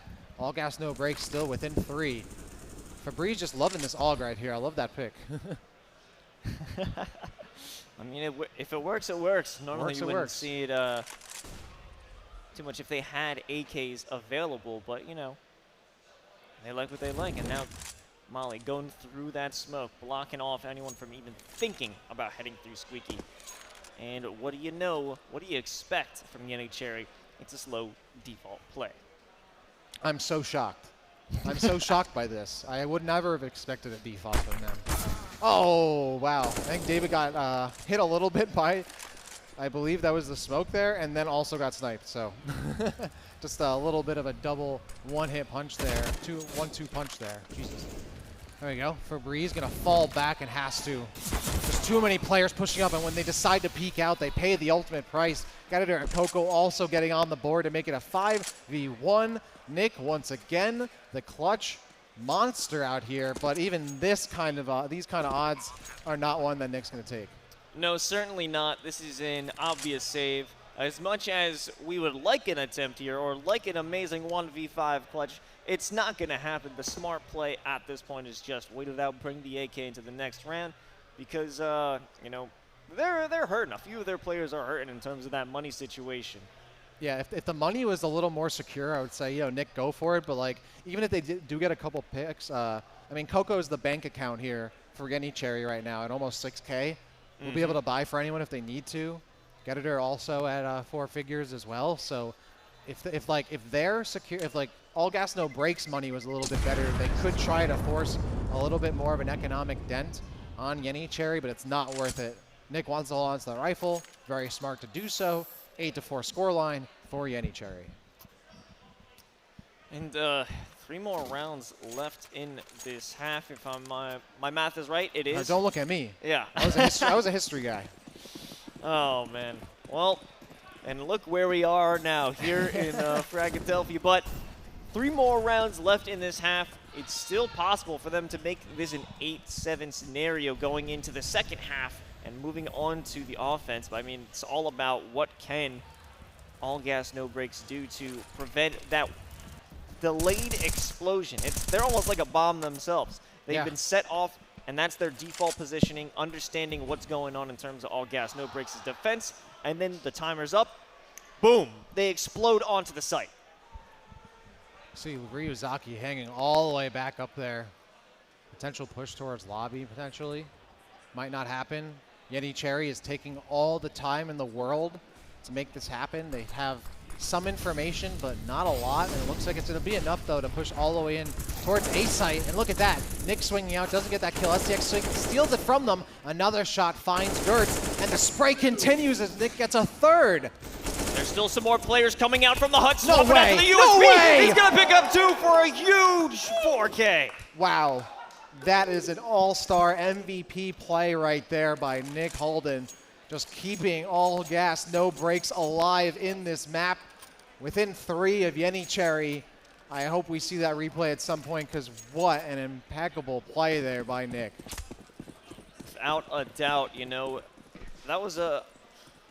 I don't even know what was happening with Yenny. I guess they put in too much of a pressure on the regular entrances onto A site rather than having somebody lurk and put pressure on Mini, just relying on a bit of a smoke. But, you know, they didn't have that angle, and they didn't have the opportunity to win. But a huge nade against All Gas No Brakes. They are really messed up at this point. Now they're going to have basically a free site. Yeah, that bomb goes down pretty quickly. You know, even in this scenario, I would have expected Yenny Cherry to still take it slow. And for the first time, we're seeing them like, all right, we're actually going to get kills and then like push on them and take it and work off of that, you know, and follow through. So it's great to see that from Yenny Cherry as they know things are starting to dwindle here in this first half. And here comes this push out, pass towards Vents. David looking for a potential push outside. That's not going to come their way. STX looking through.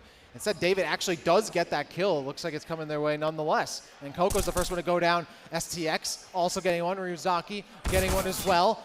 And everyone's getting on the board. And how did this happen? Yenny Cherry, though, finally getting the pick and the round win. Well, I mean, at least they made it a little costly for this final round of the half. There's a bit of utility that can be... well, that can't be bought here for Yenny Cherry by just forcing them to spend more money on that armor, on those rifles. But, you know, full buy coming out here from All Gas No Brakes. I guess those exit frags worked out perfectly. Yeah, they got a buy out here now that we're in the last round of the half.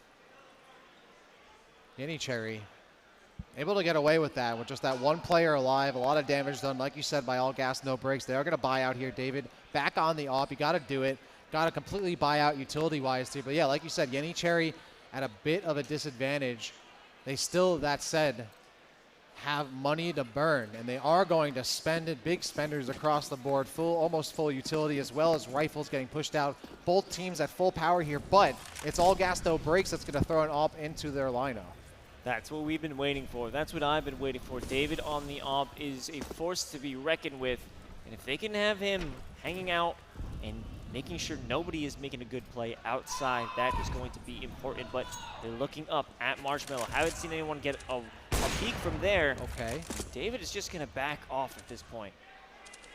That's a smart move, right? I mean, those smokes are definitely telegraphing a bit of a push here. Even if you do want to kind of blindly fire through or put some pressure on, it's best not to lose that off if you can early. STX back in their territory. And look at that. The pullback from David confirms 2 kills. Ryuzaki also gets a third. Oh, that's a fourth. And STX cleans it up for the 5th. All Gas No Brakes does it flawlessly to make it a 9-6 scoreline going into the second half. That's not too shabby. No, not bad at all, considering how slow of a start they had. At least you could see that big break of all T wins coming out from Yenny Cherry. So for them to be able to pull back 3 more rounds and put themselves in a secure position, it's not too bad. And we could expect them to potentially take some of that momentum. You know, you won the last round of the last half in quite easy fashion. Maybe they can bring it here onto this next pistol. All Gas No Brakes, though, they're the team that sets the pace. They're the one that conditions their opponents. So now that they're on T side, you're definitely going to see that speed and aggression come out. And Nick starting off things strong with that first kill, taking Brashy out of the fray very early here. Gettider does have that USB, and Gertz does as well as they're looking on towards silos on A site. Nice to get away from that flash. Looks away. Some damage done on all 3 players sitting on the site here. Fabrice finds one, traded out. There's a couple. Both teams lighting things up, and now it's Nick versus Gettider. USP versus USP. Oh, he's going for the defusal. Are you going to peek it, Nick? You gotta peek it! Wow. Yenny Cherry takes it. Nick does manage to get the frag afterthought, but that is not going to cut it. You need to make sure you're checking that bomb. You know what they say, pros don't fake. Certainly not. We're seeing that Yenny Cherry has a professional demeanor as they extend their lead 10-6 here on Nuke. That's a rough loss there, right? Like that would have made it 9-7. A really huge like morale booster for All Gas No Brakes. And they lose that, especially off a defuse. Like to lose the 1v1's one thing, but to not check that could really hurt your mental. Without a doubt, and now they're coming back with a vengeance. Galil's across the board. They have to face off. There is a scout on Khaki, but isn't going to make that much of a difference. We'll soon find out. Players on the outside waiting for the peeks. One peek from Heaven, another from the shipping container is going to be Gettider. He If they manage to get that initial pick, this could be deadly in terms of all gas, no breaks' hopes for this comeback. And look at this really slow push back to pick up the bomb and rotate all the way back around towards lobby. Coco looking for this push, knows the pressure's coming their way and trying not to reveal too much of themselves before it comes. Now going to take this harsh angle on the right here. It's going to leave their left side exposed as they peek out, but it's worth it as they get that initial pick. But still, here comes the push, and Febreze immediately respond. That's how All Gas No Breaks does it. But wow, Nick getting caught out outside. It's not good. That certainly isn't a good move. I mean, Kaki also managed a pick of themselves earlier in the map with that scout, but at this point they do have potential control here on B side, but the double doors are going to be open and dropping down. STX picks up the trade, but the bomb has been planted, waiting for a player to come through the vents, but Gertz is just too quick for STX to handle, and that is going to be another round here for Yenny Cherry. 11-6. They're creeping their way up to the map win here, Dak. Yeah, I mean, Mirage is looking less and less like an illusion at this point and more so like an inevitability here as Yenny Cherry picks up another round win, 11-6 here. Only a few rounds away from forcing a map 3, our first one of the day. And that would be pretty welcome, I would think. But if you're on the side of All Gas No Breaks, they've let a couple of these rounds slip through their fingers and allowing Yenny Cherry to keep this lead. That's right, and now they're forced back into another eco round, and with this cycle, you know, if they lose their next buy round, it is all but certain we're gonna go to map 3. But hey, let's not count them out just yet as Febreze fires off that 1D onto Getter. Now that is potentially a rifle if they can recover that. It might be just what they need to turn this round a round. And that's a nice pick too, because Getter has 0 cash. You're forcing a rebuy out of them. Potentially, if they win this round, the eco for next round. Because look at the money is low, despite having this lead. Yenny Cherry's not doing great economically. They pretty much have to secure this without losing any more bodies here. They don't want to give up these rifles. And All Gas No Break has been unable to salvage here, so they're still holding on with pistols. And now things are getting close, down to the wire here. So down below a minute, and now here comes the push. There's one, and it's getting cleaned up. The kill feed's going blue here as Yenny Cherry, 4 kills to 1 there to clean things up. 3 players surviving, so economically that's a solid round win there by Yenny Cherry, only losing 2 players, only 2 at the rebuy. And now they're at 12-6 with a solid double score lead here over All Gas No Breaks. Yeah, if you're All Gas No Breaks right now, I would imagine you just have to do a mental reset because your strategies aren't really coming to fruition at this point. Yenny Cherry, though, they must be pretty confident about what they're going through right now. It must be pretty solid, you know? They have a great lead on a squad that had performed so well the last time they were on Nuke, and now this time, it's all about Yenny Cherry. Oh, absolutely. Oh, and David finds Getter as they try to cross over between the crates. Nothing covering him. Comes that Molly trying to get Kaki out, and it works. Flushes Kaki out, and Nick is able to pick up the kill. 5-on-3 situation. Op is out of play. Full rifles here for All Gas No Breaks as Ryuzaki's looking to potentially push towards B, but falls back. Doesn't really have too much backup just yet. Gonna wait until the rest of the team swings over, and that's certainly the move. Okay, and now it does seem to be a full-on A push, but Coco hoping to have some magic there, but they're not going to. They're going to get caught out, and All Gas No Breaks is coming back here, making it 7-12. A flawless round, not a single rifle lost. Yeah, critical round win there. And now, Yenny Cherry, do they buy out here or do they save for these next few rounds? It looks like they're not going to go for a full buy. They have the money to do so, but again, it would put them pretty low. If they lose that round, they'd be pretty screwed economically and would allow All Gas No Breaks to bring in, or I guess get back into this map. So this has to be right here a flawless victory for All Gas No Breaks. They can't afford to lose any of these rifles really. And meanwhile, Yenny Cherry doing the right thing, saving when they have such a big lead. Even with Coco, you know, deciding to go for that hero SMG. Yeah, the hero SMG. Not often talked about. the hero SMG with The that underrated MP9. story. Okay, well, actually, it seems they will make a larger commitment Okay, into this so round, half buy. pulling out some rifles with that M4 and from us. Yeah, I mean, they don't have full Kevlar and helmets across the board. It's a curious half buy because they really don't have to do this. They have such an advantage here, but they're deciding to spend money nonetheless. All the rounds they have to play with, that being five-round advantage on your opponents. You have some wiggle room in order to preserve your long-term commitments. But Coco, not looking to make a commitment over there, backing up with the MP9, hoping to preserve their lives, or at least the SMG for a later retake. But a lot of players on the outside, even Kaki, waiting in the depths of Secret for anyone to try and extend a push into there. Yeah, this is slowed down once again. Meanwhile, on the outside, both David and Nick, I don't think they know that Kaki's on the staircase right there. Oh, but he doesn't get that first kill. That one tap needed to happen. Kaki has to fall back while taking a little bit of damage, down to 74 HP. Nick also took some shots at 90, David at 77. So that outside push has slowed down because, I mean, at this point they know they don't want to fight Kaki outright. And then also the rest of their team's kind of starting to rotate in, potentially towards an A push. Or B push, sorry. And Coco here with a cross. The flash comes out. Oh no, but Coco and Getiter are holding it down. STX does pick up one, but now Getiter all stuck in the corner. Now it's a 3v3. This might have the opportunity to try and push their way into B site if they make that commitment, but I don't think it will be so. All gas, no brakes. I mean, against this half buy, would like to have more members of their team alive. STX was at like no HP. No surprise that Kakar were able to get clubbed down. And then look at that, Gertz. Brashy picking up really solid kills there.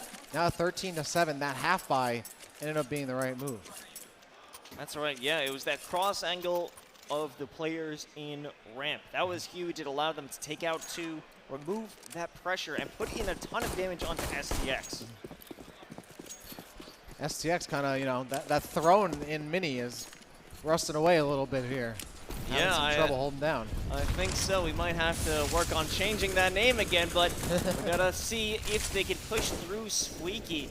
Smoke is there, gonna cancel out that Molly, and Brashy backing up, actually dropping down, potentially looking for a new angle there in Squeaky. Jumping through the vents will actually back off. Might make a move into Secret to support any players from the outside. And David still lingering out. Yeah, Nick is hanging out at Silo. Might have a bit of an engagement here on the outside, but Getiter decides against it and pulls back in, walking through the smoke and ends up getting a mollied and shot at. A bunch of kills coming for all gas, no brakes. STX joins the fray. Now Coco is so far away from their team, so far removed from the action, they get sent by themselves, cut down outside, and now it's an 8-13 scoreline. All gas, no brakes. Still trying to build up momentum, but at the very least, they're not out of it. They're trying to keep pace. It's within 5 rounds, but they're not out of it. That's right. A small victory isn't going to be enough here, but if you accumulate them, as we've seen all gas, no brakes do, then we might actually have them come back here. The Molly's going to cut off, and actually a little bit of a misstep in terms of that placement. It forces them to back away from that angle on Hut. Febreze, first one to open things up. Kaki, the outside offender, has been taken down. I couldn't say that with a straight face.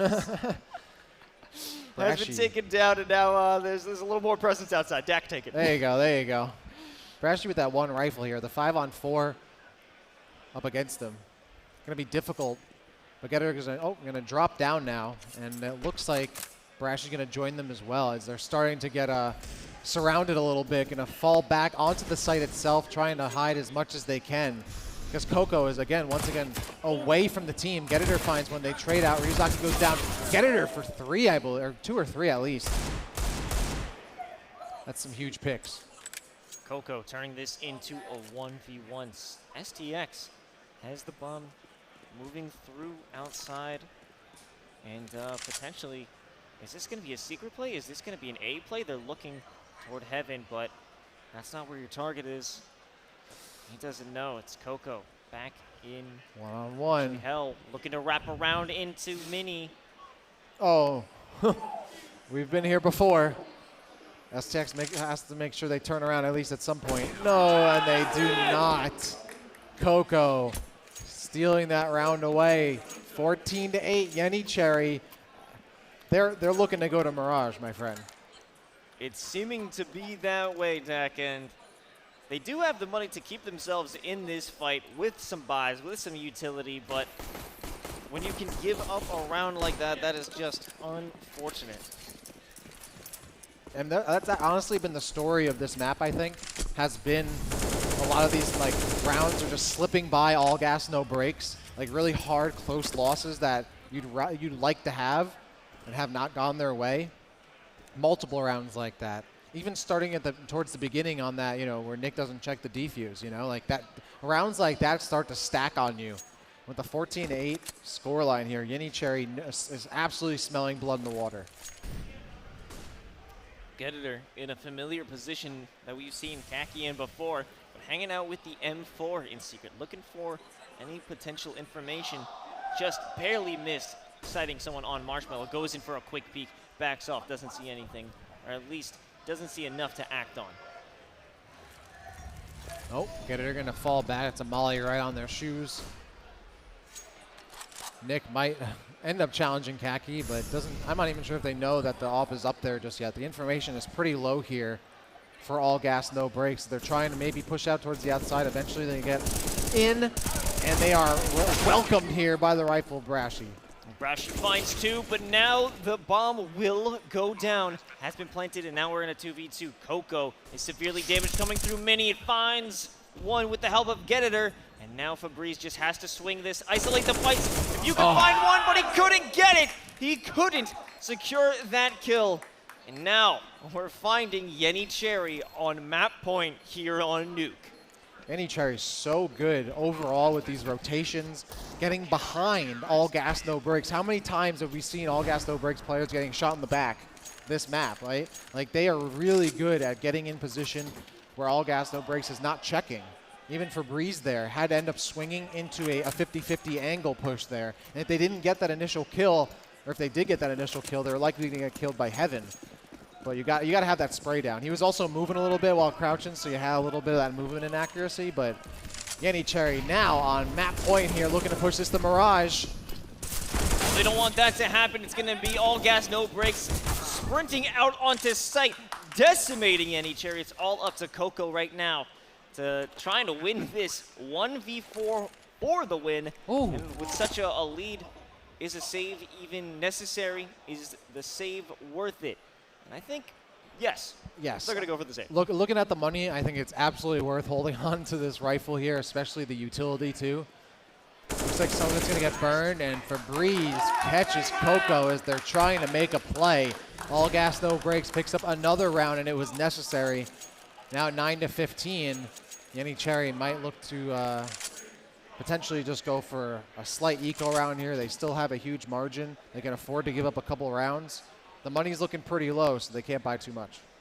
No, definitely not. If you overcommit to purchases on this eco round, you're going to find yourself stuck again in low money scenarios. But I mean, you have room to work with. All gas, no brakes needs to secure 6 rounds in a row. Not out of their realm of possibilities, of course, but Definitely still not. a very hard thing to do if they even want to secure overtime. Yeah, they've done it on this map. They've done it on previous maps, getting really long win streaks here. But we've seen Yenicherry's half-buy is still pretty potent. You know, they can get it done with just a rifle and like FAMAS or whatever, you know. Like, they're able to get done a lot of work with very little. And all they need is a single kill here to pick up a third rifle or a second rifle and a third main gun. So in that way, Yenicherry doesn't have to do too much to actually win this round. Some aggression, Kaki hanging out in this corner. Oh, through the smoke, it's going to be Ryuzaki taking out Gettitor, who has been such a pain in the side of all gas, no brakes. But if they actually decide to commit on this, going to open the door, but no one's there. Swinging out, STX expected something like this. Ryuzaki and STX are holding it down. They are not going to be pushed. Whew. All gas, no brakes will push this to an additional round here, 15-10. And they're starting to feel it. They're starting to get that momentum going, and that's when they are at their scariest. And now Yenicherry is forced to Eco here. They have no other option. They can't even half buy here. So this should be an all gas, no brakes round win.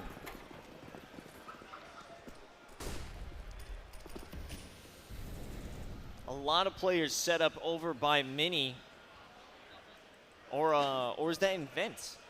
Oh no, Mini and or Vents. Hard to see with that General X-ray. area. Yeah. Okay, there we go. Mini. There we go. Thank you. Swinging back out. It's going to be Gertz who gets that first pick, but Nick 1-2 before they go down. So at the 3-on-3, I mean, so far so good for Yenicherry. They're doing a lot of economic damage, taking out 2 rifles. If they can pick one up, that completely changes the game. Well, here's our lurker, Ryuzaki, about to find Coco, unless the timing just isn't right. Now they can move through Secret, and they might have a good timing, might have a good strategy against the players who are moving through Secret. Yes, Get-It-Er gets taken down. Ryuzaki has cut off all the escape angles here, and Bresci can't clear him out. It's all up to Coco with a USP and a Dream, but most likely they're going to be stuck here. They might even be hunted down. Overall, a really solid play by All Gas, No Brakes. Not only getting the bomb down, but cutting off half the map outside. So you can't just immediately swing into Mini and try to put pressure on there. Ryuzaki in a perfect position to stop that from happening.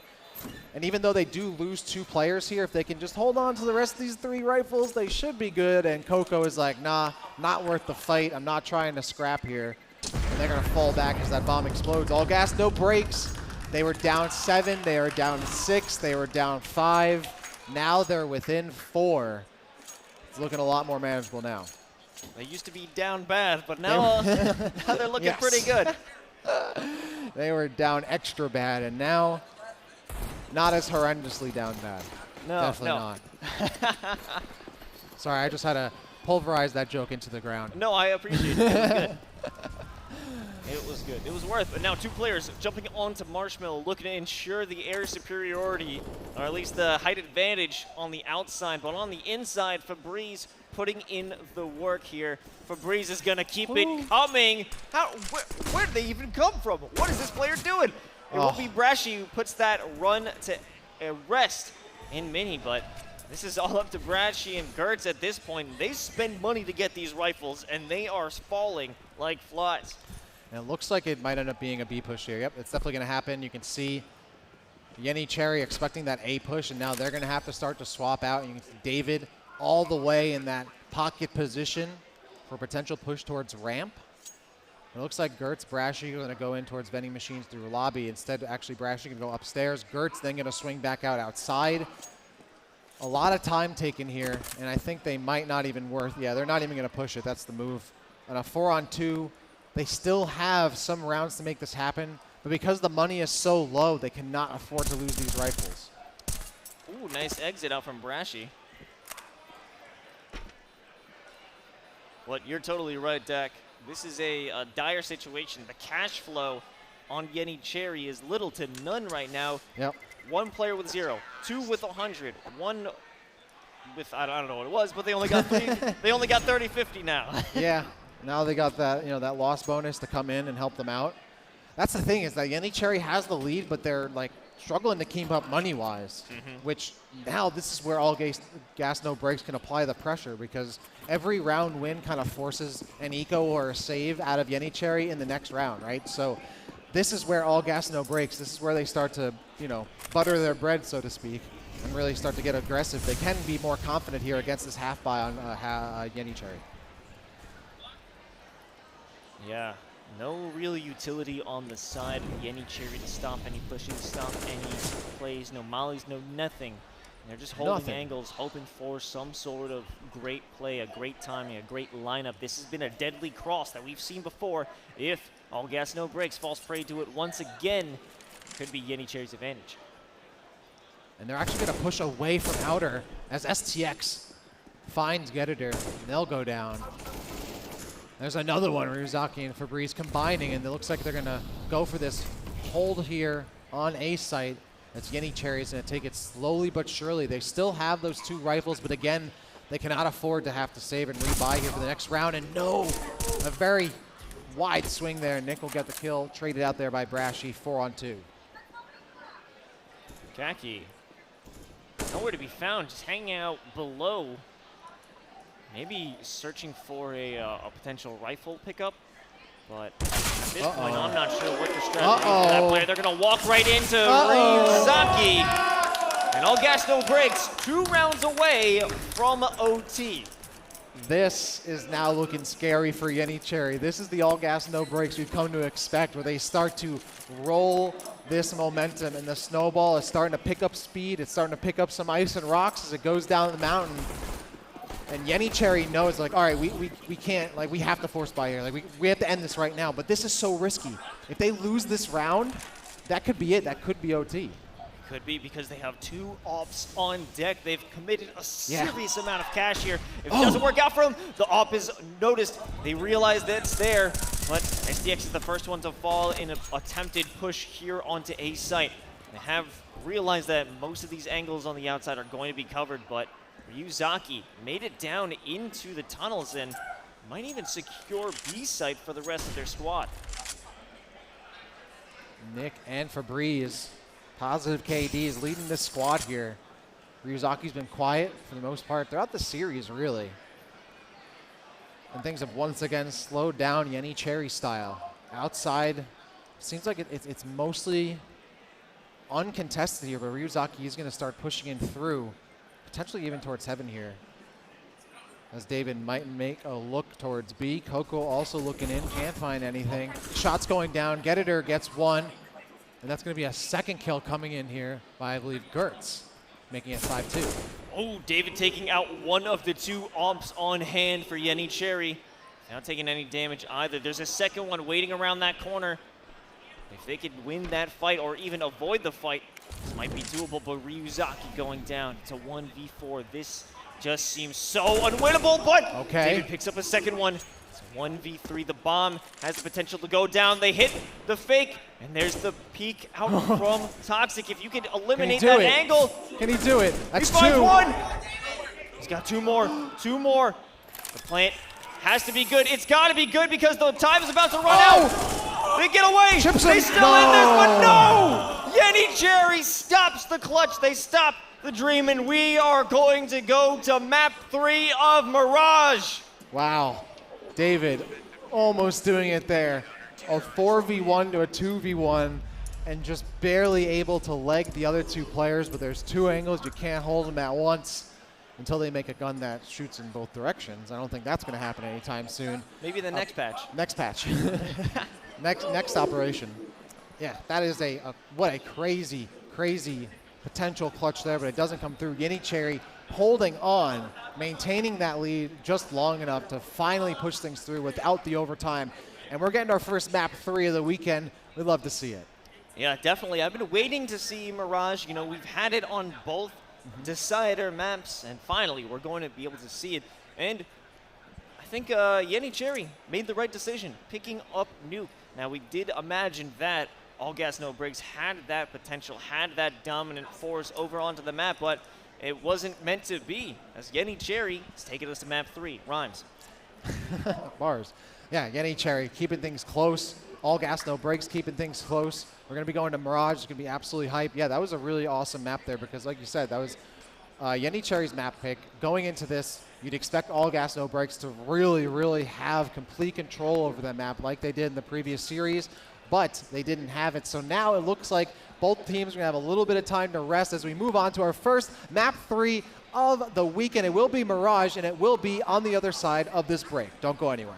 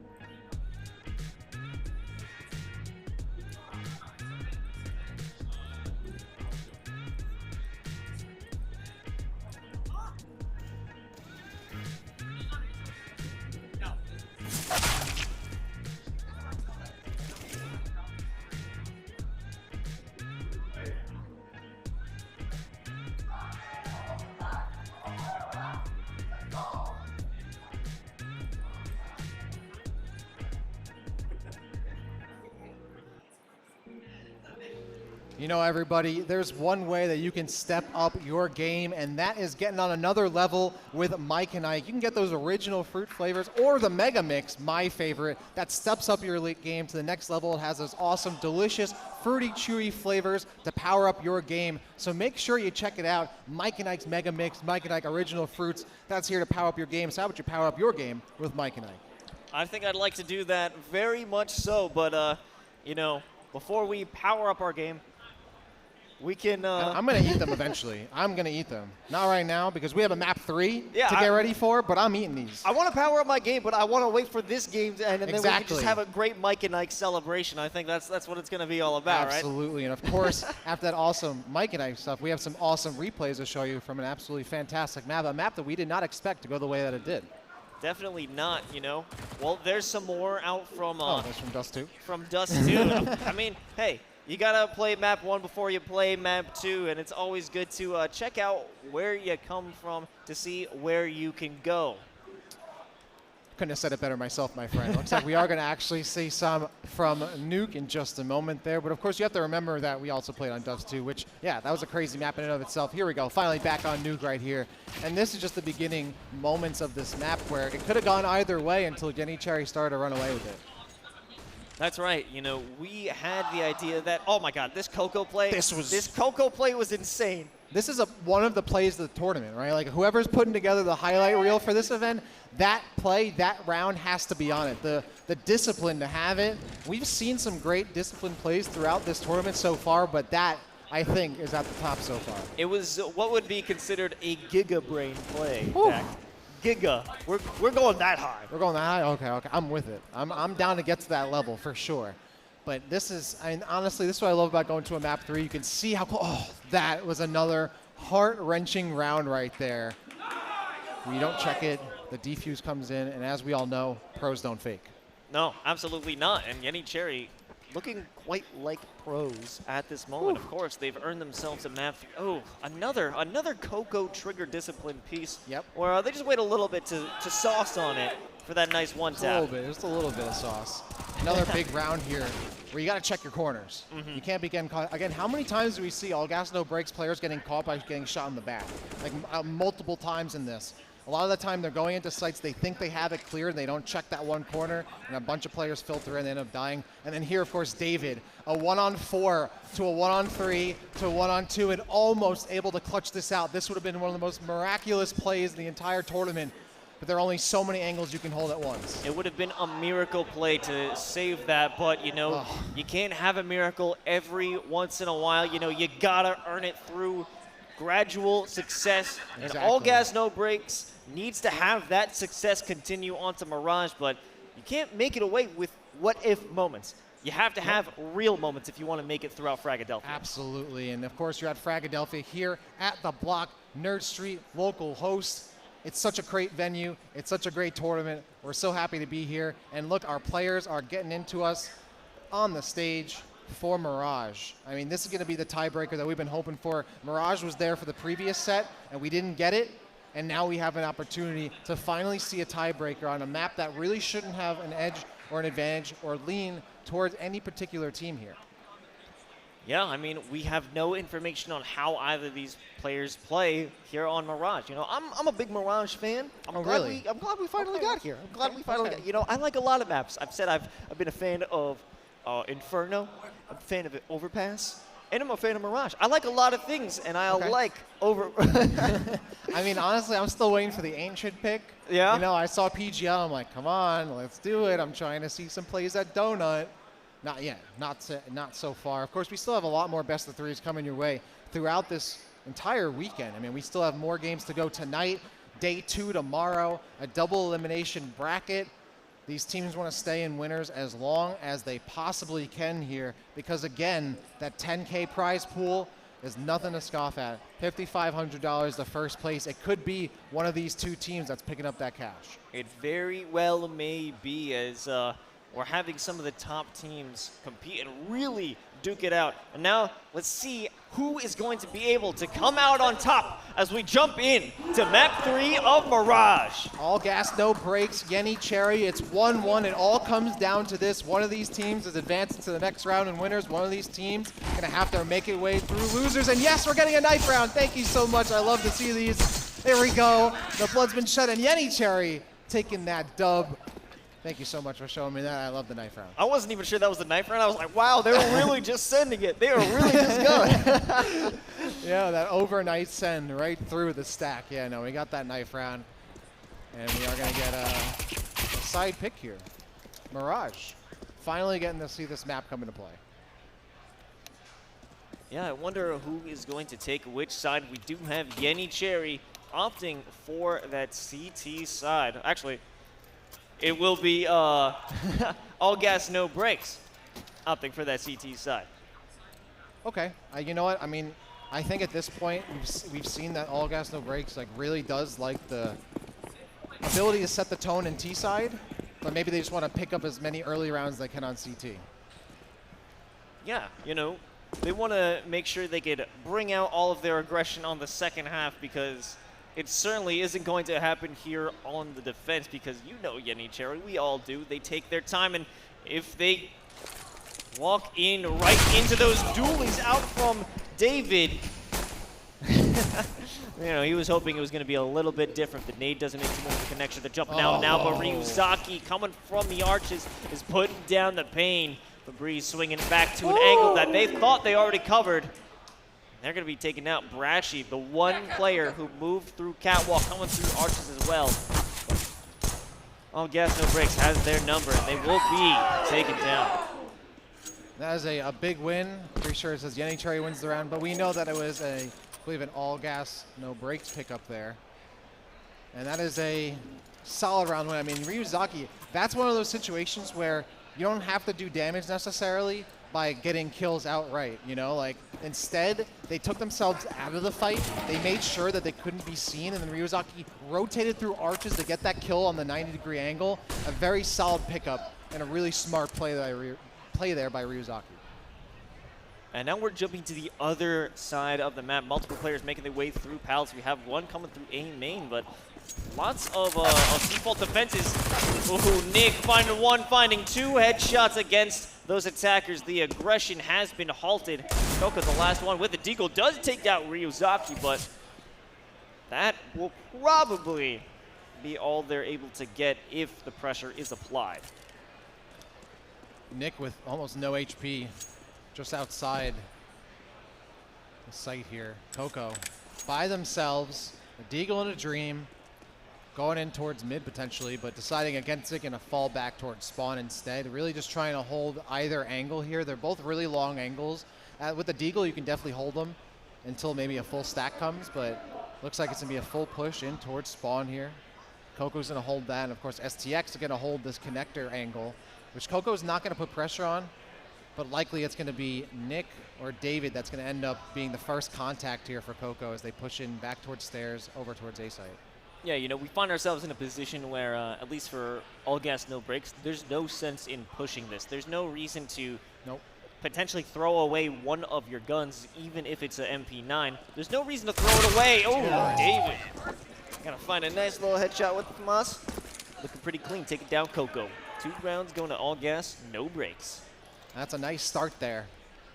Having those 2 rounds, likely going to be able to convert this to a third. It's usually how these games have gone so far. All gas, no brakes. Really solid. They've had a wingman with them, every player, making sure they're not forcing 1v1s. Like you said, not forcing into a situation where Coco can take one-on-ones with the Deagle, etc. Very smart play so far by All gas, no brakes. But a mid-play Barashi almost dropping Febreze out on Cat, but it won't work out. Kaki still here, looking for that trade, but it will not be given. Taking that advantage, taking that initial frag. Actually, David still holding it down. What a smoke kill from mid-window. Yeah. They're still going to play their lives on that. Yeah, it looks like Gertz was trying to put some pressure from lower into window there. Gets caught out. The smoke took away their line of sight, and the FAMAS took away their life. It's a 5-on-3 situation here. All gas, no brakes. Looking to try to remove these rifles out of the hands of Yenicherry and look for a third round now. And you can see Yenicherry mostly split up from one another. I mean, Coco and Geditor are going to swap bomb there. And now they're going to start to split up. No hunt coming out from All gas, no brakes. Again, very patient, letting the fight come to them. It's all about who is able to get that angle first. Ryuzaki adjusting the position to wait for the swing.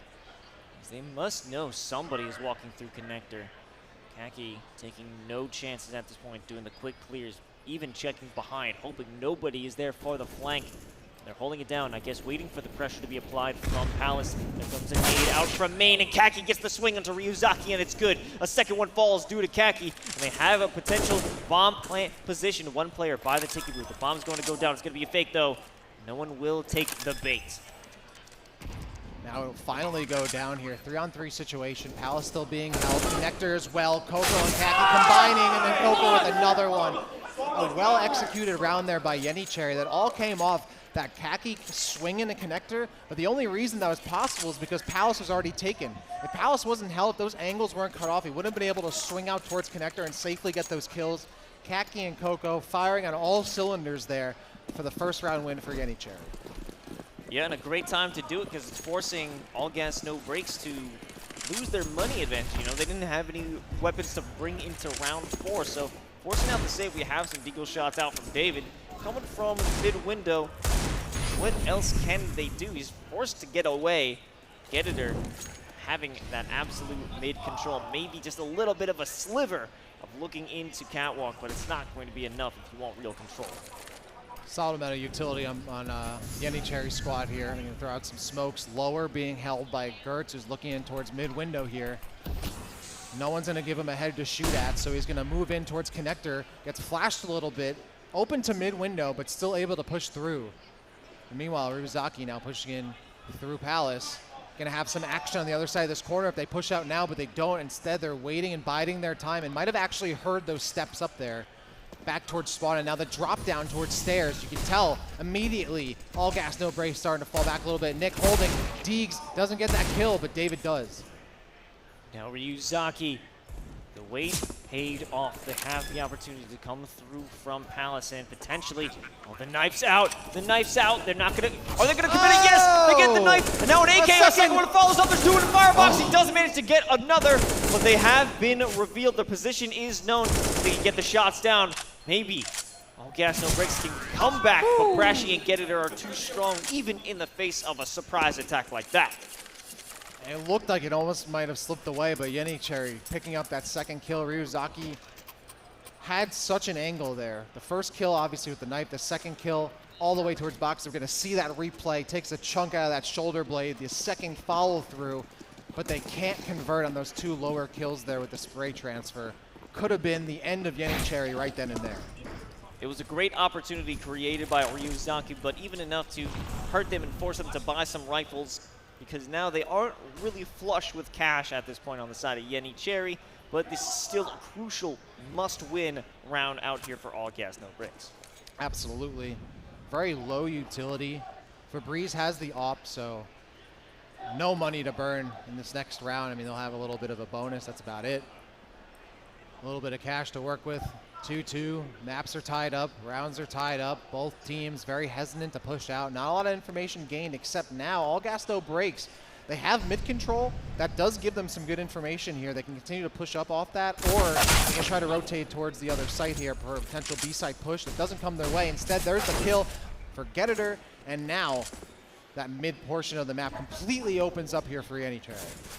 Oh no, Fabrice misses the shot, and he will lose the up. It's all up to STX, the lone survivor here on B site with the MP5, hoping to try and keep themselves in the game. They aren't allowed to live much longer as the bomb's going down, and it's all up to David and Nick.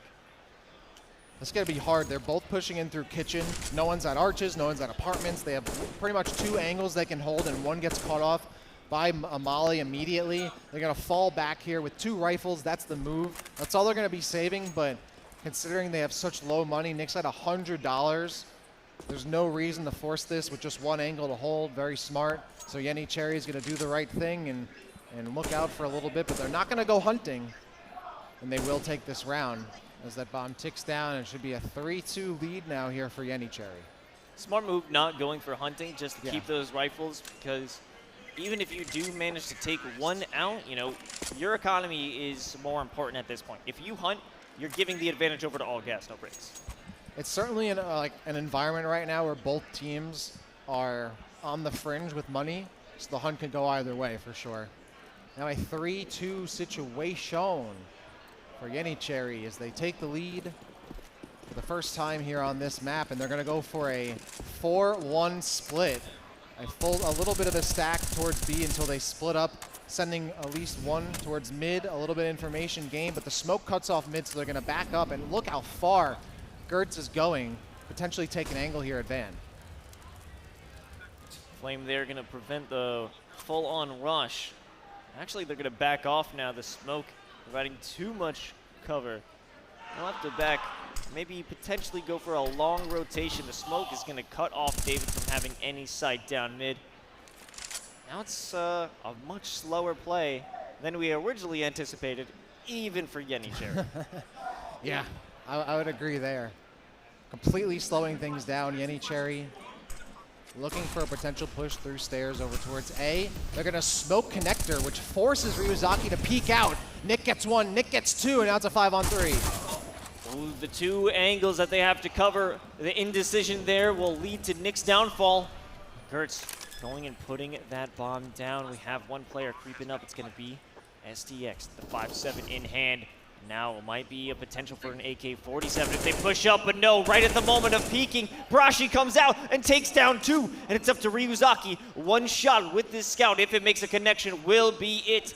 Brashi has a world of hurt, a world on his shoulders, but they get the win. Yenicherry holds their lead.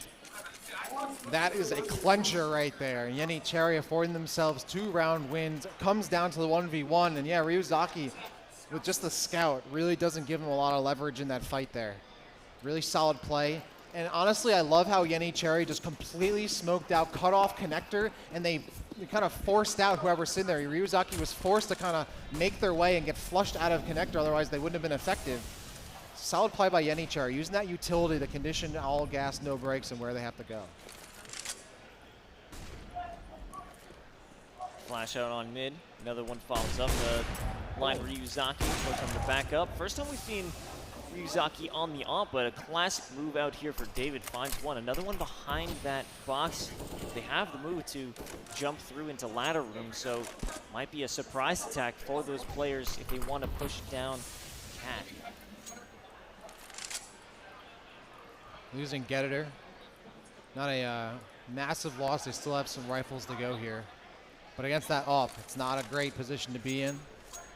Still things slowed down. Most of Yenicherry is actually kind of separated now. Only the bomb swap for Kaki and Coco before they meet up, and it looks like they're going to try to rendezvous here with Gertz over up in apartments. And that could be pressure heading over towards STX. I mean, Fabrice will be able to rotate immediately, but it's a potential 3-on-2 that could even the odds here. And then with the 4th player, Brashi, to join the fray from mid, this might actually work. And here comes the execute. The shots aren't good, but Fabrice is here to pick up the pieces, almost taking down the 2nd player to jump out, but Kaki is going to play and stay alive. The op shot is going to miss, and Kaki stays alive, and it's all up to Nick to clutch out a 1v3. There is Kaki, who's very low at this point, but it is such a tall task for them to try and climb out of the hole here on round 7, but 1 is going to go down, maybe even a 2nd, but no, Brashi is still good. And that went exactly, how we were expecting, right? You had that stack towards B site before all gas, no brakes. Defense could entirely rotate over. Meanwhile, that Arch's position held down by Brashy. Gertz leading the way through apartments, perfectly well executed. And even though Nick had an opportunity to potentially bring it back, the spray just wasn't there. It was a really hard hill to climb. And now it's a 5-2 advantage here for Yenicherry, who are starting to run away with it. And look at that loss bonus that's starting to build up here for all gas, no brakes. And so it seems, this is one of those similar score lines we've seen, 2 and 5. I mean, this is a potential launch pad that we've seen all gas, no brakes on, but I mean, the equipment's not there. The guns aren't there. This is still a very difficult time that they find themselves in. And a big commitment last round. What was it, 2 ops? Yeah, it was at least 1. I don't know if it was 2, but it was at least 1 for sure. Now 5 rifles here for Yenicherry. All gas, no brakes, gonna go on the eco. Not even a half buy. I don't think we've seen all gas, no brakes half buy at all, just not their MO. Yenicherry is the team that's willing to do that. But no stack, right? They're still playing a mostly default position despite playing on an eco with just mostly pistols here, which I think is definitely indicative of just like that confidence they have as a team. And they can pick up that 1 rifle. We've seen it completely change the tide of this fight. But I do like that they're mostly situated on mid. That's where they can really hold the most angles and still cover each other without having to overcommit towards Palace or apartments. Overall, they're holding it pretty well, but here comes some flashes out mid. Molly cutting off holding connector low. Ryuzaki taking a bit of burns there. And they have to back off with that Deeg. Just looking for any sort of opportunity to come out on top. Brashy, though, it's a dangerous angle to be playing up here, at least if you're on the side of all gas, no brakes. Smoke going to dissipate out on mid. Now David will be exposed, or at least he has the information to see that nobody is there on mid. They're all pushing through A main, except for Brashy, who's going to make that turn. No! Gertz is going to spot out Nick. The spot will not work out. The little cheeky angle with the SMG is sniffed out. And while all these players on the side of all gas, no brakes fall, David does manage to squeak out a kill onto Gertz.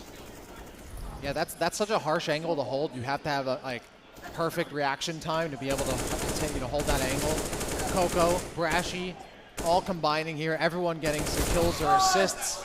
And Yenicherry making it look easy. That said, though, they lost a bunch of players, so they're going to have to rebuy just a little bit. The money, that said, is looking pretty clean. I mean, Brashy had almost 10K there. Coco and Kaki almost had 10K as well before these rebuys, so they can afford to lose those rifles and rebuy here.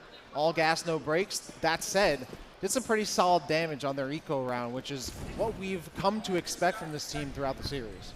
Yeah, taking them down to 2 players is quite solid when you're just working with Eagles at this point, but now we have finally an aggressive push coming out from Yenicherry. They're flooding out of the apartments, but no one is there to greet them. We have STX hanging out on a nice little shot from Arches along with Fabrice, and Fabrice continuously through the smoke is going to cut down their numbers. He has a boost on top of the block, so they aren't expecting it. They aren't shooting in that spammable location. The bomb has been planted, but wow. All gas, no brakes. They're going to plant their foot down and say no.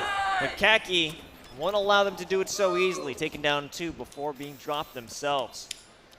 Yeah, Yenicherry was definitely expecting a more default hold by all gas, no brakes, but it just so happens that all gas, no brakes already had a bunch of their players more so rotated towards that site. They immediately had shots they could fire on. It wasn't a situation like a previous few rounds where they had to take a couple seconds to get like 3 players to rotate over from the other side towards A, or from A towards B.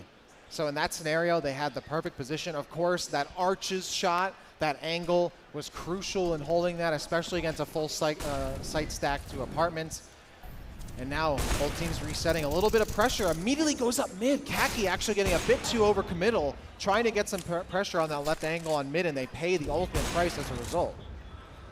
Fabrice there to pick up the pieces when David misses the off shot. 1 goes down, but another follows on the opposite side, and it's still an equalizer. 4v4 here on round 10. And they are able to keep the op in hand, which is a crucial tool if they want to hold on to their positions here. That mid-window trade-out does really help out, because now Yenicherry can push all the way up mid. They still have no idea where the rest of the CTs are, but they can start to coalesce towards B and again force this 4v2. where, as we saw earlier, All Gas No Brakes is not in the position to fully rotate over. They still have a bunch of members on A. It's going to be a 4-on-1 on B until someone joins them as SDX goes down. SDX falls, and that will be the site. A flash goes right into Mark, but it's not going to matter because there's pressure from another angle. It will be Nick. Bring them down to 3. However, they will not commit to this play. Leave to save another day. This is what we saw in the previous map, right? Where All Gas No Brake can kind of keep up. They're setting a pace a little bit. But now we're in a position where Yenicherry can trade rounds. They have such a lead where, okay, we'll take a round, you take a round, we'll take a round. They'll win that war of attrition over time, even with just a 3-round going into a 4-round lead. So while this isn't completely out of the realm of possibility, of course, for All Gas No Brakes to bring this back, from what we've seen previously in the series, Yenicherry is really solid at working with the lead. Their half buys are really effective, so they can maintain that eco and not necessarily give away eco rounds to All Gas No Brakes. They try not to, right? Or All Gas No Brakes has no problem going for the full eco round. Yenicherry tries to avoid giving a full eco round as much as they can. They want the full buy or the half buy whenever possible.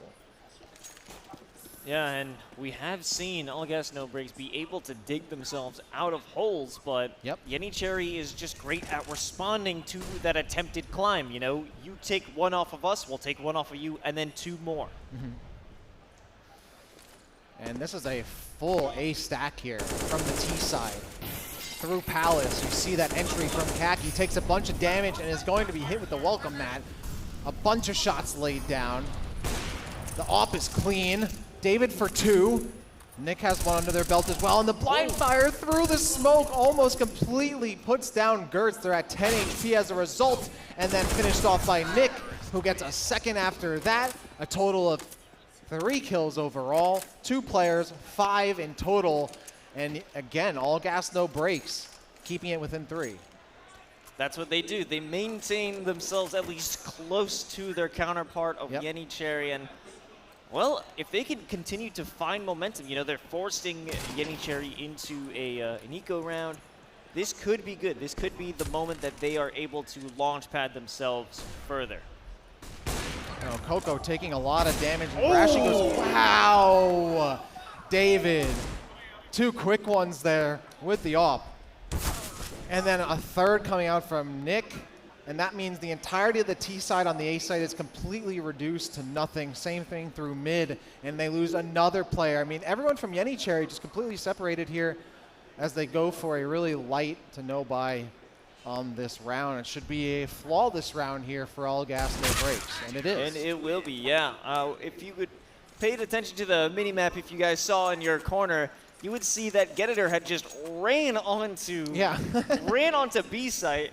Literally just a wild play, but they didn't last too long there. Sometimes that the 50-meter dash, you know, it could be worth it, but you make a lot of noise, and there's no baton to pass. Here we go. There's another 3-2 split, but it is going to favor Not Towards Apartments to mid. That's completely smoked and flashed out. Molly behind the boxes, and they're going to go for a huge connector push here, and Gettitor's not going to survive it. Kaki, though, will get revenge, and that's actually going to combine to the push on A site because they now have connector, Palace, site control, stairs control. It was a risky move, but it pays off. David trying to clear things out through the ticket booth, but STX walking through jungle. Manages to find Kaki, someone who's been causing a lot of trouble, a lot of ruckus this round, but you gotta make sure that nobody is in. Connector, the swing has been checked, but it's not gonna be good enough. Now they know that Brashy's there. Brashy's good for 2. Brashy might even be good for 3, but they're going up against the op, and with all those angles covered, it doesn't matter what type of gun you have, you are done.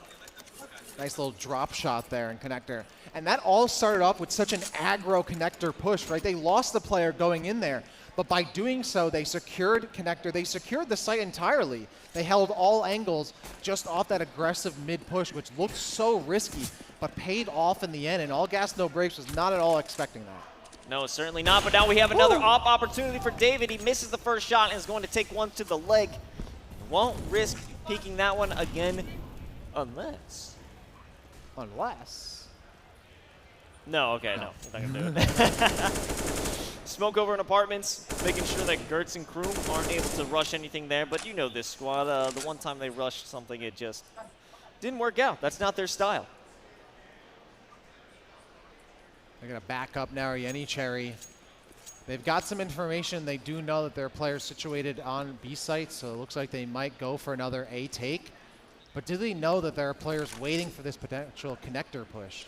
As I say that, though, Ryuzaki is now going to move over towards mid-window, which has been smoked out. And it's now a full spawn rotation here for the T side, as they're looking for another play on A. But do they know that Nick is holding this harsh angle? So far, I would say no. Nick holding it down there in Doesn't sandwich. flinch. And No, you gotta the get that. spray No! isn't good. Oh no, that is tragic. The opportunity was there, but the spray, just the shots don't make it. And now it's all alone by the ticket booth. Actually, finally going to have some backup. But the Kobe, the nade right into the ticket booth is gonna stop that. It's STX all alone in a 1v3 that probably won't be, or actually maybe have a potential retake here. They're looking to make it happen. If you can take down that up in Palace, it is doable, but it is not doable because Kaki spotted them first.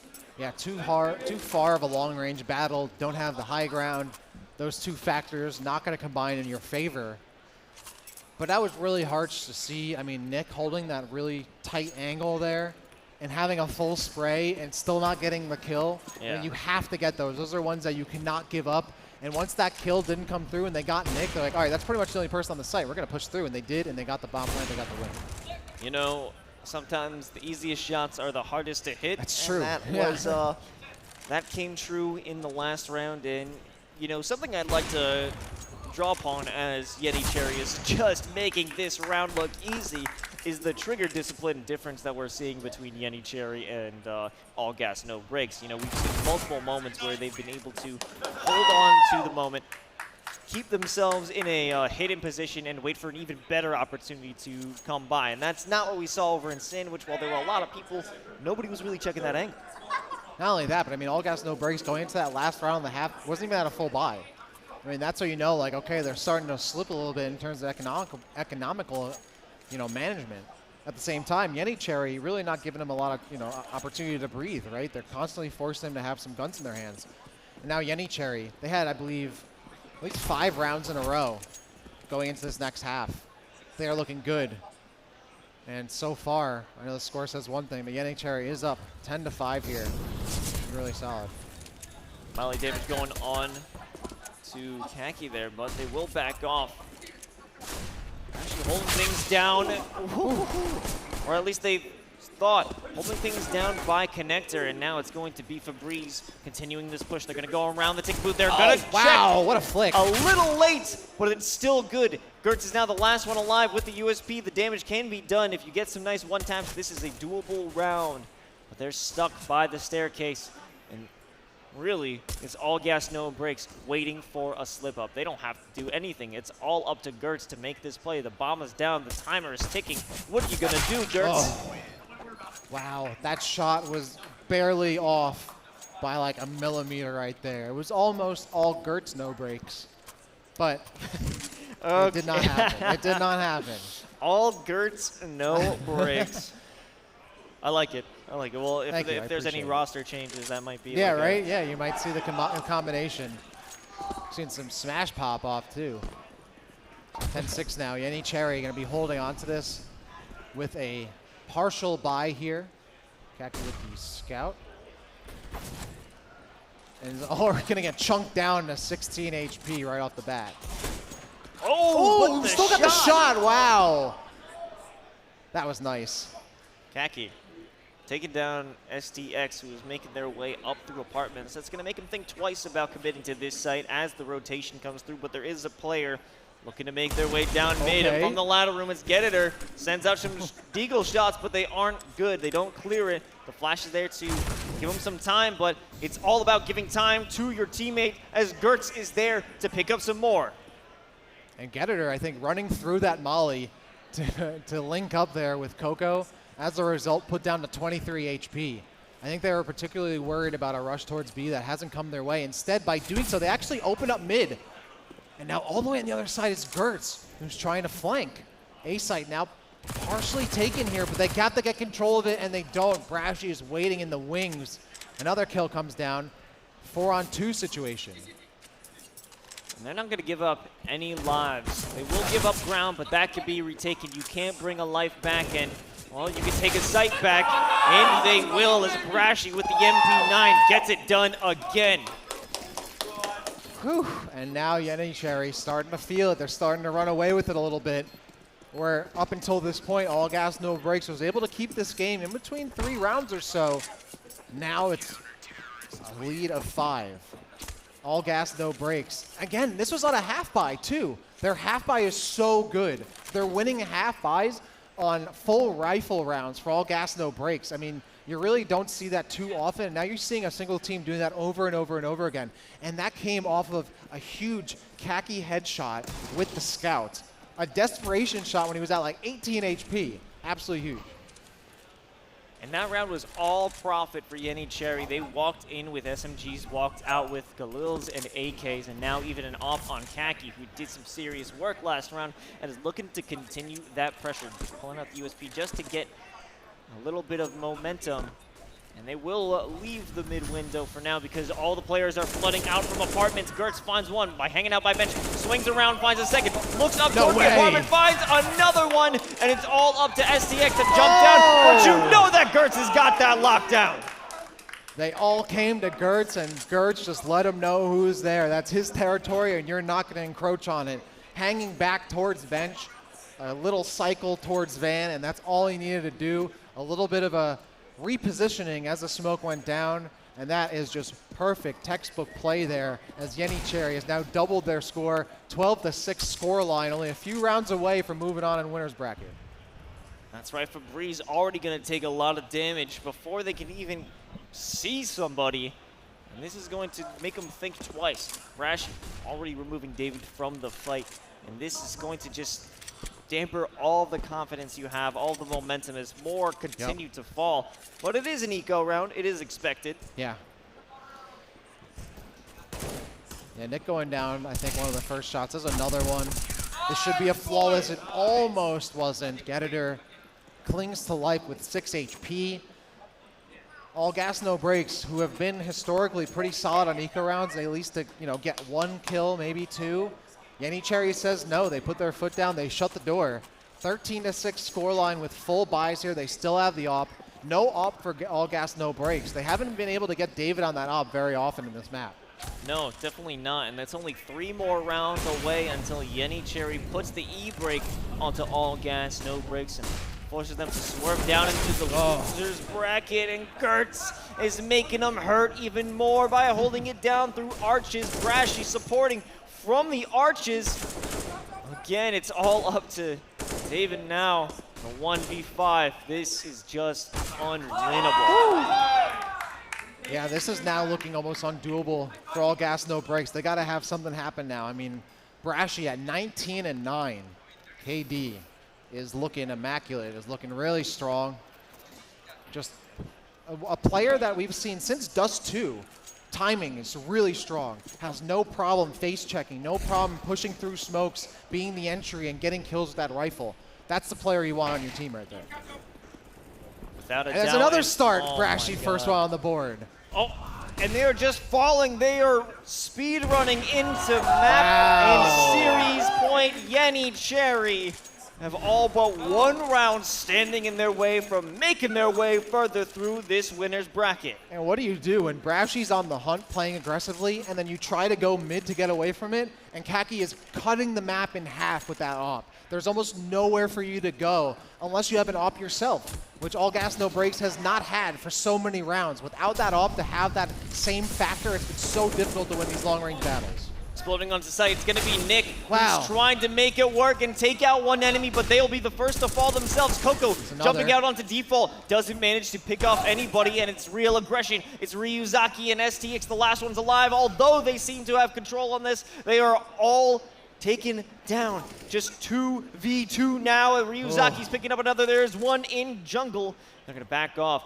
Khaki holding on to their back, holding on to their lives. They're looking toward mid. I don't think they would expect somebody to push through jungle and get their back, but actually preserving their livelihood. They're going to jump down, but now a shot has been taken against Ryuzaki. It's Brashy back from sight, sending it a nade, hurting them even more. 38 HP, 2 players to take down, and a minute left to do it. They have the bomb, and they're going to take it over to B. What a cross angle there by both Brashy and Khaki holding that. There's no way you're going to push on A and puncture that site. And the bomb is going to go down. STX is 38 HP, just the AK, $700 to their name if they can spend that for the next round. And now we're going to have the push towards Arches. Are they going to see it's being held in kitchen? He's going to back off. And that flash is going to ensure that they won't have a good angle. And no! It's going to be Brashy. It's going to be Yeti Cherry moving on throughout the winner's bracket. They have taken down All Gas, No Brakes. And they're showing that they are here to play. And sometimes you're not going to be able to get your shopping done there in grocery, right? Like, there is just too much to hold Yeti Cherry against a team that looked so dominant on stage last time. All Gas, No Brakes with a solid showing, but it's Yeti Cherry who just ran away with it on that third map. You could feel the energy, you could feel the ecstatic, the electricity in the air from their play, and they forced it to a map 3 after such a close nuke map. They looked so good on Mirage. It was great to see them make it to that map 3 and continue through winner's bracket. You know, they had steadily built up their own momentum, their own skills, their own set pieces. You wouldn't have expected them to have such a big comeback after what we saw on Dust 2. And it was that situation where All Gas, No Brakes was forcing Yeti Cherry to play how they want them to. Yep. But as the series had progressed, it was the total opposite. Absolutely. I mean, All Gas, No Brakes, a team that was doing so well in like their eco rounds, so good in the clutch positions. They went up against a team that didn't let them play their game, right? All Gas, No Brakes, they were the ones conditioning. They were the ones who set the pace. Yeti Cherry, they took over that role. And on all 3 maps, really looking solid. I mean, Brashy in particular, you know, the face checking through smokes, really solid, you know, play there. Khaki, their sniper, not even just the with the scout too. And it's almost as if it's the same weapon in his hands, right? Like, that is just how effective they were, regardless of the rifle, regardless of the sniper rifle, whether it was a scout, whether it was the op, it didn't matter. And they will be moving on to the next round of winner's bracket. Definitely a valiant effort by All Gas, No Brakes, though. You know, they're still continuing their run in the lower bracket, and if we're talking about losers runs, I would imagine if they were able to make their way throughout that bracket, it wouldn't be impossible to have them show up later in this series and maybe even the grand finals. But a great job, really, by Yeti Cherry, who set the tone quite early. But Ryuzaki with a nice cheeky little knife, always going to be appreciated. That could have been such a great conversion if they were able to hold on to it. And this clutch position that we would have expected normally under normal circumstances that All Gas, No Brakes would pull off, it was going to Yeti Cherry. Yeah, there were a lot of rounds in this series that were so close.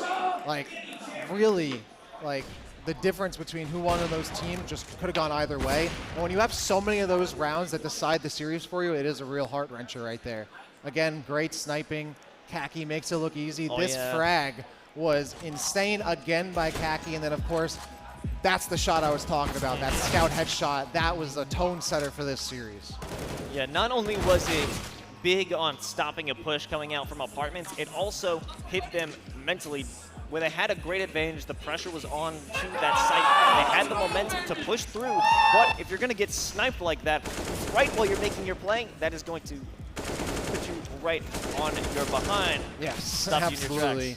And Yeti Cherry, again, I mean, the kings of the half buys, right? How many times they go in with a partial buy, maybe one rifle, just a scout, and they come out on top against a full rifle buy.